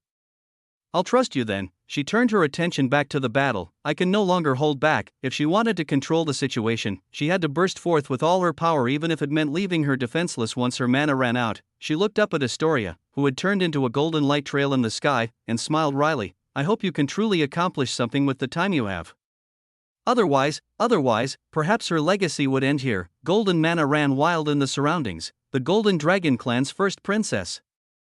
With such a title, she couldn't lose to her younger sister, right? Come, her voice boomed through the atmosphere. 10 minutes, from now on, she would do everything she possibly could to buy that time, even if that meant sacrificing her life. The tears didn't stop. Astoria was firm now, her will unshakable, but the tears didn't stop, because she knew what the consequences of failure were. In the time since the Black Dragon invasion, Astoria's status in the clan went from devil princess to greatest hope. She understood what her sister was doing. If it meant Astoria could live on and continue the legacy of the Golden Dragon clan, the rest of its members didn't care if they died. They would do so happily for her. I can't. She couldn't let it happen. She refused. Her body tore through the stratosphere. As she stood above the world, she concentrated her power and formed a golden ball of light around her. What was she to do from here? When it came to fate, it wasn't something she could control just because she wanted to. The only thing she could do was earnestly plead for change and hope her prayers would be answered. She dug into her heart and found her connection with the world, with the Fate Star.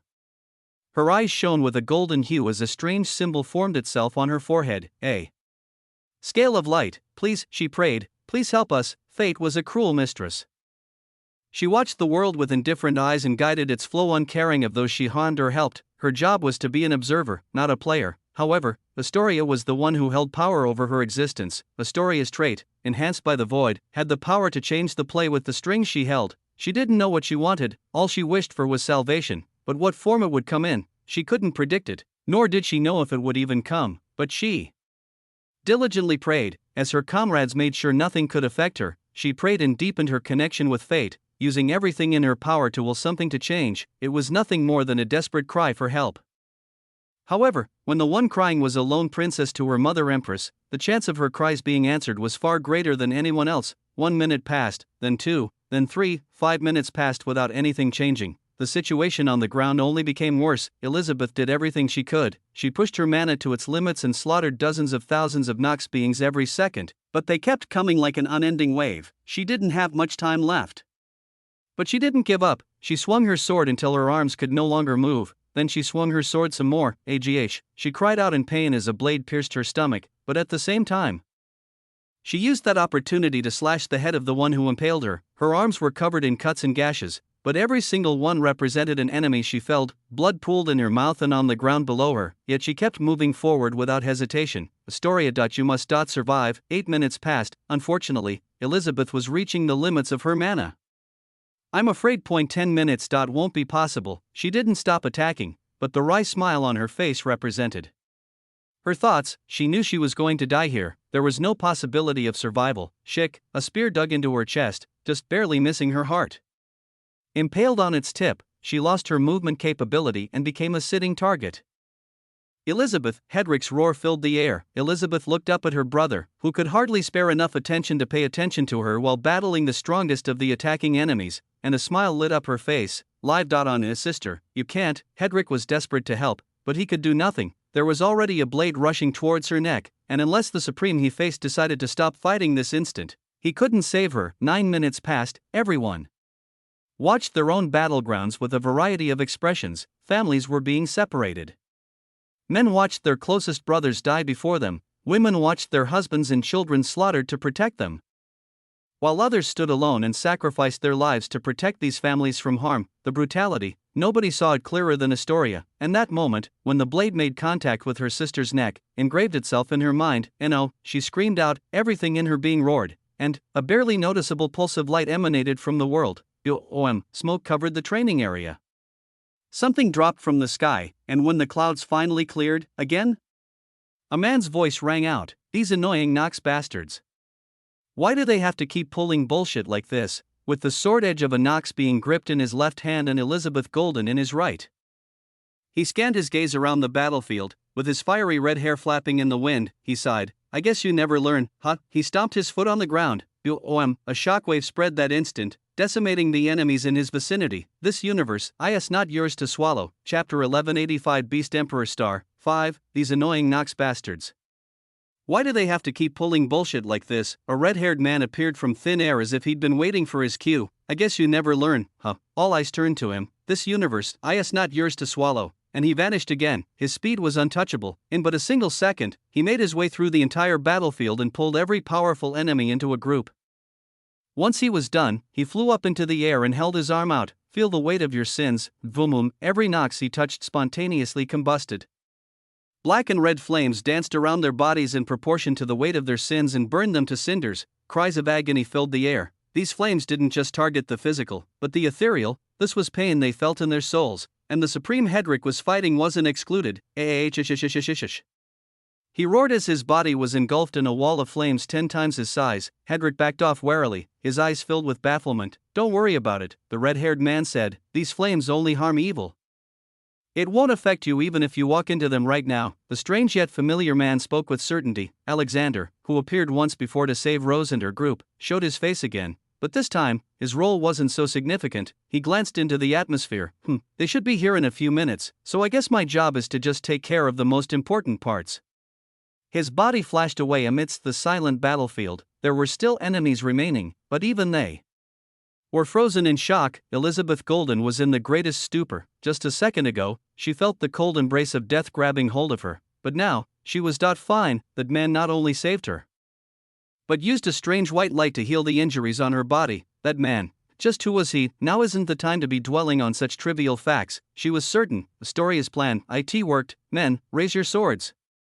She yelled with every ounce of her being, victory is ours. Her words served as a wake-up call, right, with such an immense turn, where the majority of the powerful enemies were eliminated. Victory is ours, victory is ours, victory is ours. Their blood boiled with relief and excitement. They picked up their swords and faced the enemy. This time, they would not be beaten back like dogs. This time, they would obliterate those who dared step foot on their land. Alexander moved from battlefield to battlefield after that, but instead of completely solving the problem, he did the bare minimum necessary before moving on. Long Chen and Aisha, Rose, Ruyuet, and Elena, and the squads led by them and their fellow leaders all met him and received his aid. Their individual situations were quelled to a point where their current forces could handle them perfectly. Exactly to that level with no deviation, almost like the work of a god. Alexander didn't wait for their thanks or questions. After settling those situations, he moved to the Golden Dragon estate, his eyes cold. There isn't much time left. He had to rush, because out of all these battles, perhaps the least intense one was the most important. Deep in the Golden Dragon estate, only a few hundred meters from the hidden bunker where Tian Tang and the Golden Dragon Emperor were, a battle was taking place. Bang! Bang! Bang! Bursts of black mana covered the air, and were just as soon slashed away by arcs of grey light. You are good, but this is not nearly enough to stop me. A Nox being with draconic horns and a mad grin on his face raced through the air like a comet, his fist outstretching into a heavy punch that landed on Su Ren's blade. Kuk. Su Ren coughed several mouthfuls of blood as he was thrown back. He regained balance in the air and planted his feet on the ground, digging them into the ground to halt his momentum. The corpses of his squad were already decorating the earth.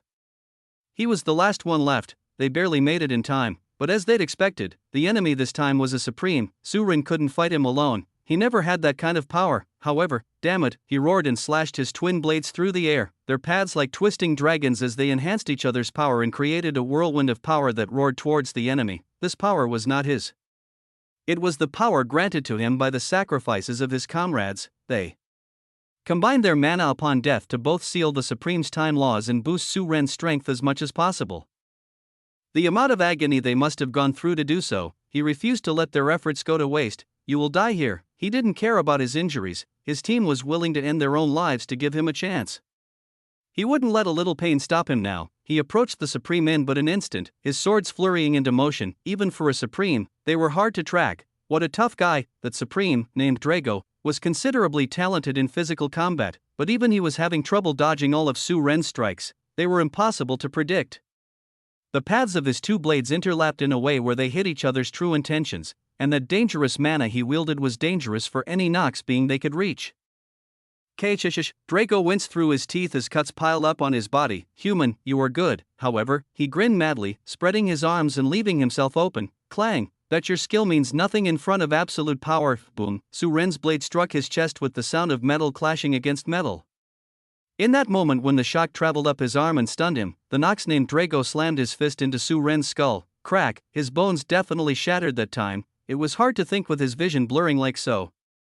The world started spinning ever so slightly, but it was more than enough to impede his perception. Boom! Boom! Boom!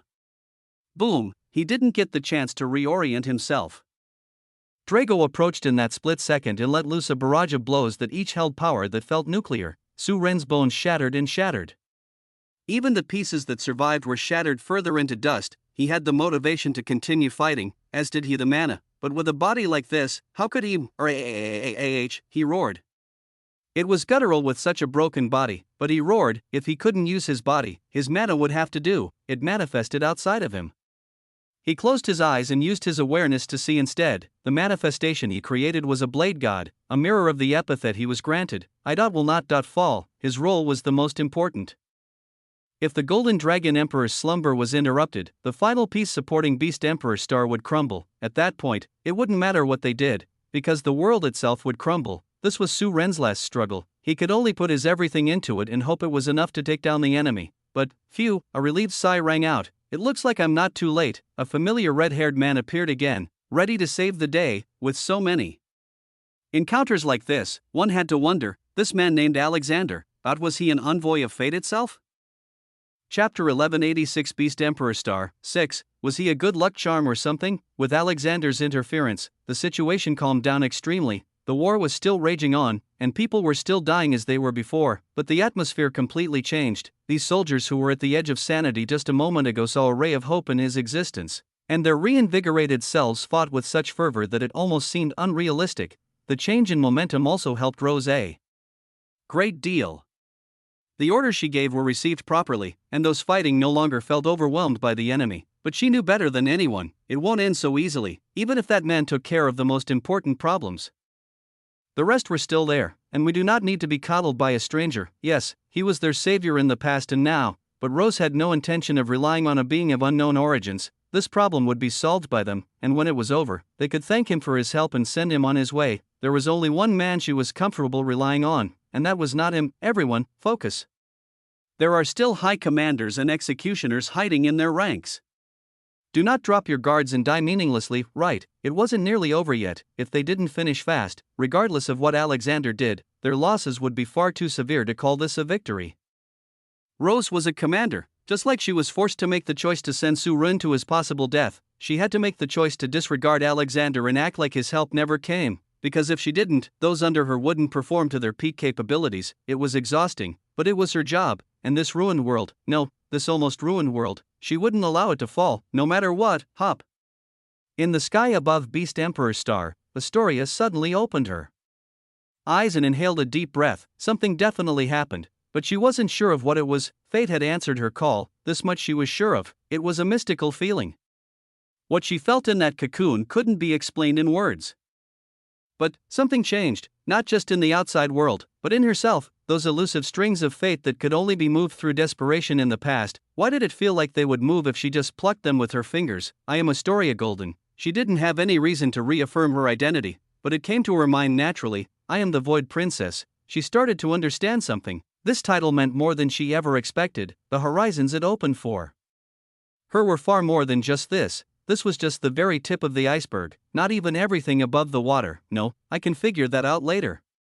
Now, what happened? She didn't want to look outside and see her sister dead. But the golden light ball that encapsulated her body was already gone. With her perception blurry from overexertion of mana, she sensed the world for the first time since she came out of the cocoon. She was silent for a moment. She couldn't see anything, but she seemed to vaguely sense something. Was she mistaken, or did it feel like Master or Flash? Two beings appeared in the starry sky. Their entrance was sudden and most unexpected. We're finally here. Alea was especially excited about their arrival, but Zara didn't know what to think. The Divine Beast Sanctuary was at least a 10-day journey from Beast Emperor Star, and that was using a starship to move. Their starship, however, was destroyed upon entry into the cemetery, with them utilizing only their bodies. It should have taken at least a month. Yet, we were moving through deep space, and suddenly, Beast Emperor Star appeared in front of us. It only took 3 days total. That was how events unfolded. There were no intense spatial fluctuations, nor was there any sort of indication of interference at all, but they mystically reached their destination in record time. There was no doubt that they'd been pulled here by something. But what was it? It's almost like fate, Alea muttered. Zara glanced at her without a word. Let's not sit here too long. It doesn't look good down there. Alea nodded, and the two moved immediately. There wasn't any time to marvel at the circumstances, because to save the world, they were needed more than anyone else. Right, this world's salvation was not Alexander.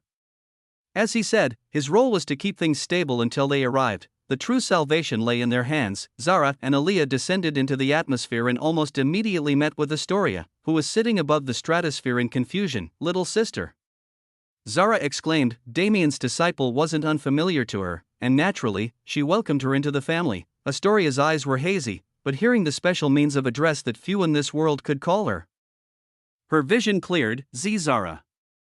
She questioned hesitantly. It's me, Zara said, grabbing her hand. You guys are back. Did you? We got it. Zara swept her arm through the air and grabbed the dimensional prism out of her spatial storage. This is it? Astoria asked. This is it. With this, Beast Emperor Star will survive. Astoria exclaimed in shock. Even she didn't know exactly what it did, But this was the device her seniors and comrades put their faith in, so seeing it was definitely shocking. Return to the surface and notify everyone. We'll be using it immediately. Astoria nodded vehemently and flashed away. Her body moved with such speed that it shattered the air. A measure of her current excitement. Now, as she gets everyone ready, Zara looked at the object in her hand, the dimensional prism, an object with reality-shattering capabilities. It was an item that should not exist. Its function was simple. It could create a temporary mirrored reality that could contain reality itself, and more than that, even if it was slight, it had the ability to alter it. It should have never been possible even for the greatest of experts, yet, this treasure made it so.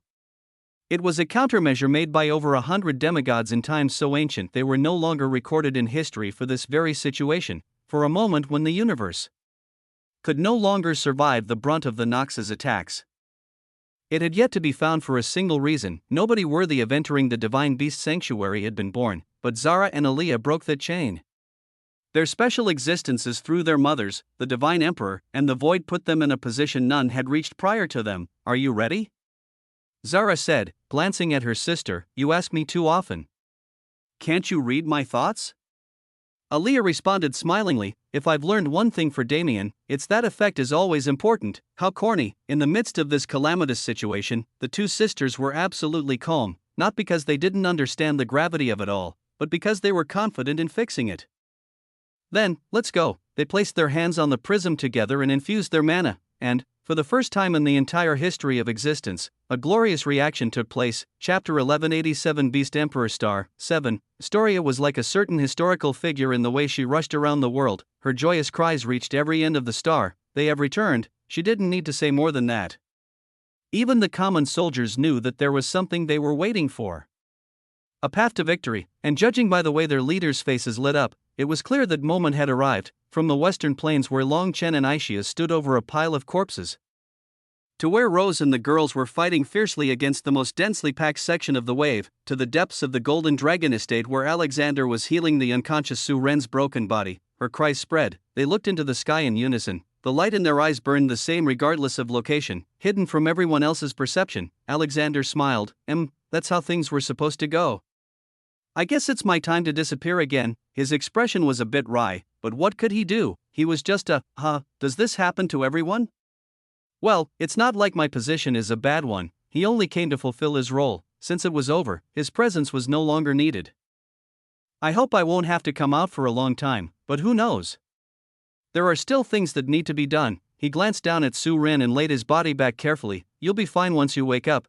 But isn't it a bit of a shame to just leave like this? He turned his attention to the thick stone door that separated him from the two remaining demigods in this world. His heartbeat was somewhat erratic, but he stood up and moved despite his hesitation. It wasn't hard to get through the door. He had more than enough ability to phase through its defenses, and the scene inside became clear. Nobody had seen this. When Tian Yang realized what his close friend had done, he ordered this area to enter a lockdown so nobody could enter and see his state. For good reason. The current Golden Dragon Emperor looked nothing like his usual valiant and undaunted form. He was wilted like a dying flower. His body was weak and looked like it would break with a single push. His energy was constantly being siphoned by the world for its survival. Even his divinity wasn't safe from this pull. It was a hard sight to see. Tian Yang was sitting cross-legged next to him, his hand on the Golden Dragon Emperor's forehead. Are you facilitating the energy transfer? No, you're using your own energy to maintain his life force. As always, Alexander shook his head. At this rate, both of them would die by the time the world was saved. Their energy had been pushed to its limits. It's a miracle they could even survive this long.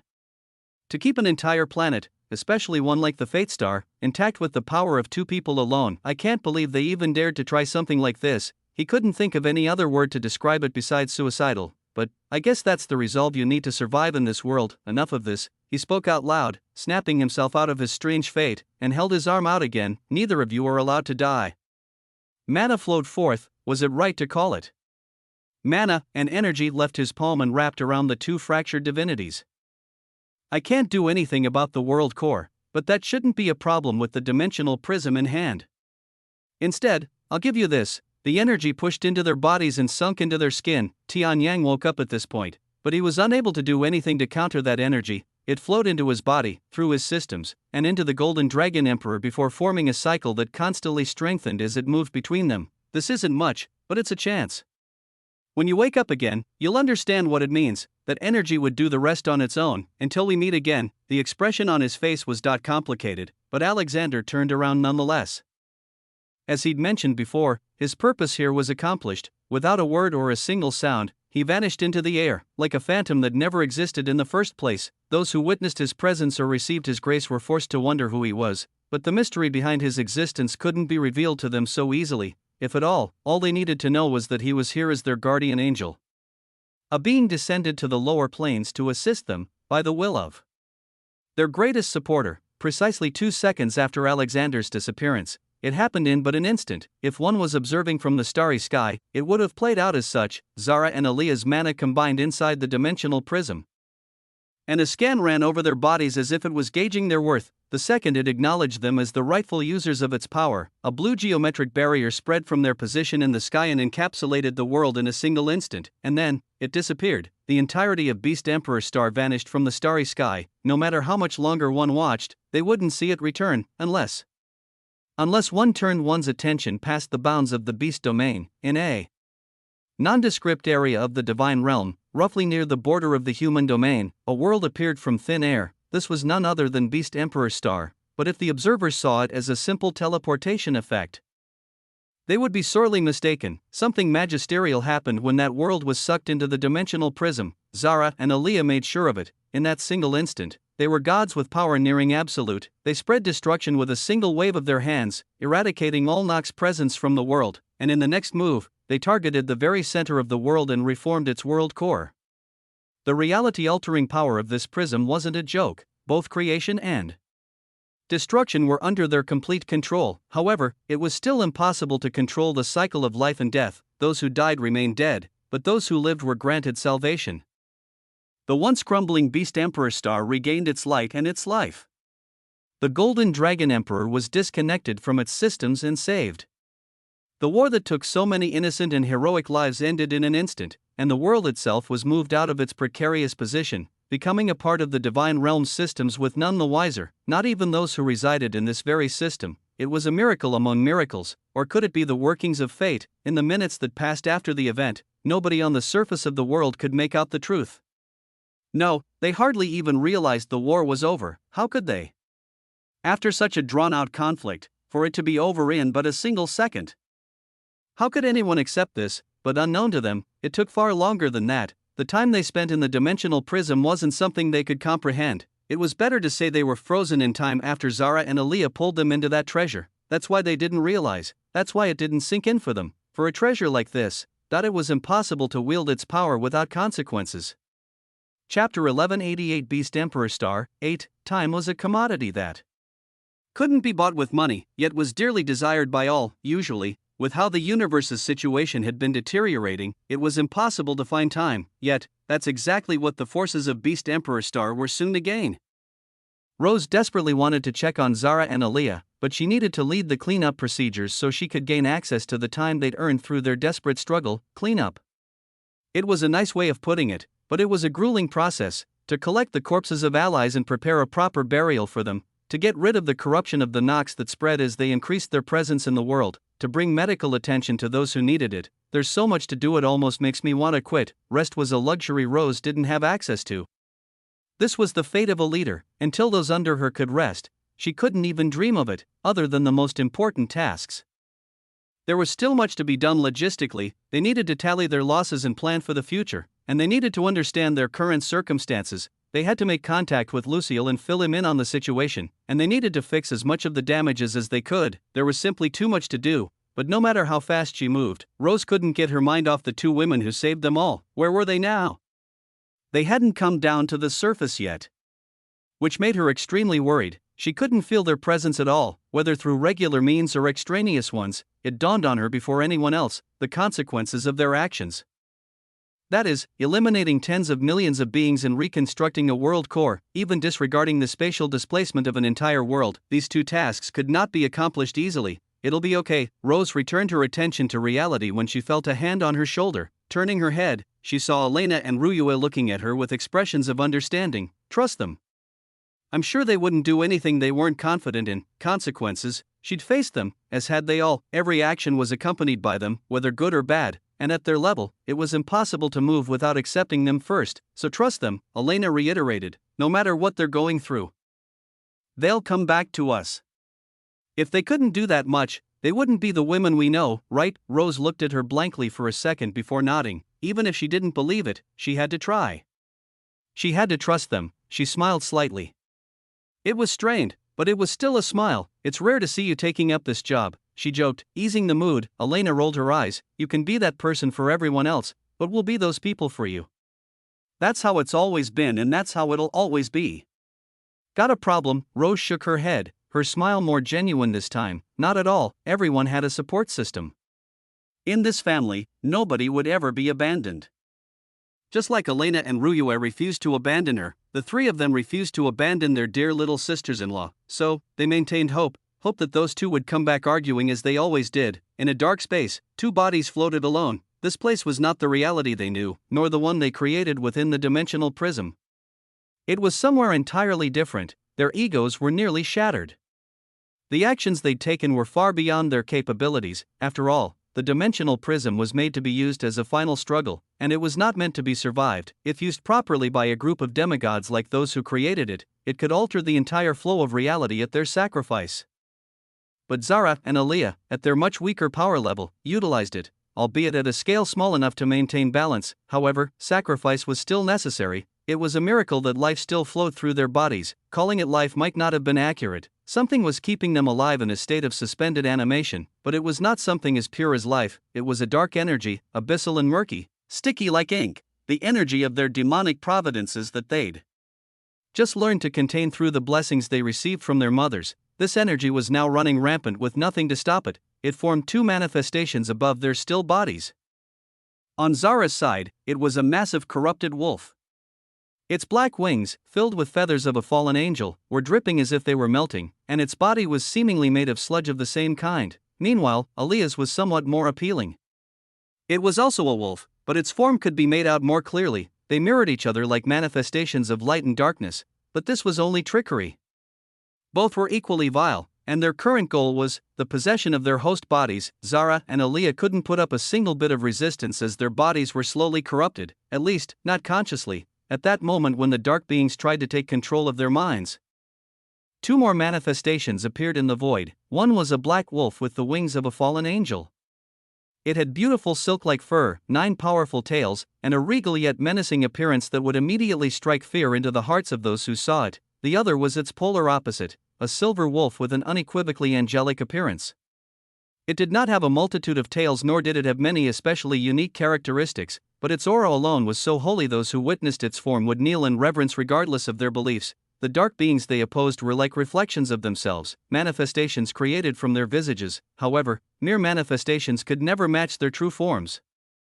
The two wolves, formed from the bloodlines of their host bodies, looked at each other and smiled. They were like old friends who met again after countless millennia. They ignored the dark beings that were snarling at them like rabid dogs and approached each other. They nuzzled each other like family, and then, as if agreed upon beforehand, they stood together with their mana interlaced. A bright flash overtook the void, splitting it into equal parts light and darkness as if mirroring the formation of the universe. But their goal was not to eradicate these evil spirits. No matter how much they disliked it, these evil spirits were just as much a part of Zara and Aaliyah as they were. So their goal was only one, to rein in these powers and make them a part of the sisters' arsenal. The time has finally come. The vision he saw, they spoke as one. Let us put it into motion. In this separated reality, far beyond the perception of any being living or dead, a massive event occurred. For the sake of their survival, and under the guidance of fate that predicted this event long ago, the two divine beasts from whom they inherited their blood conjoined their power. Whether it was for better or worse, that could only be found by Zara and Aaliyah. Long after the process came to an end, Chapter 1189 Beast Emperor Star 9, the relationship between the two sisters was convoluted from the start. Their birth was not a mistake. In reality, the Divine Emperor had a plan in conceiving them. His relationship with the Nox had completely broken down by the time he made it to Apiron. Because he didn't want to be their slave, he used the universe as a safe house to get away from them and build a life for himself. Unfortunately, they found him early and he wasn't able to establish the foundation he wished for, but he was able to leave two contingencies for revenge. they were named Zara and Elwa. Originally, they were supposed to be born at the same time, and at a point where his existence wouldn't be unknown to them. He hoped to create a chance to strike the Nox through them, giving Nox lineage to universal denizens and giving them a chance to conquer the very power that oppressed them. However, life was not kind to him. Nothing he planned for took place as he wished. He died before he could see out his plans, and knowing her connection to him, the Nox targeted Zara's mother and forced her into the first dungeon. This part of the story had been unveiled to them by Damien years ago. But what about the rest? Zara and Aaliyah were unconscious, hanging on the border between life and death. But this experience wasn't entirely bad for them. Not only because of the work their mothers were doing to aid them, but because their minds entered a mysterious state. They were connected, and the history that evaded them for so long started to become clear. Their mental avatars stood together in the mysterious space, two women standing before them. They were polar opposites as Zara and Aaliyah were, and despite their humanoid appearances, it was undeniable that they were the very divine beasts that they called their mothers. There were no words exchanged. The two sisters couldn't speak in their current state, and their mothers didn't have the capacity to explain everything while facilitating the massive procedure that was taking place outside. Therefore, they transmitted their knowledge through other means. Specifically, through bloodline memories. Zara felt her mind open to something mystical. A massive black wolf surrounded by shadowy flames that held more similarity to darkness than fire stood among a lonely plain. She didn't need much time to realize this wolf was her ancestor. Knowledge of it began pouring into her head almost instantly. Infernal wolves. They were a species descended from the god beast Fenrir, a wolf that was said to have devoured the stars themselves. As its descendants, they possessed a high affinity for darkness and other concepts in the same vein, as well as monstrous physical strength that couldn't be compared to their peers. As expected, they were an extremely rare race. There weren't more than 10 of them ever born in the history of all worlds. But alone, this didn't mean much. They were a powerful species, but at the end of the day, that was that. Their true value lay elsewhere. In Aaliyah's mind, conversely to Zara, she saw a great holy wolf that could utilize the power of heaven itself to its will. This was her ancestry, the celestial wolf. The celestial wolves were a species descended from the god beast Tian Lang, a wolf who was born from a star and had a natural capacity to control worldly forces, with their minds connected.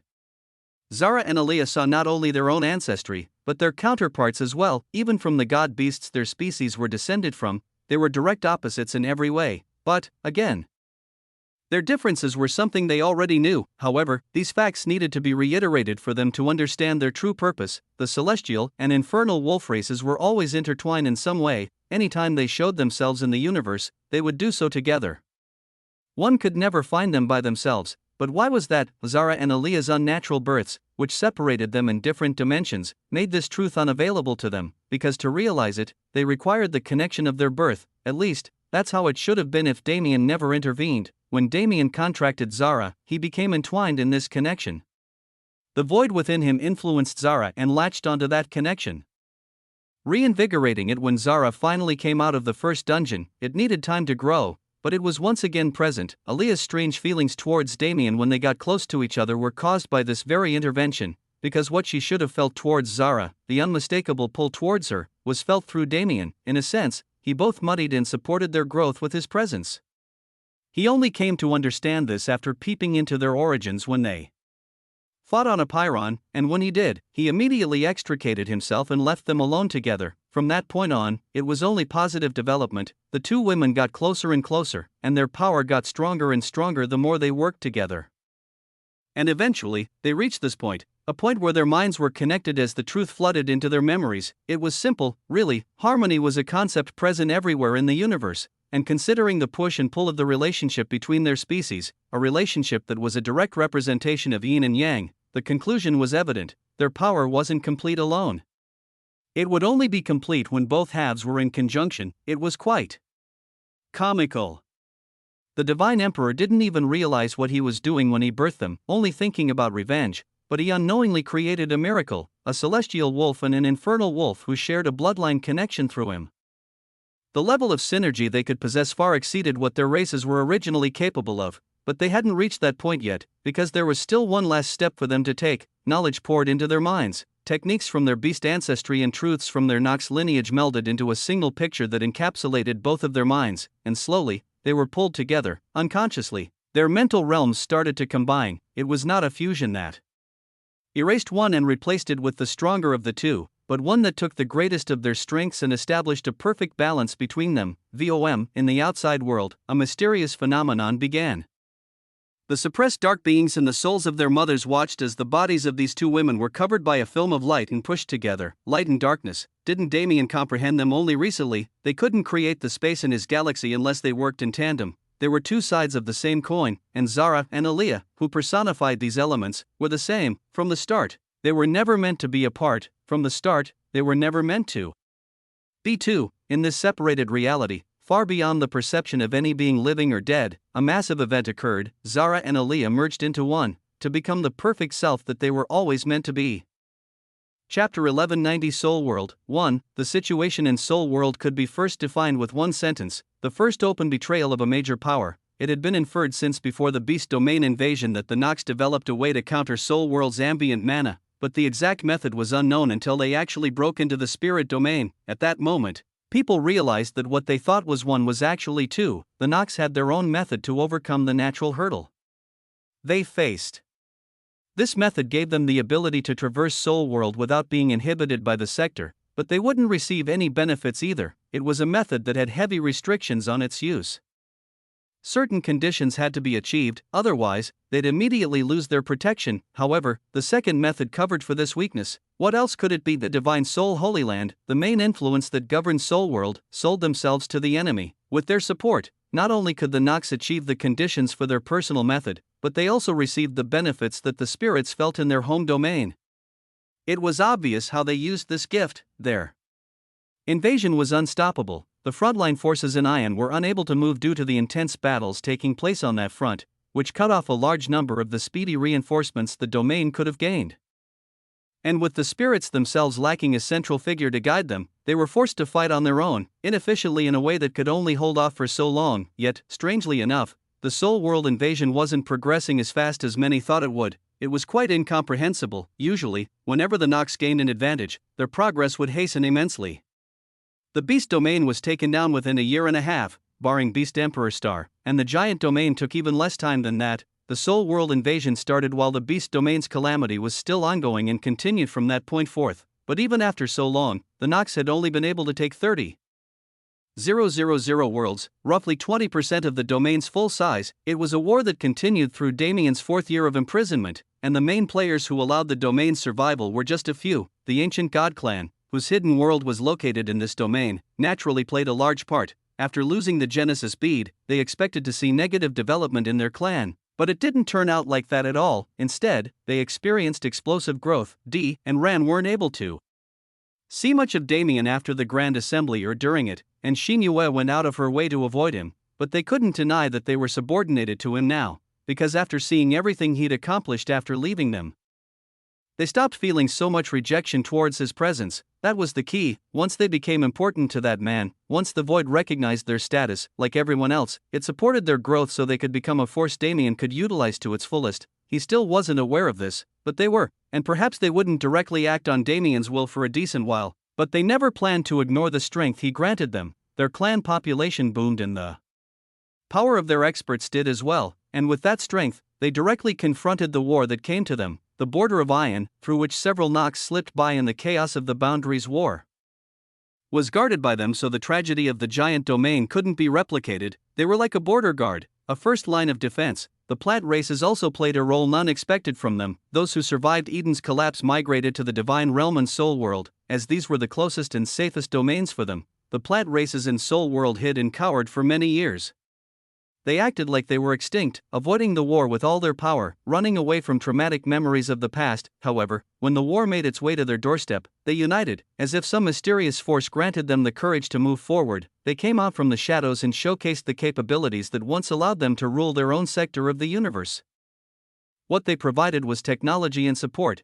The starships they used during their war and the mass-produced weaponry that boosted the capabilities of regular soldiers gave those still loyal to the universe a way to fight even if they didn't have much power of their own, and the supportive capabilities of their inherent abilities set up something that not many of the previous battlefields had access to: a medical center. A place where soldiers could be sent to be healed back to their full capabilities. It was an obvious advantage that the universe should have set up earlier. but they simply didn't have enough healers. Why else were the elves and plants targeted before anyone else? Their weakness was definitely part of it, but as seen with the extinction of the giants, the Nox moved with more thought than anyone could have predicted. Nevertheless, these two provided a stage that was occupied by the most unexpected of influences, Nirvana Soul Holy Land. They were the second strongest force in Soul World, but their reputation suffered immensely after the Grand Assembly. After all, their subordinate sect, Sapphire Soul Palace, not only embarrassed themselves by provoking the human domain, but betrayed the universe in preceding events. However, they were not defined by those they ruled. In the absence of Divine Soul Holy Land, that influence who closed their doors and remained silent throughout this war. They took the place of the central figure. They gathered the loyal powers of Soul World under their banner, and once they had a chain of command established, the spirits were finally able to gather their wits and fight back. It was a surprisingly effective move, and when it was made, people began to realize something. The universe wasn't actually as helpless as they thought, was it? To hold out longer than the beast domain, longer than certain territories of Ion, longer than anyone else since this grand conflict began. Not many could understand the reason immediately, but it dawned on them soon enough. Compared to those previous defeats, only one factor had changed. There were still traitors. The enemies were acting fiercer than ever, but Heaven's army hadn't intervened. Even after a year and some time passed, Heaven's army didn't send any official backup to support them. Wasn't it strange? The greatest existing force in the universe, made up of countless influences and rogue practitioners uniting together, was actually the hindrance that held the universe back. A fundamental truth spread to the ears of any and everyone who maintained their loyalty. In the midst of hopelessness, that truth that had been hidden amongst the experts of the world became a universal truth. Corruption. Maybe the lower levels had been cleansed, but what did it matter? The more time passed, the more the older generation fell into temptation, and frankly, it was disgusting. Chapter 1191 Soul World 2. As mentioned before, Divine Soul Holy Land abandoned their people when the war reached Soul World. At the start, they locked their doors and boarded up their windows.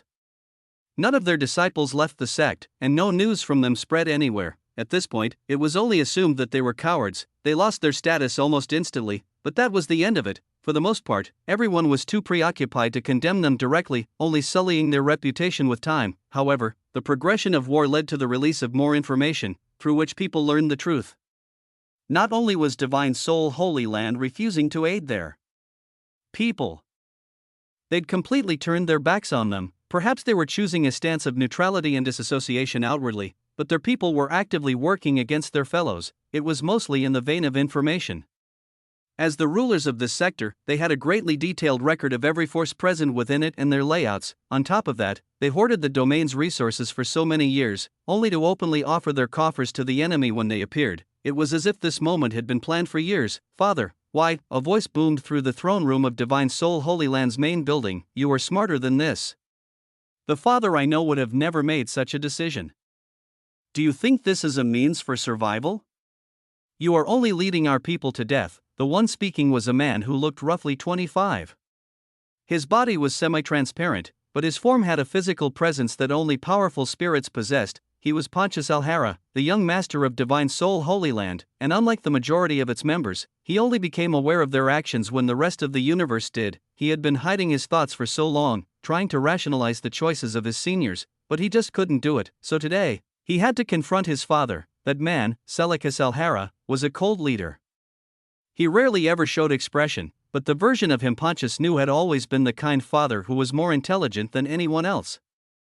However, that demeanor no longer existed. Why, you ask? He responded, gazing down at his son from his throne, for survival. There is no other reason. Survival? Pontius practically roared at the outrageous words. What survival is there? After this war, when we lose value, those beasts will immediately eliminate us. They do not care for us, only for destruction. That is where you are wrong, Seleucus said, shaking his head. They are a distasteful race, but to say they only live for destruction is a lie. Yes, perhaps if we truly subordinate ourselves to them, the only end we will face is death. However, have we done so? We may be accessories to this sin, but we are not contributors. Pontius couldn't even respond. What was he supposed to say to such stupid reasoning? Where was the father he respected? Seleucus sighed, seeing his son's expression. The universe is doomed. This is the prediction your ancestors made long before you were born. If the universe has no chance of survival, our divine soul Holy Land can only make plans for the future. For now, it may look like we are following the Nox, but that is not the truth. Instead, we are creating a place for ourselves in the abyss. Seleucus' eyes flashed with blackness. He wouldn't say he wasn't a traitor to his homeland, but he was not a dog for those scum. He was just using them for his own purposes. We have incorporated their bloodline, but we have not become monsters like the rest. This is only because our spirit race possesses special bodies that are only partially involved in the physical plane. It is impossible for them to control us. However, with their bloodline, we will be granted a lifeline in the abyss. Its deathly currents will not consume us, but instead will become food for our growth. He stood up, his full gait exerting pressure on his only child. Tell me, Pontius, is my decision wrong? Pontius gritted his teeth. Logically speaking, his judgment was far less flawed than the rest of those who betrayed the universe, but he still couldn't accept it. To build a force in the abyss? Instead of fighting for their home, he wanted to abandon it for a new one. Did he think of the consequences? No, even disregarding that, what made him so confident the abyss would accept them? We know nothing of that place. Even if we survive, wouldn't our lives be hell? Pontius glared at his father, but refused to answer the question, yet, his disdain was evident in his expression. He turned around and stormed out of the throne room, unable to entertain this conversation any longer. Father might not realize it, but he is already corrupted by their idiocy. I cannot allow the legacy of divine soul Holy Land to be tarnished by his incompetence. Even though he said it, he didn't believe it could be accomplished. There were too many traitors. The entire older generation already followed his father without hesitation, and the younger generation and regular disciples were slowly being brainwashed with every passing day. I cannot do this on my own. His position as young master would amount to nothing if he didn't adhere to their beliefs, so his only option was to seek outside help. But where would he find someone willing to help him? To trust him despite his identity? I heard there is a new force. The Judgment Order. Was it? His eyes narrowed as he reached his quarters and collapsed onto his bed. Do I have to abandon them, regardless of the high position his father held in his heart? Pontius didn't ignore Seleucus' flaws. Father is too stubborn. Since he believes he is absolutely correct, and the ancestors seem to hold the same thought, he will move without hesitation and his ears will not accept criticism. Perhaps he saw betrayal as a necessary evil for survival. But I am alive. Despite rejecting the Nox lineage his father offered him and constantly voicing his opposition to their current direction, he was alive. Either father still cares for me, or that he still had plans to use him. I have to find out what it is. If it was the former, he could still try to save their sect, and if it was the latter, I will bring this rotten place down with my own hands and rebuild it. To bring back the divine soul Holy Land he knew and loved, he was willing to risk everything. I should find a way to contact them. If those people on the outside could provide him backing. He frowned as he snapped out of his thoughts. Information comes first. Even if they are trustworthy, I cannot assume they will entertain my hopes. For his own sake, for the universe's sake, and for the sake of his father, who was blinded and misguided, he needed to find out the truth and fight. Pontius was only one man in an influence of hundreds of thousands, but he was a seed of light in the darkness. Not everyone was inherently bad. For the most part, those who followed Seleucus' treacherous path were just confused. Like the rest of the common traitors, they were crushed by circumstance and unable to properly understand their choices. But if there was a light to guide them out of the darkness in their minds, there was still hope. At least, that's what Pontius told himself, because without that hope, he would be crushed as well. Chapter 1192 Soul World 3. Within the grand tapestry of the cosmos, as worlds were born and died in the cosmic blink, weeks and months passed unnoticed, like fleeting moments. In the life of the universe, Pontius continued to move secretly within divine soul Holy Land to gather information and people, and over time, he reached the conclusion he desired: it's already too late. His father and the elders spoke as if they planned to cut ties with the Nox once they fled to the abyss, but he could see the corruption in their eyes. The more time passed, the less they acted like their original selves. It was right to say they'd been controlled long ago, and were slowly corroded until they couldn't even understand the change in their thoughts. He could no longer hold off. He established communications with the Judgment Order 1 month back, and he'd been in frequent contact with them ever since. Their ways were incomprehensible to say the least. Pontius couldn't understand how geniuses younger than himself could hold such confidence and determination. But their flames burned into him as well and gave him the drive he was lacking before. A plan to take down divine soul Holy Land from the inside started to form, and it would be carried out as soon as possible. But while they plotted for such an event, the soul world was slowly dying. The front lines of Ion crumbled first. Commander Hua was an amazing leader. To hold this line for years on end without faltering was a miracle in itself, but he alone was not enough to do so. The passing of time led to the eradication of more and more of his troops until finally, there weren't nearly enough of them to hold their defenses. When that moment came, he made a decision that would haunt him for the rest of his life. But was best for everyone. He took those willing to follow him and retreated to the divine realm. Naturally, the ancient god clan's job became impossible due to his absence. Instead of holding the entire border of Soul World, they were forced to concentrate their forces on the boundary, which left Calypto open. The Nox took that opportunity to strike with a full force blow that stunned the universe. They took 1,000 worlds down in a single day, and as if that wasn't enough, they started directly targeting the ancient god clan. What could they do? How could they respond? They simply couldn't. The ancient god clan was growing steadily, but they had not reached their peak yet. As a single influence, how much could they actually do to affect the bigger picture when they were being struck with such ferocity in numbers that they could hardly maintain themselves? The ancient god clan was luckier than most. They were specifically created by a member of Void Palace to become Damien's subordinates in the future, so the world that doubled as their prison had sufficient functionality to help them survive. This functionality mainly meant they would retreat deep into the folds of space, or even move their world to an entirely different domain. Regardless of the path they chose, it remained true that they could no longer give their everything to support Soul World as they'd been doing. Two of the sector's greatest pillars fell one after another in a matter of months. Things could only deteriorate from there, and so, as the fifth year dawned and flowed, the domain was picked apart by those enemies who prayed for its fall. Heaven's army never once showed its face. Those soldiers who started doubting their superiors still had no choice but to obey their orders lest they be killed for nothing, and nothing needed to be said about the older generation. Nirvana Soul Holy Land did its absolute best. In the meantime, Pontius' plans unraveled in the darkness and affected the foundation of Divine Soul Holy Land step by step. He was able to bring a majority of the common disciples to his side. And after receiving support from the Judgment Order, he gained access to a force of demigod backers who could stand against the sect elders, which allowed him to act without worry. While he wasn't able to tear it down anywhere near completely, he was able to cut contact between them and the Nox, which, by intention, cut the Nox's ability to use Soul World's ambient advantages. The domain that was projected to fall easily was able to put up a far greater resistance than anyone else thus far. But that was it. The situation had its ups and downs. There were times when the spirit armies believed in their chances of success, but they were fated to fail, whether it be the forces of good or evil.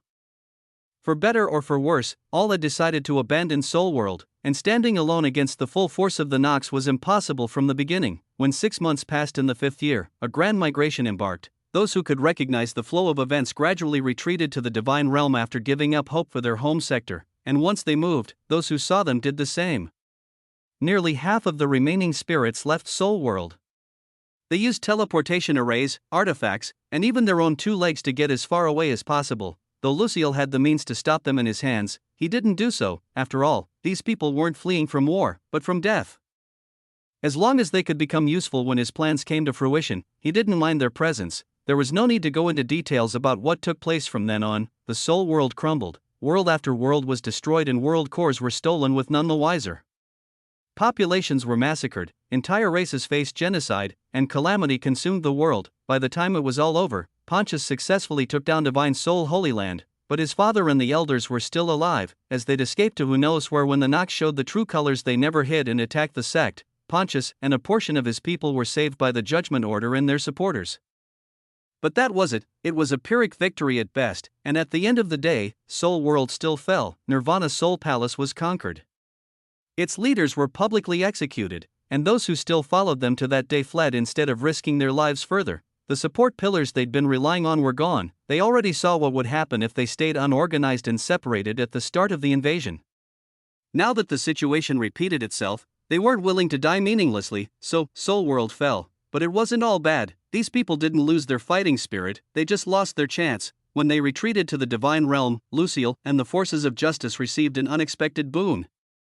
That is, these masterless soldiers joined their faction and expanded the avenues they could take for the future. Grand Heaven's boundary, a once mighty universe with 9 great sectors filled with powerful experts, was cut down to over half its original size. All that remained were the Divine Realm, Infernal Realm, Human Domain, and Hephaestus. In Lugurian, Sheeing, a bloody scene presented itself.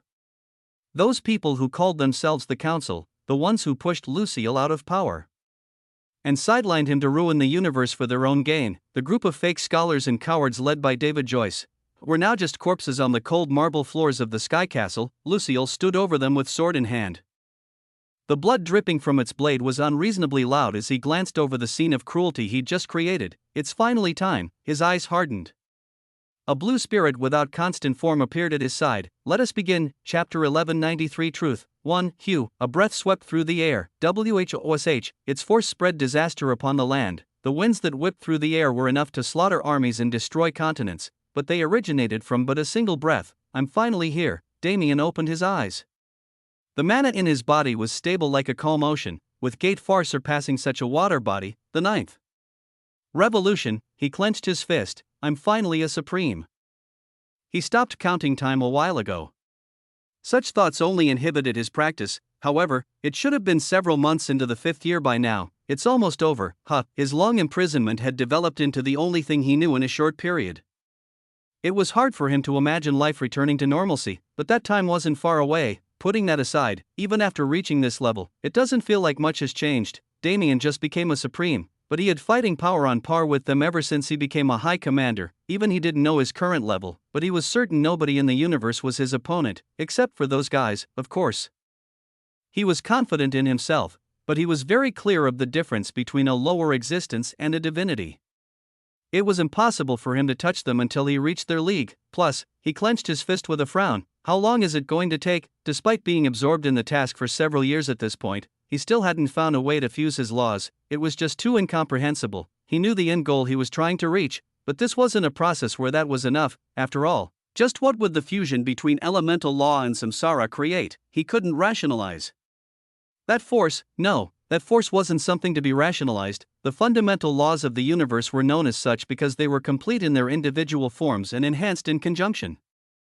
They were separately created through a series of events that followed the presence of their superiors. However, they all stemmed from their origin concept individually. This is the problem with doing things that have never been done before.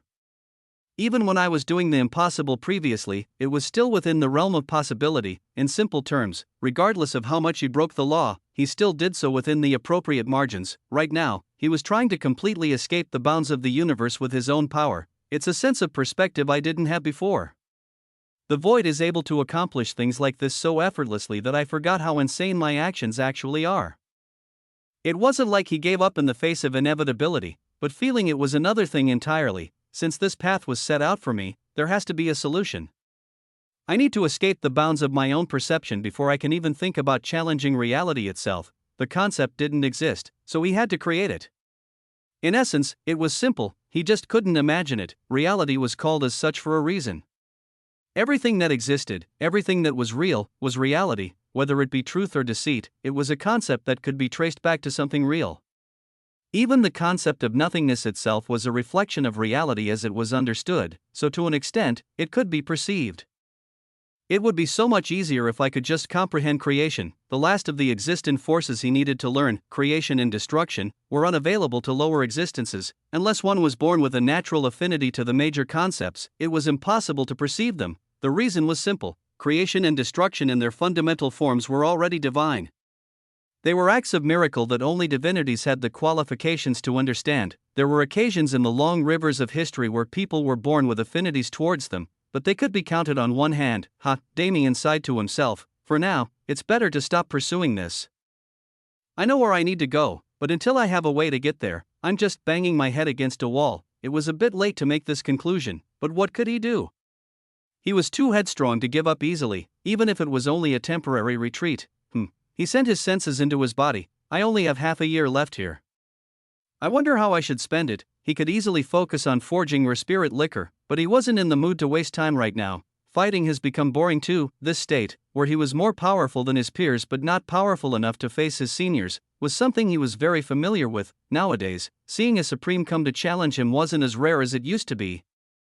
But his clones could take care of them without a problem. As long as a few of them worked together, there wasn't a single Nox who could challenge him. His current kill count was close to exceeding 1 trillion. There was no way he wouldn't be bored of it by now. However, this time, an absolute wall separated him from the ones he actually wanted to fight. As he pondered on it, thinking of various ways to make proper use of his remaining time in isolation, he came to a blank. There's really nothing for me to do. the only step he could take was one he couldn't take. He finally faced the impossibility that plagued all other practitioners. He sighed again. He was starting to feel desolate. Even though the mind prison shielded his ego, he could feel the effects of hopelessness creeping into his mind. This is a trial I have to overcome. He knew this, but he hated it. He hated this feeling more than anything else, as if he couldn't do anything. As if he was useless. It was easy to use the void. He could default to it again and use it as a crutch to get himself out of this situation. But where would that take him? My goal is to become the master of the void, not its slave. He had to do it alone. He had to, so, fuck it. Someone once said rest was just as important to a practitioner as training. Without a rested mind and body, the chances of failure became much higher. And failure at the critical moment could lead to a fatal incident. 6 months. For Damien, who moved relentlessly to learn and improve even when he was resting, taking true rest for this long felt like a pipe dream, but perhaps even that was training to build the patience to chase this impossible path, patience that would allow him to sit in meditation for thousands of years if he really desired it. If he viewed it like that, his spirit flared. He always welcomed a challenge, regardless of whether or not its form was strange. I wonder how they're doing on the other side. His desire to visit the sanctuary was greater than ever, but I'll hold off for now. If I rush these things, what's the point of talking about patience? He was in a position where knowing about the situation wouldn't do him any good. He couldn't even affect it. Since Alvera is leading them, I can be confident they're moving smarter than they ever would if I took that position. He laid down on the cold ground of no return pass, alone and desolate. That's how he'd spend the next few months. Chapter 1194 Truth 2. It was hard to imagine Damien Void relaxing. When was the last time he did it properly? He didn't really remember. Whenever he visited the sanctuary for relaxation or to spend time with Schwer, he took a few days to go over management matters with Alvera and the other emperors as well. So he wasn't really taking undivided rest days. If he had to think of a time when he rested with nothing else in mind, maybe back when I first took Rose to Earth. It was hilarious how long ago that was. It had been a month since his scheduled rest time began, and to be frank, he was bored out of his wits. Do all practitioners end up developing ADHD? I think it's a consequence of the profession. He couldn't focus on the sanctuary due to its special situation. Disregarding his own thoughts and fears, the sanctuary was constantly being filled with new worlds. It wasn't hard to know where they came from after he saw what the Soul Emperor was up to back then. He could even speculate on the universe's situation based on their arrival. But it wasn't time yet, not because of fear, but because he was certain he wouldn't be able to stand still when he found out the truth. He needed to be selfish for a little longer. He needed to train himself a little longer. He understood the urgency of the situation. It wasn't like Damien was unaware of how greedy his thoughts were, but, as he'd figured before, there was nothing he could do anyway, so knowing wouldn't help. I should trust Lin. Things will be fine. If Alvera was his most reliable helper, Lin was his great secretary. Ever since she entered the sanctuary, she'd taken the role of general manager who oversaw the incorporation of new worlds and the maintenance of sanctuary and society. Without her, perhaps it would have become a reflection of Grand Heaven's boundary, but from what he sensed from the budding universe, it was nothing of the sort. Wow. I really just made a mess and left it for others to clean up. I should reward them when we meet again. Damien smiled to himself, then he frowned. Fuck, I'm bored again. His thoughts were entertaining, and other than that, his memories provided a semi-constant source of entertainment. He was tired of meditation, so that option was off the table. He almost went to battle a few times, but forced himself not to in order to continue his training. This is actually a real problem. It was a joke at first, but I think I'd genuinely crumble if I had to spend a long period of time doing nothing. It was quite a funny problem to realize, but since it was a problem nonetheless, he became more serious in his doing nothing training. Still, 6 months is going to take forever. He sighed to himself for the umpteenth time, a long and unavoidable time. He had a feeling this was going to make him suffer more than anything he'd experienced to date. Just as Damien became aware of the Soul Emperor's actions, the Soul Emperor realized early that someone was interfering with his plans. How could he not? He'd been harvesting worlds for years, but his yield wasn't nearly what he was expecting. He originally didn't mind the disappearance of several worlds more than he needed to, judging it as an isolated incident and sending his minions to find the cause, but that changed after a period, because no matter how much he did, it kept happening. Every time he plundered world cores, or even when the Nox forces destroyed them altogether, some would slip through the cracks and vanish into oblivion, and it couldn't be tracked regardless of what he tried. Even if he personally intervened in the investigation, it caused him a great deal of trouble, more than anything else. He was being humiliated constantly. The sole emperor was a man who never lost. Until Damien's arrival in the universe, he never made a single plan that failed. But why was he experiencing failure so often now? Nothing. There is no sign of anything. The Soul Emperor was once again standing in the abyss with a plethora of world cores before him, this time from Soul World. As always, more than half of them escaped his grasp at once, but he managed to catch one. The last fish, before it slipped out of the net, was forced into submission by him. Its teleportation was cancelled, and it experienced the poor fate of becoming his test subject. He tore it apart. He literally took apart the laws that created its structure and searched for any sign of alteration, but there was none. After all, Damien's celestial mana threads no longer led back to him. They connected the worlds he bound to that hidden universe forming in the void. Away from even a demigod's perception, unpleasant, the Soul Emperor's words came out as no more than a mutter, but they were filled with a seething killing intent that dyed the abyss red. His emotions were no longer under his control. The divinity he built on constant success felt like it was being slapped mercilessly every time such a situation took place. If he couldn't solve it, perhaps he'd face setbacks in his personal practice as well. This cannot be allowed to continue, he said it, but, just like a certain genius trapped in the lands of darkness, he felt a wall of impossibility, a wall that told him he wouldn't find what he wanted regardless of what he did. He tried everything already. He even tried to plant his aura on the world core and allow it to escape, but as if it understood his plans, it remained, sacrificing itself for the greater good. Was that even logical? The Soul Emperor gnashed his teeth in annoyance. He hated this feeling. He never had to feel it before. No, there was one case, the only person who could give him this feeling, Saint Emperor. There wasn't another answer. It was impossible for there to be, because in the entirety of existence in this lower universe, the only person stronger than him was the Saint Emperor. Is the problem from within? If it is that man, it is not impossible. He had been targeting the denizens of Grand Heaven's boundary because he assumed one of their demigods was messing with him. But after years of finding nothing, the ludicrous thought in his mind was much more rational than it should have been. The Saint Emperor had a track record. Earlier, when he signed the 2-year ceasefire and restricted their entire race, setting back their plans immensely, was only one of such incidents. In reality, throughout the course of history, the Saint Emperor had been meddling past his qualifications. He acted as if he was on nobody's side but his own, whatever agenda he was trying to push was his only goal. Even if he had to inhibit his own people, even if he had to push them into extinction, he would do so without hesitation. So his involvement in such a matter, that is extremely likely. The Soul Emperor frowned heavily. He finished his current tasks, sending the newly corrupted world course to a location unknown, and, I shall pay you a visit, he set out, to see whether or not he needed to add a new name to his death list. Chapter 1195 Truth 3. Damien had been thinking about the sanctuary for a while, but he hadn't actually visited it in several years. Even he was underestimating its current state. Hustle and bustle filled the budding universe. After the first 300,000 worlds were added, Lynn had a mountain of work on her shoulders, but she took care of it as she said she would. With Avalon as her base of operations, she managed logistics for the entire sector-sized universe without a hitch.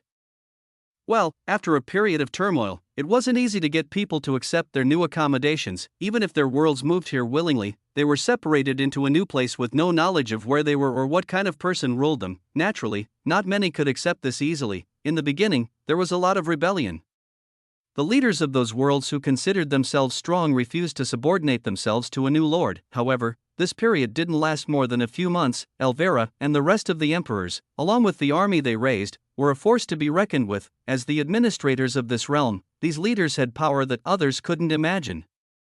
After showcasing it just a bit, they were able to control the majority of the population through fear. But of course, this strategy didn't work in the long term. Damien had no interest in building a universe that was filled with internal conflict, a place that raised villains like Immortal Blood Azura. Perhaps he wouldn't interfere in the direction of their growth, but that was only if it remained positive. He wouldn't allow these people to ruin the universe he worked so hard to build. Lynn, as his proxy, understood this well. Therefore, once the larger problems were quelled, she started instating laws and other means to establish order. In its simplest form, it was a system of rewards and consequences.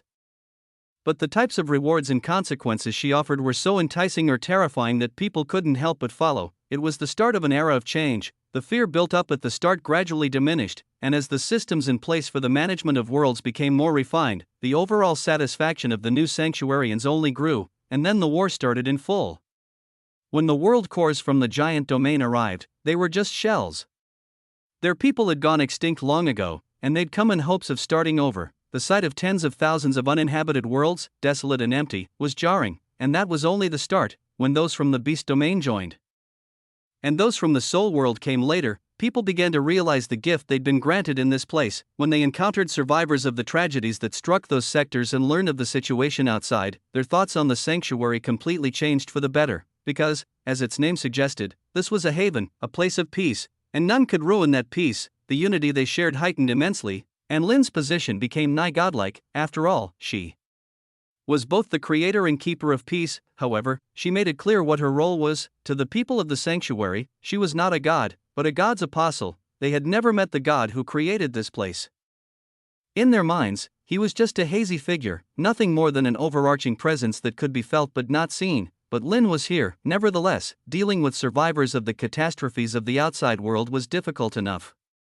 Lynn couldn't handle it all alone. She and Elvira formed a perfect team. Their synergy allowed Lynn to focus on the sanctuary's internal matters while Elvira coordinated their external movements. Together, they turned this place into a prosperous land unlike any other, and with its population came many more benefits. Hidden realms and dimensions started to form in the sanctuary, which provided growth opportunities to the younger generation. Along with them, the variety of resources present on the wild continent were used to populate man-made mystic realms that housed the legacies of old emperors and other great treasures. It was all coming together. When viewed from the current position in the timeline, the sanctuary was already its own self-sustaining universe. Even if we do nothing and he stops helping, this place will grow on its own. The one who spoke was none other than Elvira. She and Lynn just finished another meeting about miscellaneous duties in the universe, and were currently gazing out into its depths mindlessly. It was truly incomprehensible when one stopped to think about it, and as people who'd been here for so long, they didn't do so often. But it really was a universe of its own, a universe created by a single man. Do you think the outside world was created like this? She asked in wonder. It was stupid, but she couldn't help but entertain the thought. If it was, would it be in its current predicament? Lynn's answer followed logic as she always had. I guess not, but, Elvira stopped herself. Just thinking about the outside situation was tiring. It was a miracle that they hadn't incurred too many losses until now. No, it is not a miracle. This is the benefit of being associated with an apostle. Lynn spoke as if she could read her thoughts. He is definitely miraculous. But not to this extent, right? No matter what, he is still a human. Lynn muttered, I wonder about that. Could a person born from the love of two great gods be considered human even if that was his lineage? It was hard to say. Plus, this is not his own effect, but the effect of the one backing him. It is mystical. To think that thing could hold emotions. I can't even fathom it. The void was a concept Lynn didn't know much about, but she understood its actions based on the past. It had never shown such movements before. To provide Damien with so much luck that it directly helped those around him, to help him maintain and build a force like this one, just what did the void want from him? It was troubling to think about what the future had in store for them. Perhaps, the knocks were just an appetizer to let them understand the cruelty of reality within the little bubble he'd created for them. Say, when do you think he will come back? Lynn glanced over at Elvira. A slight smile formed on her lips. This woman, never mind. It's better not to say anything. It won't be long. It's already been this long, so, with less than a month left of imprisonment, do you think he won't come here to understand what happened while he was gone? Elvira nodded with a complicated expression on her face. She hesitated to speak. She wanted to say something, but at the same time, she didn't want it to be said. But in the end, what's going on here? You guys having a meeting without me? The two women's senses immediately went on alert as they finally sensed the presence that had been behind them for who knows how long. They almost went into battle mode, but that voice, they turned around with shock on their faces. I'm getting a little jealous. A man stood behind them with a wide grin. What kind of timing was this? Just the devil. He finally appeared when they called his name. Damien Void had returned to the sanctuary. Chapter 1196 Truth. 4. Damien's return to society should have been celebrated greatly, but he didn't allow Elvira and Lynn to spread the news. After all, his current visit would be a short one. His original doubt of whether or not entering the sanctuary would count as abandoning his post was solved quite easily when he put his mind to it, but not completely. He could come as long as his clones were active outside, but if he left for too long, his clones would disperse and his presence would truly leave no return pass, which wouldn't be good for anyone. But He was happy he came. The fresh air of this place and the homely feeling of the universe's laws hugging him was more refreshing than anyone. And seeing the faces of those he'd been missing and worrying about eased his heart. My entrance was greater than expected. Who would have thought they'd be talking about me? He thought to himself with a grin. He was obviously planning to make a surprise entrance, but the timing was absolute perfection, and, while Lynn didn't show it, being a woman who hardly ever dropped her cold exterior, Elvira was extraordinarily warm, giving him a proper welcome home. The second she realized his presence wasn't an illusion, she rushed forward and pulled him into a hug. Damien's eyes widened. This. Shut up and accept it.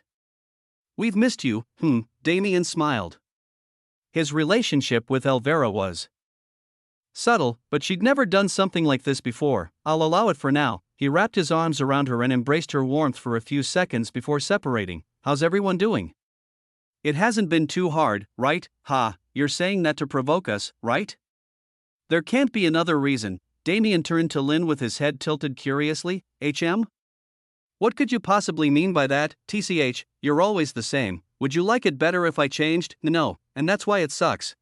Damien laughed jovially. He'd wholeheartedly missed an atmosphere like this. I'd love to catch up with you, but we have plenty of time to do that later. I guess I have a few visits to make first. Elvira responded understandingly, putting the rest aside. Schwer has missed you dearly. She hasn't stopped talking about you since the last time you left. Damien's expression turned wry. The more his schedule tightened, the less time he had to spend with her. She's an adult now. It was genuinely ridiculous to think about. That little girl was an adult. It was impossible in his mind. It almost made him scared to go see her. But that was just an almost. After bidding goodbye to Elvira and Lynn, he immediately made his way to Thevel, not only to see his little sister, but also the rest of the family he'd built through his travels. He paid special visits to Lucius, Bayushwan, Feng Yuxiang, Bianca Snow, Tefet, and even Elytra, who'd somehow become a leader amongst the younger generation despite her strange personality. He was delighted to see the growth of his people. It was a surprising feeling, considering how he tried to remain uninvolved with their matters and let them grow on their own. But no matter what it was, it made him so happy his mind-prison defenses almost broke and let his ego flood back into his mind. More than anyone else though, he spent time with Schwer. At this point, she was already around 20. She had grown up into a beautiful young woman, and her power already surpassed most of her elders. Damien only had 2 or 3 days to spend here. It wasn't enough at all, but he did everything he could with it. Everything had changed. The sanctuary wasn't the sanctuary he knew anymore, and the people he knew had evolved into more mature forms of himself that were entertaining to see, but it pronounced his feeling of being separated from society severely. It made him feel like he was the only one standing still in this ever-changing world. But perhaps even he was changing in ways he couldn't see. Day turned to night and night turned to day. Schwer happily took Damien around the sanctuary and showed him the sights he hadn't seen, and throughout the entire time, she never mentioned her grievance. She was old enough to understand him. Rather than holding a grudge, she felt sorrow at his situation and wished she could do more to help. Nevertheless, it was a time of peace. By the time Damien returned to Elvira and Lynn, a day and a half had passed. He had to break the peace now. He had to face the reality he'd been avoiding for the past 5 years. As he followed the 2 women through Avalon and listened to their updates on the sanctuary's progress, he spread his senses to feel for foreign presences. Unfortunately, there were none. Have they not come since I left? Or perhaps it's just been a long time. He shook his head. No, perhaps it's better that way. He wanted to have the warm reunion he'd been waiting for. But now wasn't the time. He came here to understand what was happening outside. Because there were only 26 days before his imprisonment period ended, shouldn't he start preparing to re-enter the scene? Elvira, Lynn, and Damien walked until they made it to the same office where Damien and Lynn had their past conversation about his mother. They sat comfortably on the couches on the sidewall instead of moving to the desk, and their conversation began. I know you're curious about what's been happening to me, but we'll have to save that for later. I need to know. The 2 women's expressions fell slightly. The mood was jovial until then, filled with the air of reminiscence, but such an atmosphere wouldn't be able to continue any longer. It was truly a shame. Do we have to start now? Can we not take a few days to rest first? Elvira asked. Even though she understood how meaningless her words were, she still felt the urge to say them. Damien smiled apologetically. As expected, they'd been suffering. He felt bad for putting them back into the solemn feeling they'd held for who knows how long. But there was no choice. I have to know. Just how bad has it gotten? Elvira hesitated, glancing over at Lynn, who sighed. Of course it's going to be pushed onto me. She straightened her back and fixed her expression, looking Damien directly in the eye as she started speaking. Bad is an understatement. Viewing the overall situation, it can be considered abominable. With yet another sigh, Lynn began explaining from the start, from the relatively stable war from when Damien first left, to what was currently taking place. Now that hope had become faint, there wasn't much fluctuation in Damien's expression. No, it only got worse and worse with every word she spoke. The more he heard, the more his anger boiled, and the more his emotions fell out his control. The current situation, he couldn't really speak on it as an outsider, but hearing about it, but frankly, it was numbing. Chapter 1197 Truth 5. Damien's mind returned to the dark reality of his position. The giant domain, beast domain, and soul world are all gone. Ion has been completely broken through. No return passes the last unbroken point. He closed his eyes as he came to a realization. This was the truth of war. No matter how fiercely he defended the no-return pass, it didn't mean anything. Trillions of enemies could die by his blade, but trillions more would move around him and kill those standing behind him, whether it be the blood-drenched wilderness, the graveyard sanctuary, the ephemeral border steel, or any of the other territories of the universe's ring of defense. They'd been plowed through and left to rot. At one point, these checkpoints all carried the presence of at least a few tens of thousands of 9 Revolutions masters. But now they were all dead or retreated to the bounds of the remaining universe. The knocks pierced the biggest protection mechanism Grand Heaven's boundary possessed, and now that they were flooding into the universe, the war situation had taken a massive turn. The war split into 2 fronts, one of the older generation and one of the younger generation. Those who had reached the limits of their potential with age continued to fight battle upon battle filled with bloody slaughter, but it wasn't nearly as one-sided as it was previously. Meanwhile, the experts of the universe were forced to show their allegiance. Those who turned traitor had to completely switch sides, which helped the Allied forces create a united front they had been lacking before. Now, the war looked a lot more like a competition. The demigods suppressed each other, forces of the same skill level fought directly, and the younger generation was tasked with controlling the momentum of the entire war with their battle. After all, wasn't it natural to compare whose future had more potential? Whether this situation was good or bad, Damien couldn't say. However, he knew for certain that the universe's forces weren't acting at their full capacity. Of the original 3 leaders of Heaven's army, only one remained, and he barely had any power. The other 2 were replaced by lizards wearing faces that didn't belong to them. Order was in pieces, and the efficacy of the army was treacherous. Because of this, people were needlessly dying. I've been more concerned about people's deaths recently, Damien thought to himself as he chugged a gourd full of spirit liquor. Although he said it, he knew it wasn't true. No matter how much he experienced, the indifference in his very core wouldn't change. His concern wasn't the people, but what those people represented. They were life. Their karma and fates intertwined and wove the fabric of the universe. The foundational elements found pillars in these people, and this was what allowed the universe to continue functioning. The relationship between the universe and its inhabitants was symbiotic in the same way a world core needed its surface population for survival as well. Damien sighed. Until this point, he'd always been pulled into the flow of things. From his start on Earth to a Pyron, his fall into the divine realm, and even further than that, his actions always followed a set pattern. As for who set this pattern, even Damien didn't know. He had an inexplicable feeling that he couldn't pinpoint despite the impossible level he'd reached. Universal flow, which he originally thought was the flow that guided him, was only a part of it. The flow of the universe gave him direction in exchange for his help, but it didn't give him the immense luck and opportunity he possessed in general. Nevertheless, if he couldn't find out now, he had no need to think about it too much. All he needed to know now was that he had to hold up his end of the bargain, for his own sake and for the sake of the universe that birthed him, housed him, and provided him the talent to reach this step. Damien didn't mind shouldering the entire war on his back. It was a strange thing that gradually changed once he became a celestial. He could no longer view worlds and universes, celestial existences, as mere objects. The way he felt about the universe. The intrinsic bond he felt between them. It was like he was a grandchild being fostered and doted on by his grandparent. And what sane grandchild would allow their grandparent to be killed off so easily? If Damien could help it, he'd take the entire universe into the sanctuary to protect it from harm, but this wasn't possible. And even if it was, it wouldn't solve the underlying problem. The only thing Damien could do was heave another sigh as he stood up. His position was given to him by immortal blood Azura. Even if he wanted to play a more proactive part in this war, he didn't have the chance to. If he left the no-return pass, he'd die. This place was a graveyard chosen specifically for him, but he had no interest in dying early. While no-return pass was hell for others, it was a perfect training ground for Damien. The limitless stream of Nox beings constantly enhanced his legend while also providing him battle experience, answers, and a target on which he could test his ever-improving comprehensions. With the void backing him, he didn't even need to worry about fatigue, and with the mind prison, his mentality could remain untouched by worry or other useless feelings. For the past 1800 days, Damien faithfully moved towards his goals. He built his strength and bid his time. He couldn't directly influence the war effort, nor did he know the exact situation of the outside world, but he knew the worlds he saved from the Soul Emperor were proof of his contribution. There was less than a month left in his imprisonment, and this was the first time in almost 5 years that he released his mind from its shackles.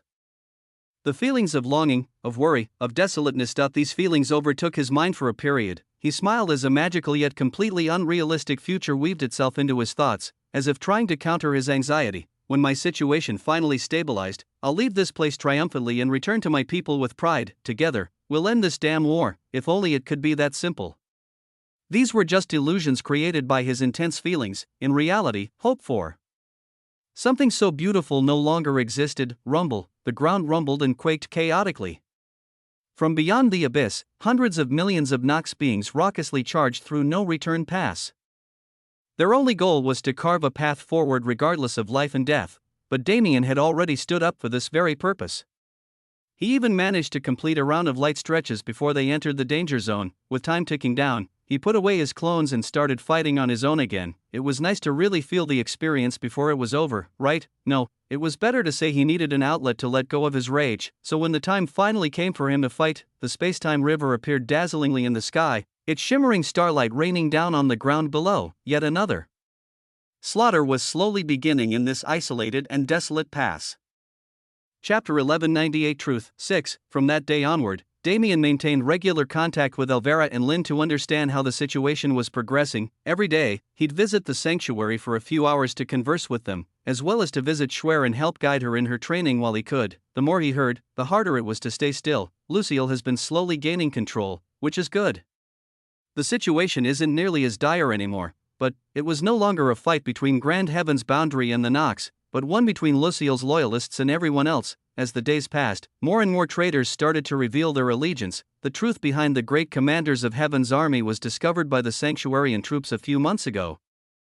But it came to light soon enough. After all, at the decisive moment, both fake commanders showed their true faces and ruined the integrity of Heaven's army for good. The organization known as Heaven's Army had already been disassembled in the past month, and those who still held the desire to fight had moved to Ligurian to join Lucille's camp along with the dwarves who resided in Hephaestus. The current situation was as such. The Divine Realm was the universe's territory, while Hephaestus was being used as a Nox base. The Infernal Realm was the main battlefield, with the demons splitting to both sides based on their allegiance. Meanwhile, the human domain was still untouched. No matter how many defenses Damien put up before he left, and no matter how strong the natural barriers were, it was impossible to keep the Nox out forever. But when their scouting parties finally snuck between the spatial layers and entered the sector, they found that it was practically empty. There were only 6 worlds left in the entirety of the domain, an incomprehensible sight, when news made it back to the Nox. Surprisingly, there wasn't any movement. In fact, these scouting parties reported back to the Inhuman Emperor and Soul Emperor, as the Saint Emperor had yet to involve his forces and the Karmic Emperor was focusing his efforts on Hephaestus. The Inhuman Emperor couldn't have cared less about the nuances of the situation. If there weren't people to satisfy his and his people's desires, there was no point in pursuing the matter. After all, he was the truest form of a barbaric warmonger. He wasn't an idiot, he simply didn't care to use his brain for such matters. Carnage was his only goal, so why should he? Well, meanwhile, on the Soul Emperor's side, things were more complex. His purpose for collecting world cores was not a mystery. Every Nox who'd unlocked their bloodline memories to a certain degree understood where those cores were going. However, speaking of it was prohibited due to the curse. It didn't matter anyway. Most of them didn't have the power to interfere nor the will to do so, all except one. His suspicions of the Saint Emperor became far more severe once this information came to him, and the divide between the two Nox camps increased. When he went to visit the Saint Emperor, the man himself didn't say anything to confirm or deny his accusations, which only made him more suspicious. this was all a game to that man. If inhibiting the Soul Emperor's plans made that game more fun, he would absolutely do it. So, instead of focusing on the why behind the human domain state, he created the why himself. Regardless, this wasn't yet known to anyone but himself and the Saint Emperor, and the human domain was put aside as all sides lost their desire to use it. The question right now is simple. Where am I going to be most useful? Damien could absolutely re-enter the universe and lend his efforts to the war. He could likely save a few billion more people by doing so, an achievement to be proud of, but his gut told him this wasn't the way forward. No matter what Lucille does, he can't win against an unending enemy. The more they show their longevity, the more people will switch sides, and the situation will continuously become more unfavorable. TCH, Damien gnashed his teeth. This severe situation caused by fear and panic, it was slowly turning into another impossibility. He couldn't accept it. The last impossibility he faced could only be solved with time and a spark of inspiration. But this one, I'll do it myself. A month ago, he decided to let go of the mind prison and embrace his emotions again. As his ego flooded back into his mind and brought it to life, the variety of emotions that populated his head culminated into a single product: fatigue. He was tired of it, this unending war, these insects he'd been seeing more than anything else for the past 5 years. He was tired of it all. He could no longer trust the universe to take care of itself. Rosa's judgment order is something to be praised, but their power isn't enough yet. They'll only be able to make proper waves with time, and time was a commodity right now. How could he help the situation best?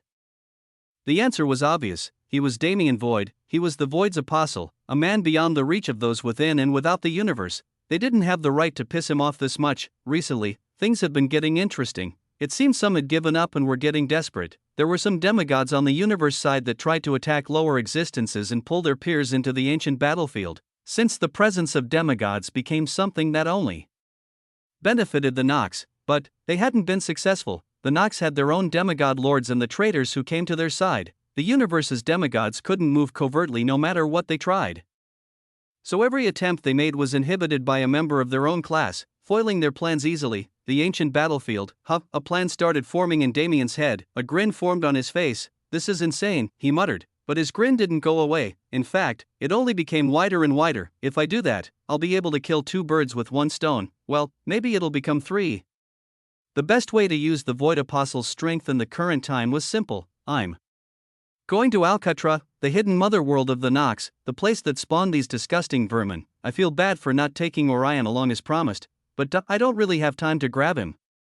Do I? Damien looked up into the blackness of the sky. It didn't vary much from the blackness of the earth or the walls to either side, but for this moment, he felt it necessary to stare into its depths. 5, 4, 3, 2, 1. Crash. The sound was indiscernible, but it was incredibly clear in Damien's ears, the sound of 5 years officially passing, the sound of his shackles shattering and freeing his soul. Then, I'll leave this place to you, do not worry, my lord. We will not let anyone trespass until your return. Damien smiled, don't worry about that. When the situation becomes unfavorable, leave directly. There will be someone else to clean the mess once you leave. Pardon, don't worry about it. Damien turned his head to face them. Tefet and the sea races, Lucius and the demons, and Bayushwan and the dragons, these 3 forces would hold the fort for him while he was gone. Well then, until next time. He smiled once more and turned to the abyss he'd been facing for the past 5 years. He took his first steps towards the desire he'd held for more than a decade at this point. It was finally time to enter the abyss and crush their fucking skulls. Chapter 1199 Mysteries. 1. The main reason the abyss remained unexplored was obviously due to its inherent dangers, from the uneven time distribution where every second could equate to hundreds of years in the universe, to the threatening atmosphere that tried to suffocate one from all sides. It was overall a place that did not welcome the presence of universe denizens. The worst part of it all was the inability to gather mana.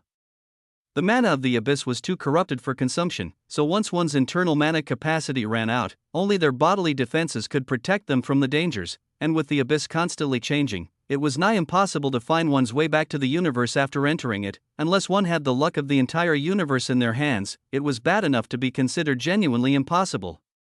But those weren't the only problems. There was no motivation for the people of the universe to make their way into uncharted territory.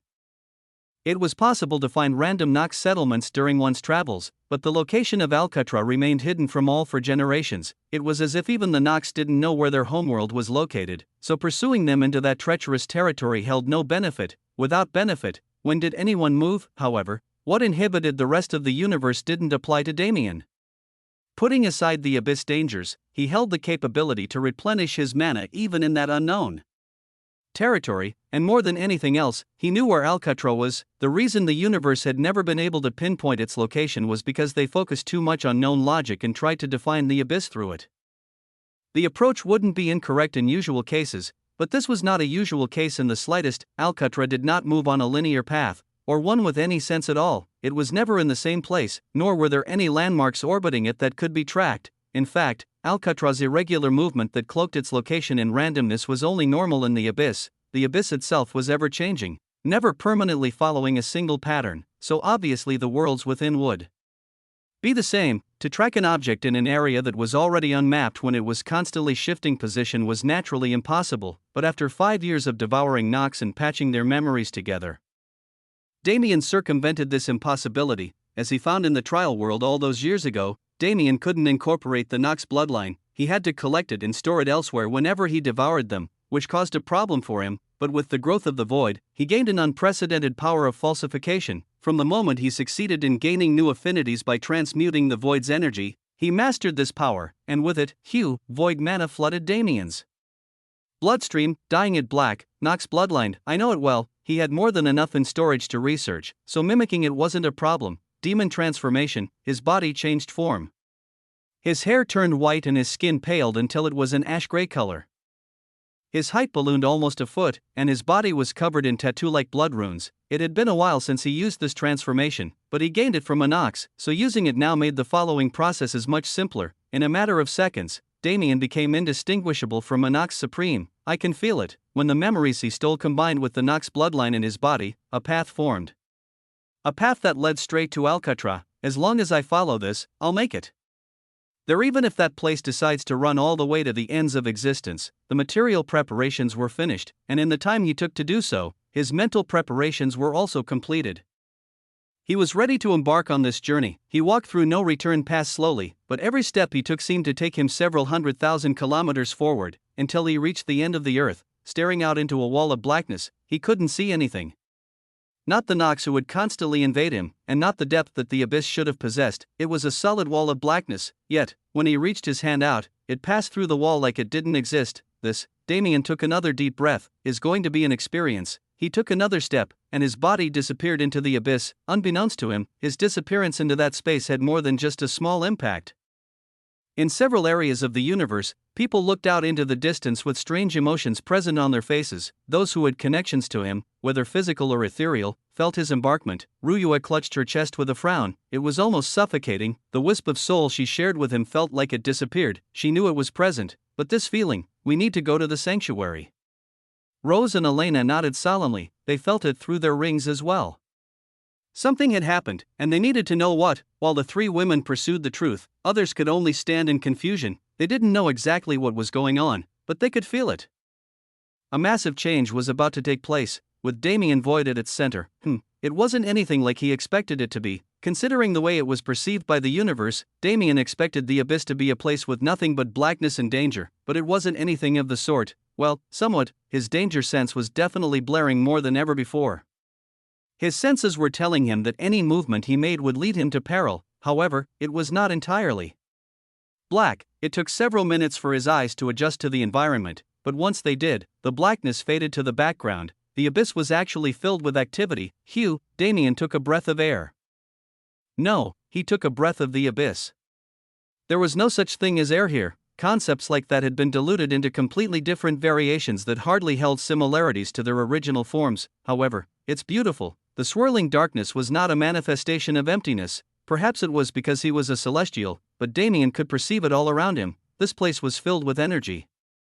Tens or hundreds or even thousands of energies all mingled together and meshed in ways they were not supposed to, creating the corrupted blackness of the abyss. Just by standing here, Damien felt his state of mind heightening crazily. I see, the phrase kept repeating in his mind.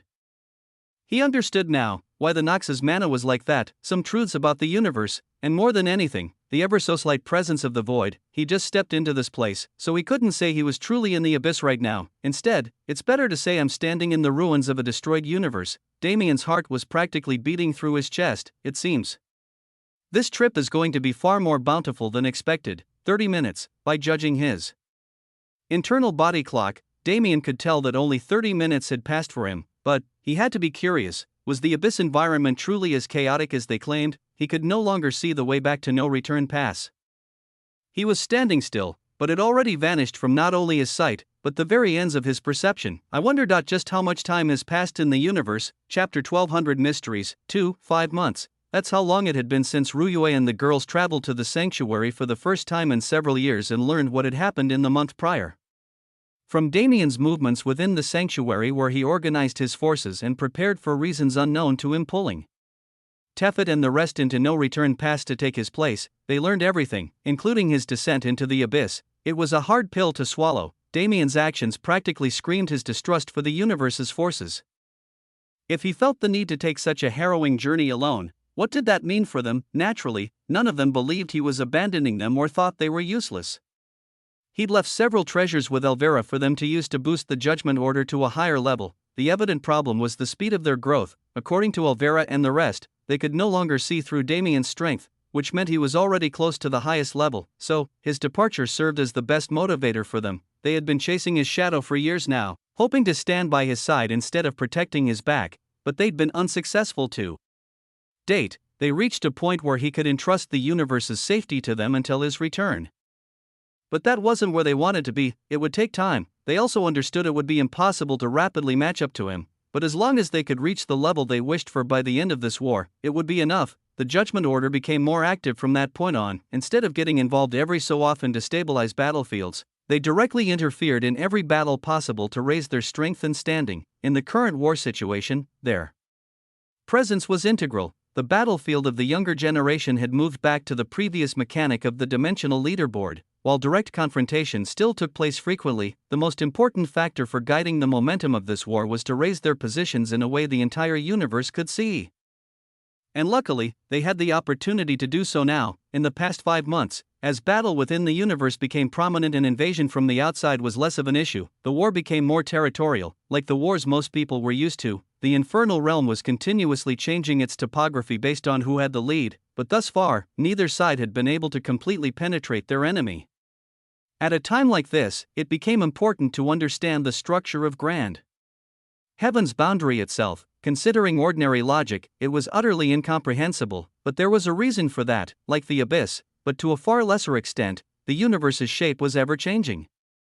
The exterior domains that bordered the divine and infernal realms were never constantly a single shape, and whenever they were destroyed, their sister sectors would morph to fill the gaps as they could. In this way, even the divine and infernal realms had no constant shape. The universe's structure instead worked on a system of rules. At all times, the divine and infernal realms would remain on the interior, bordered by the rest. However, they needed to be to make this work. This system only failed when the number of periphery domains was taken down to 2.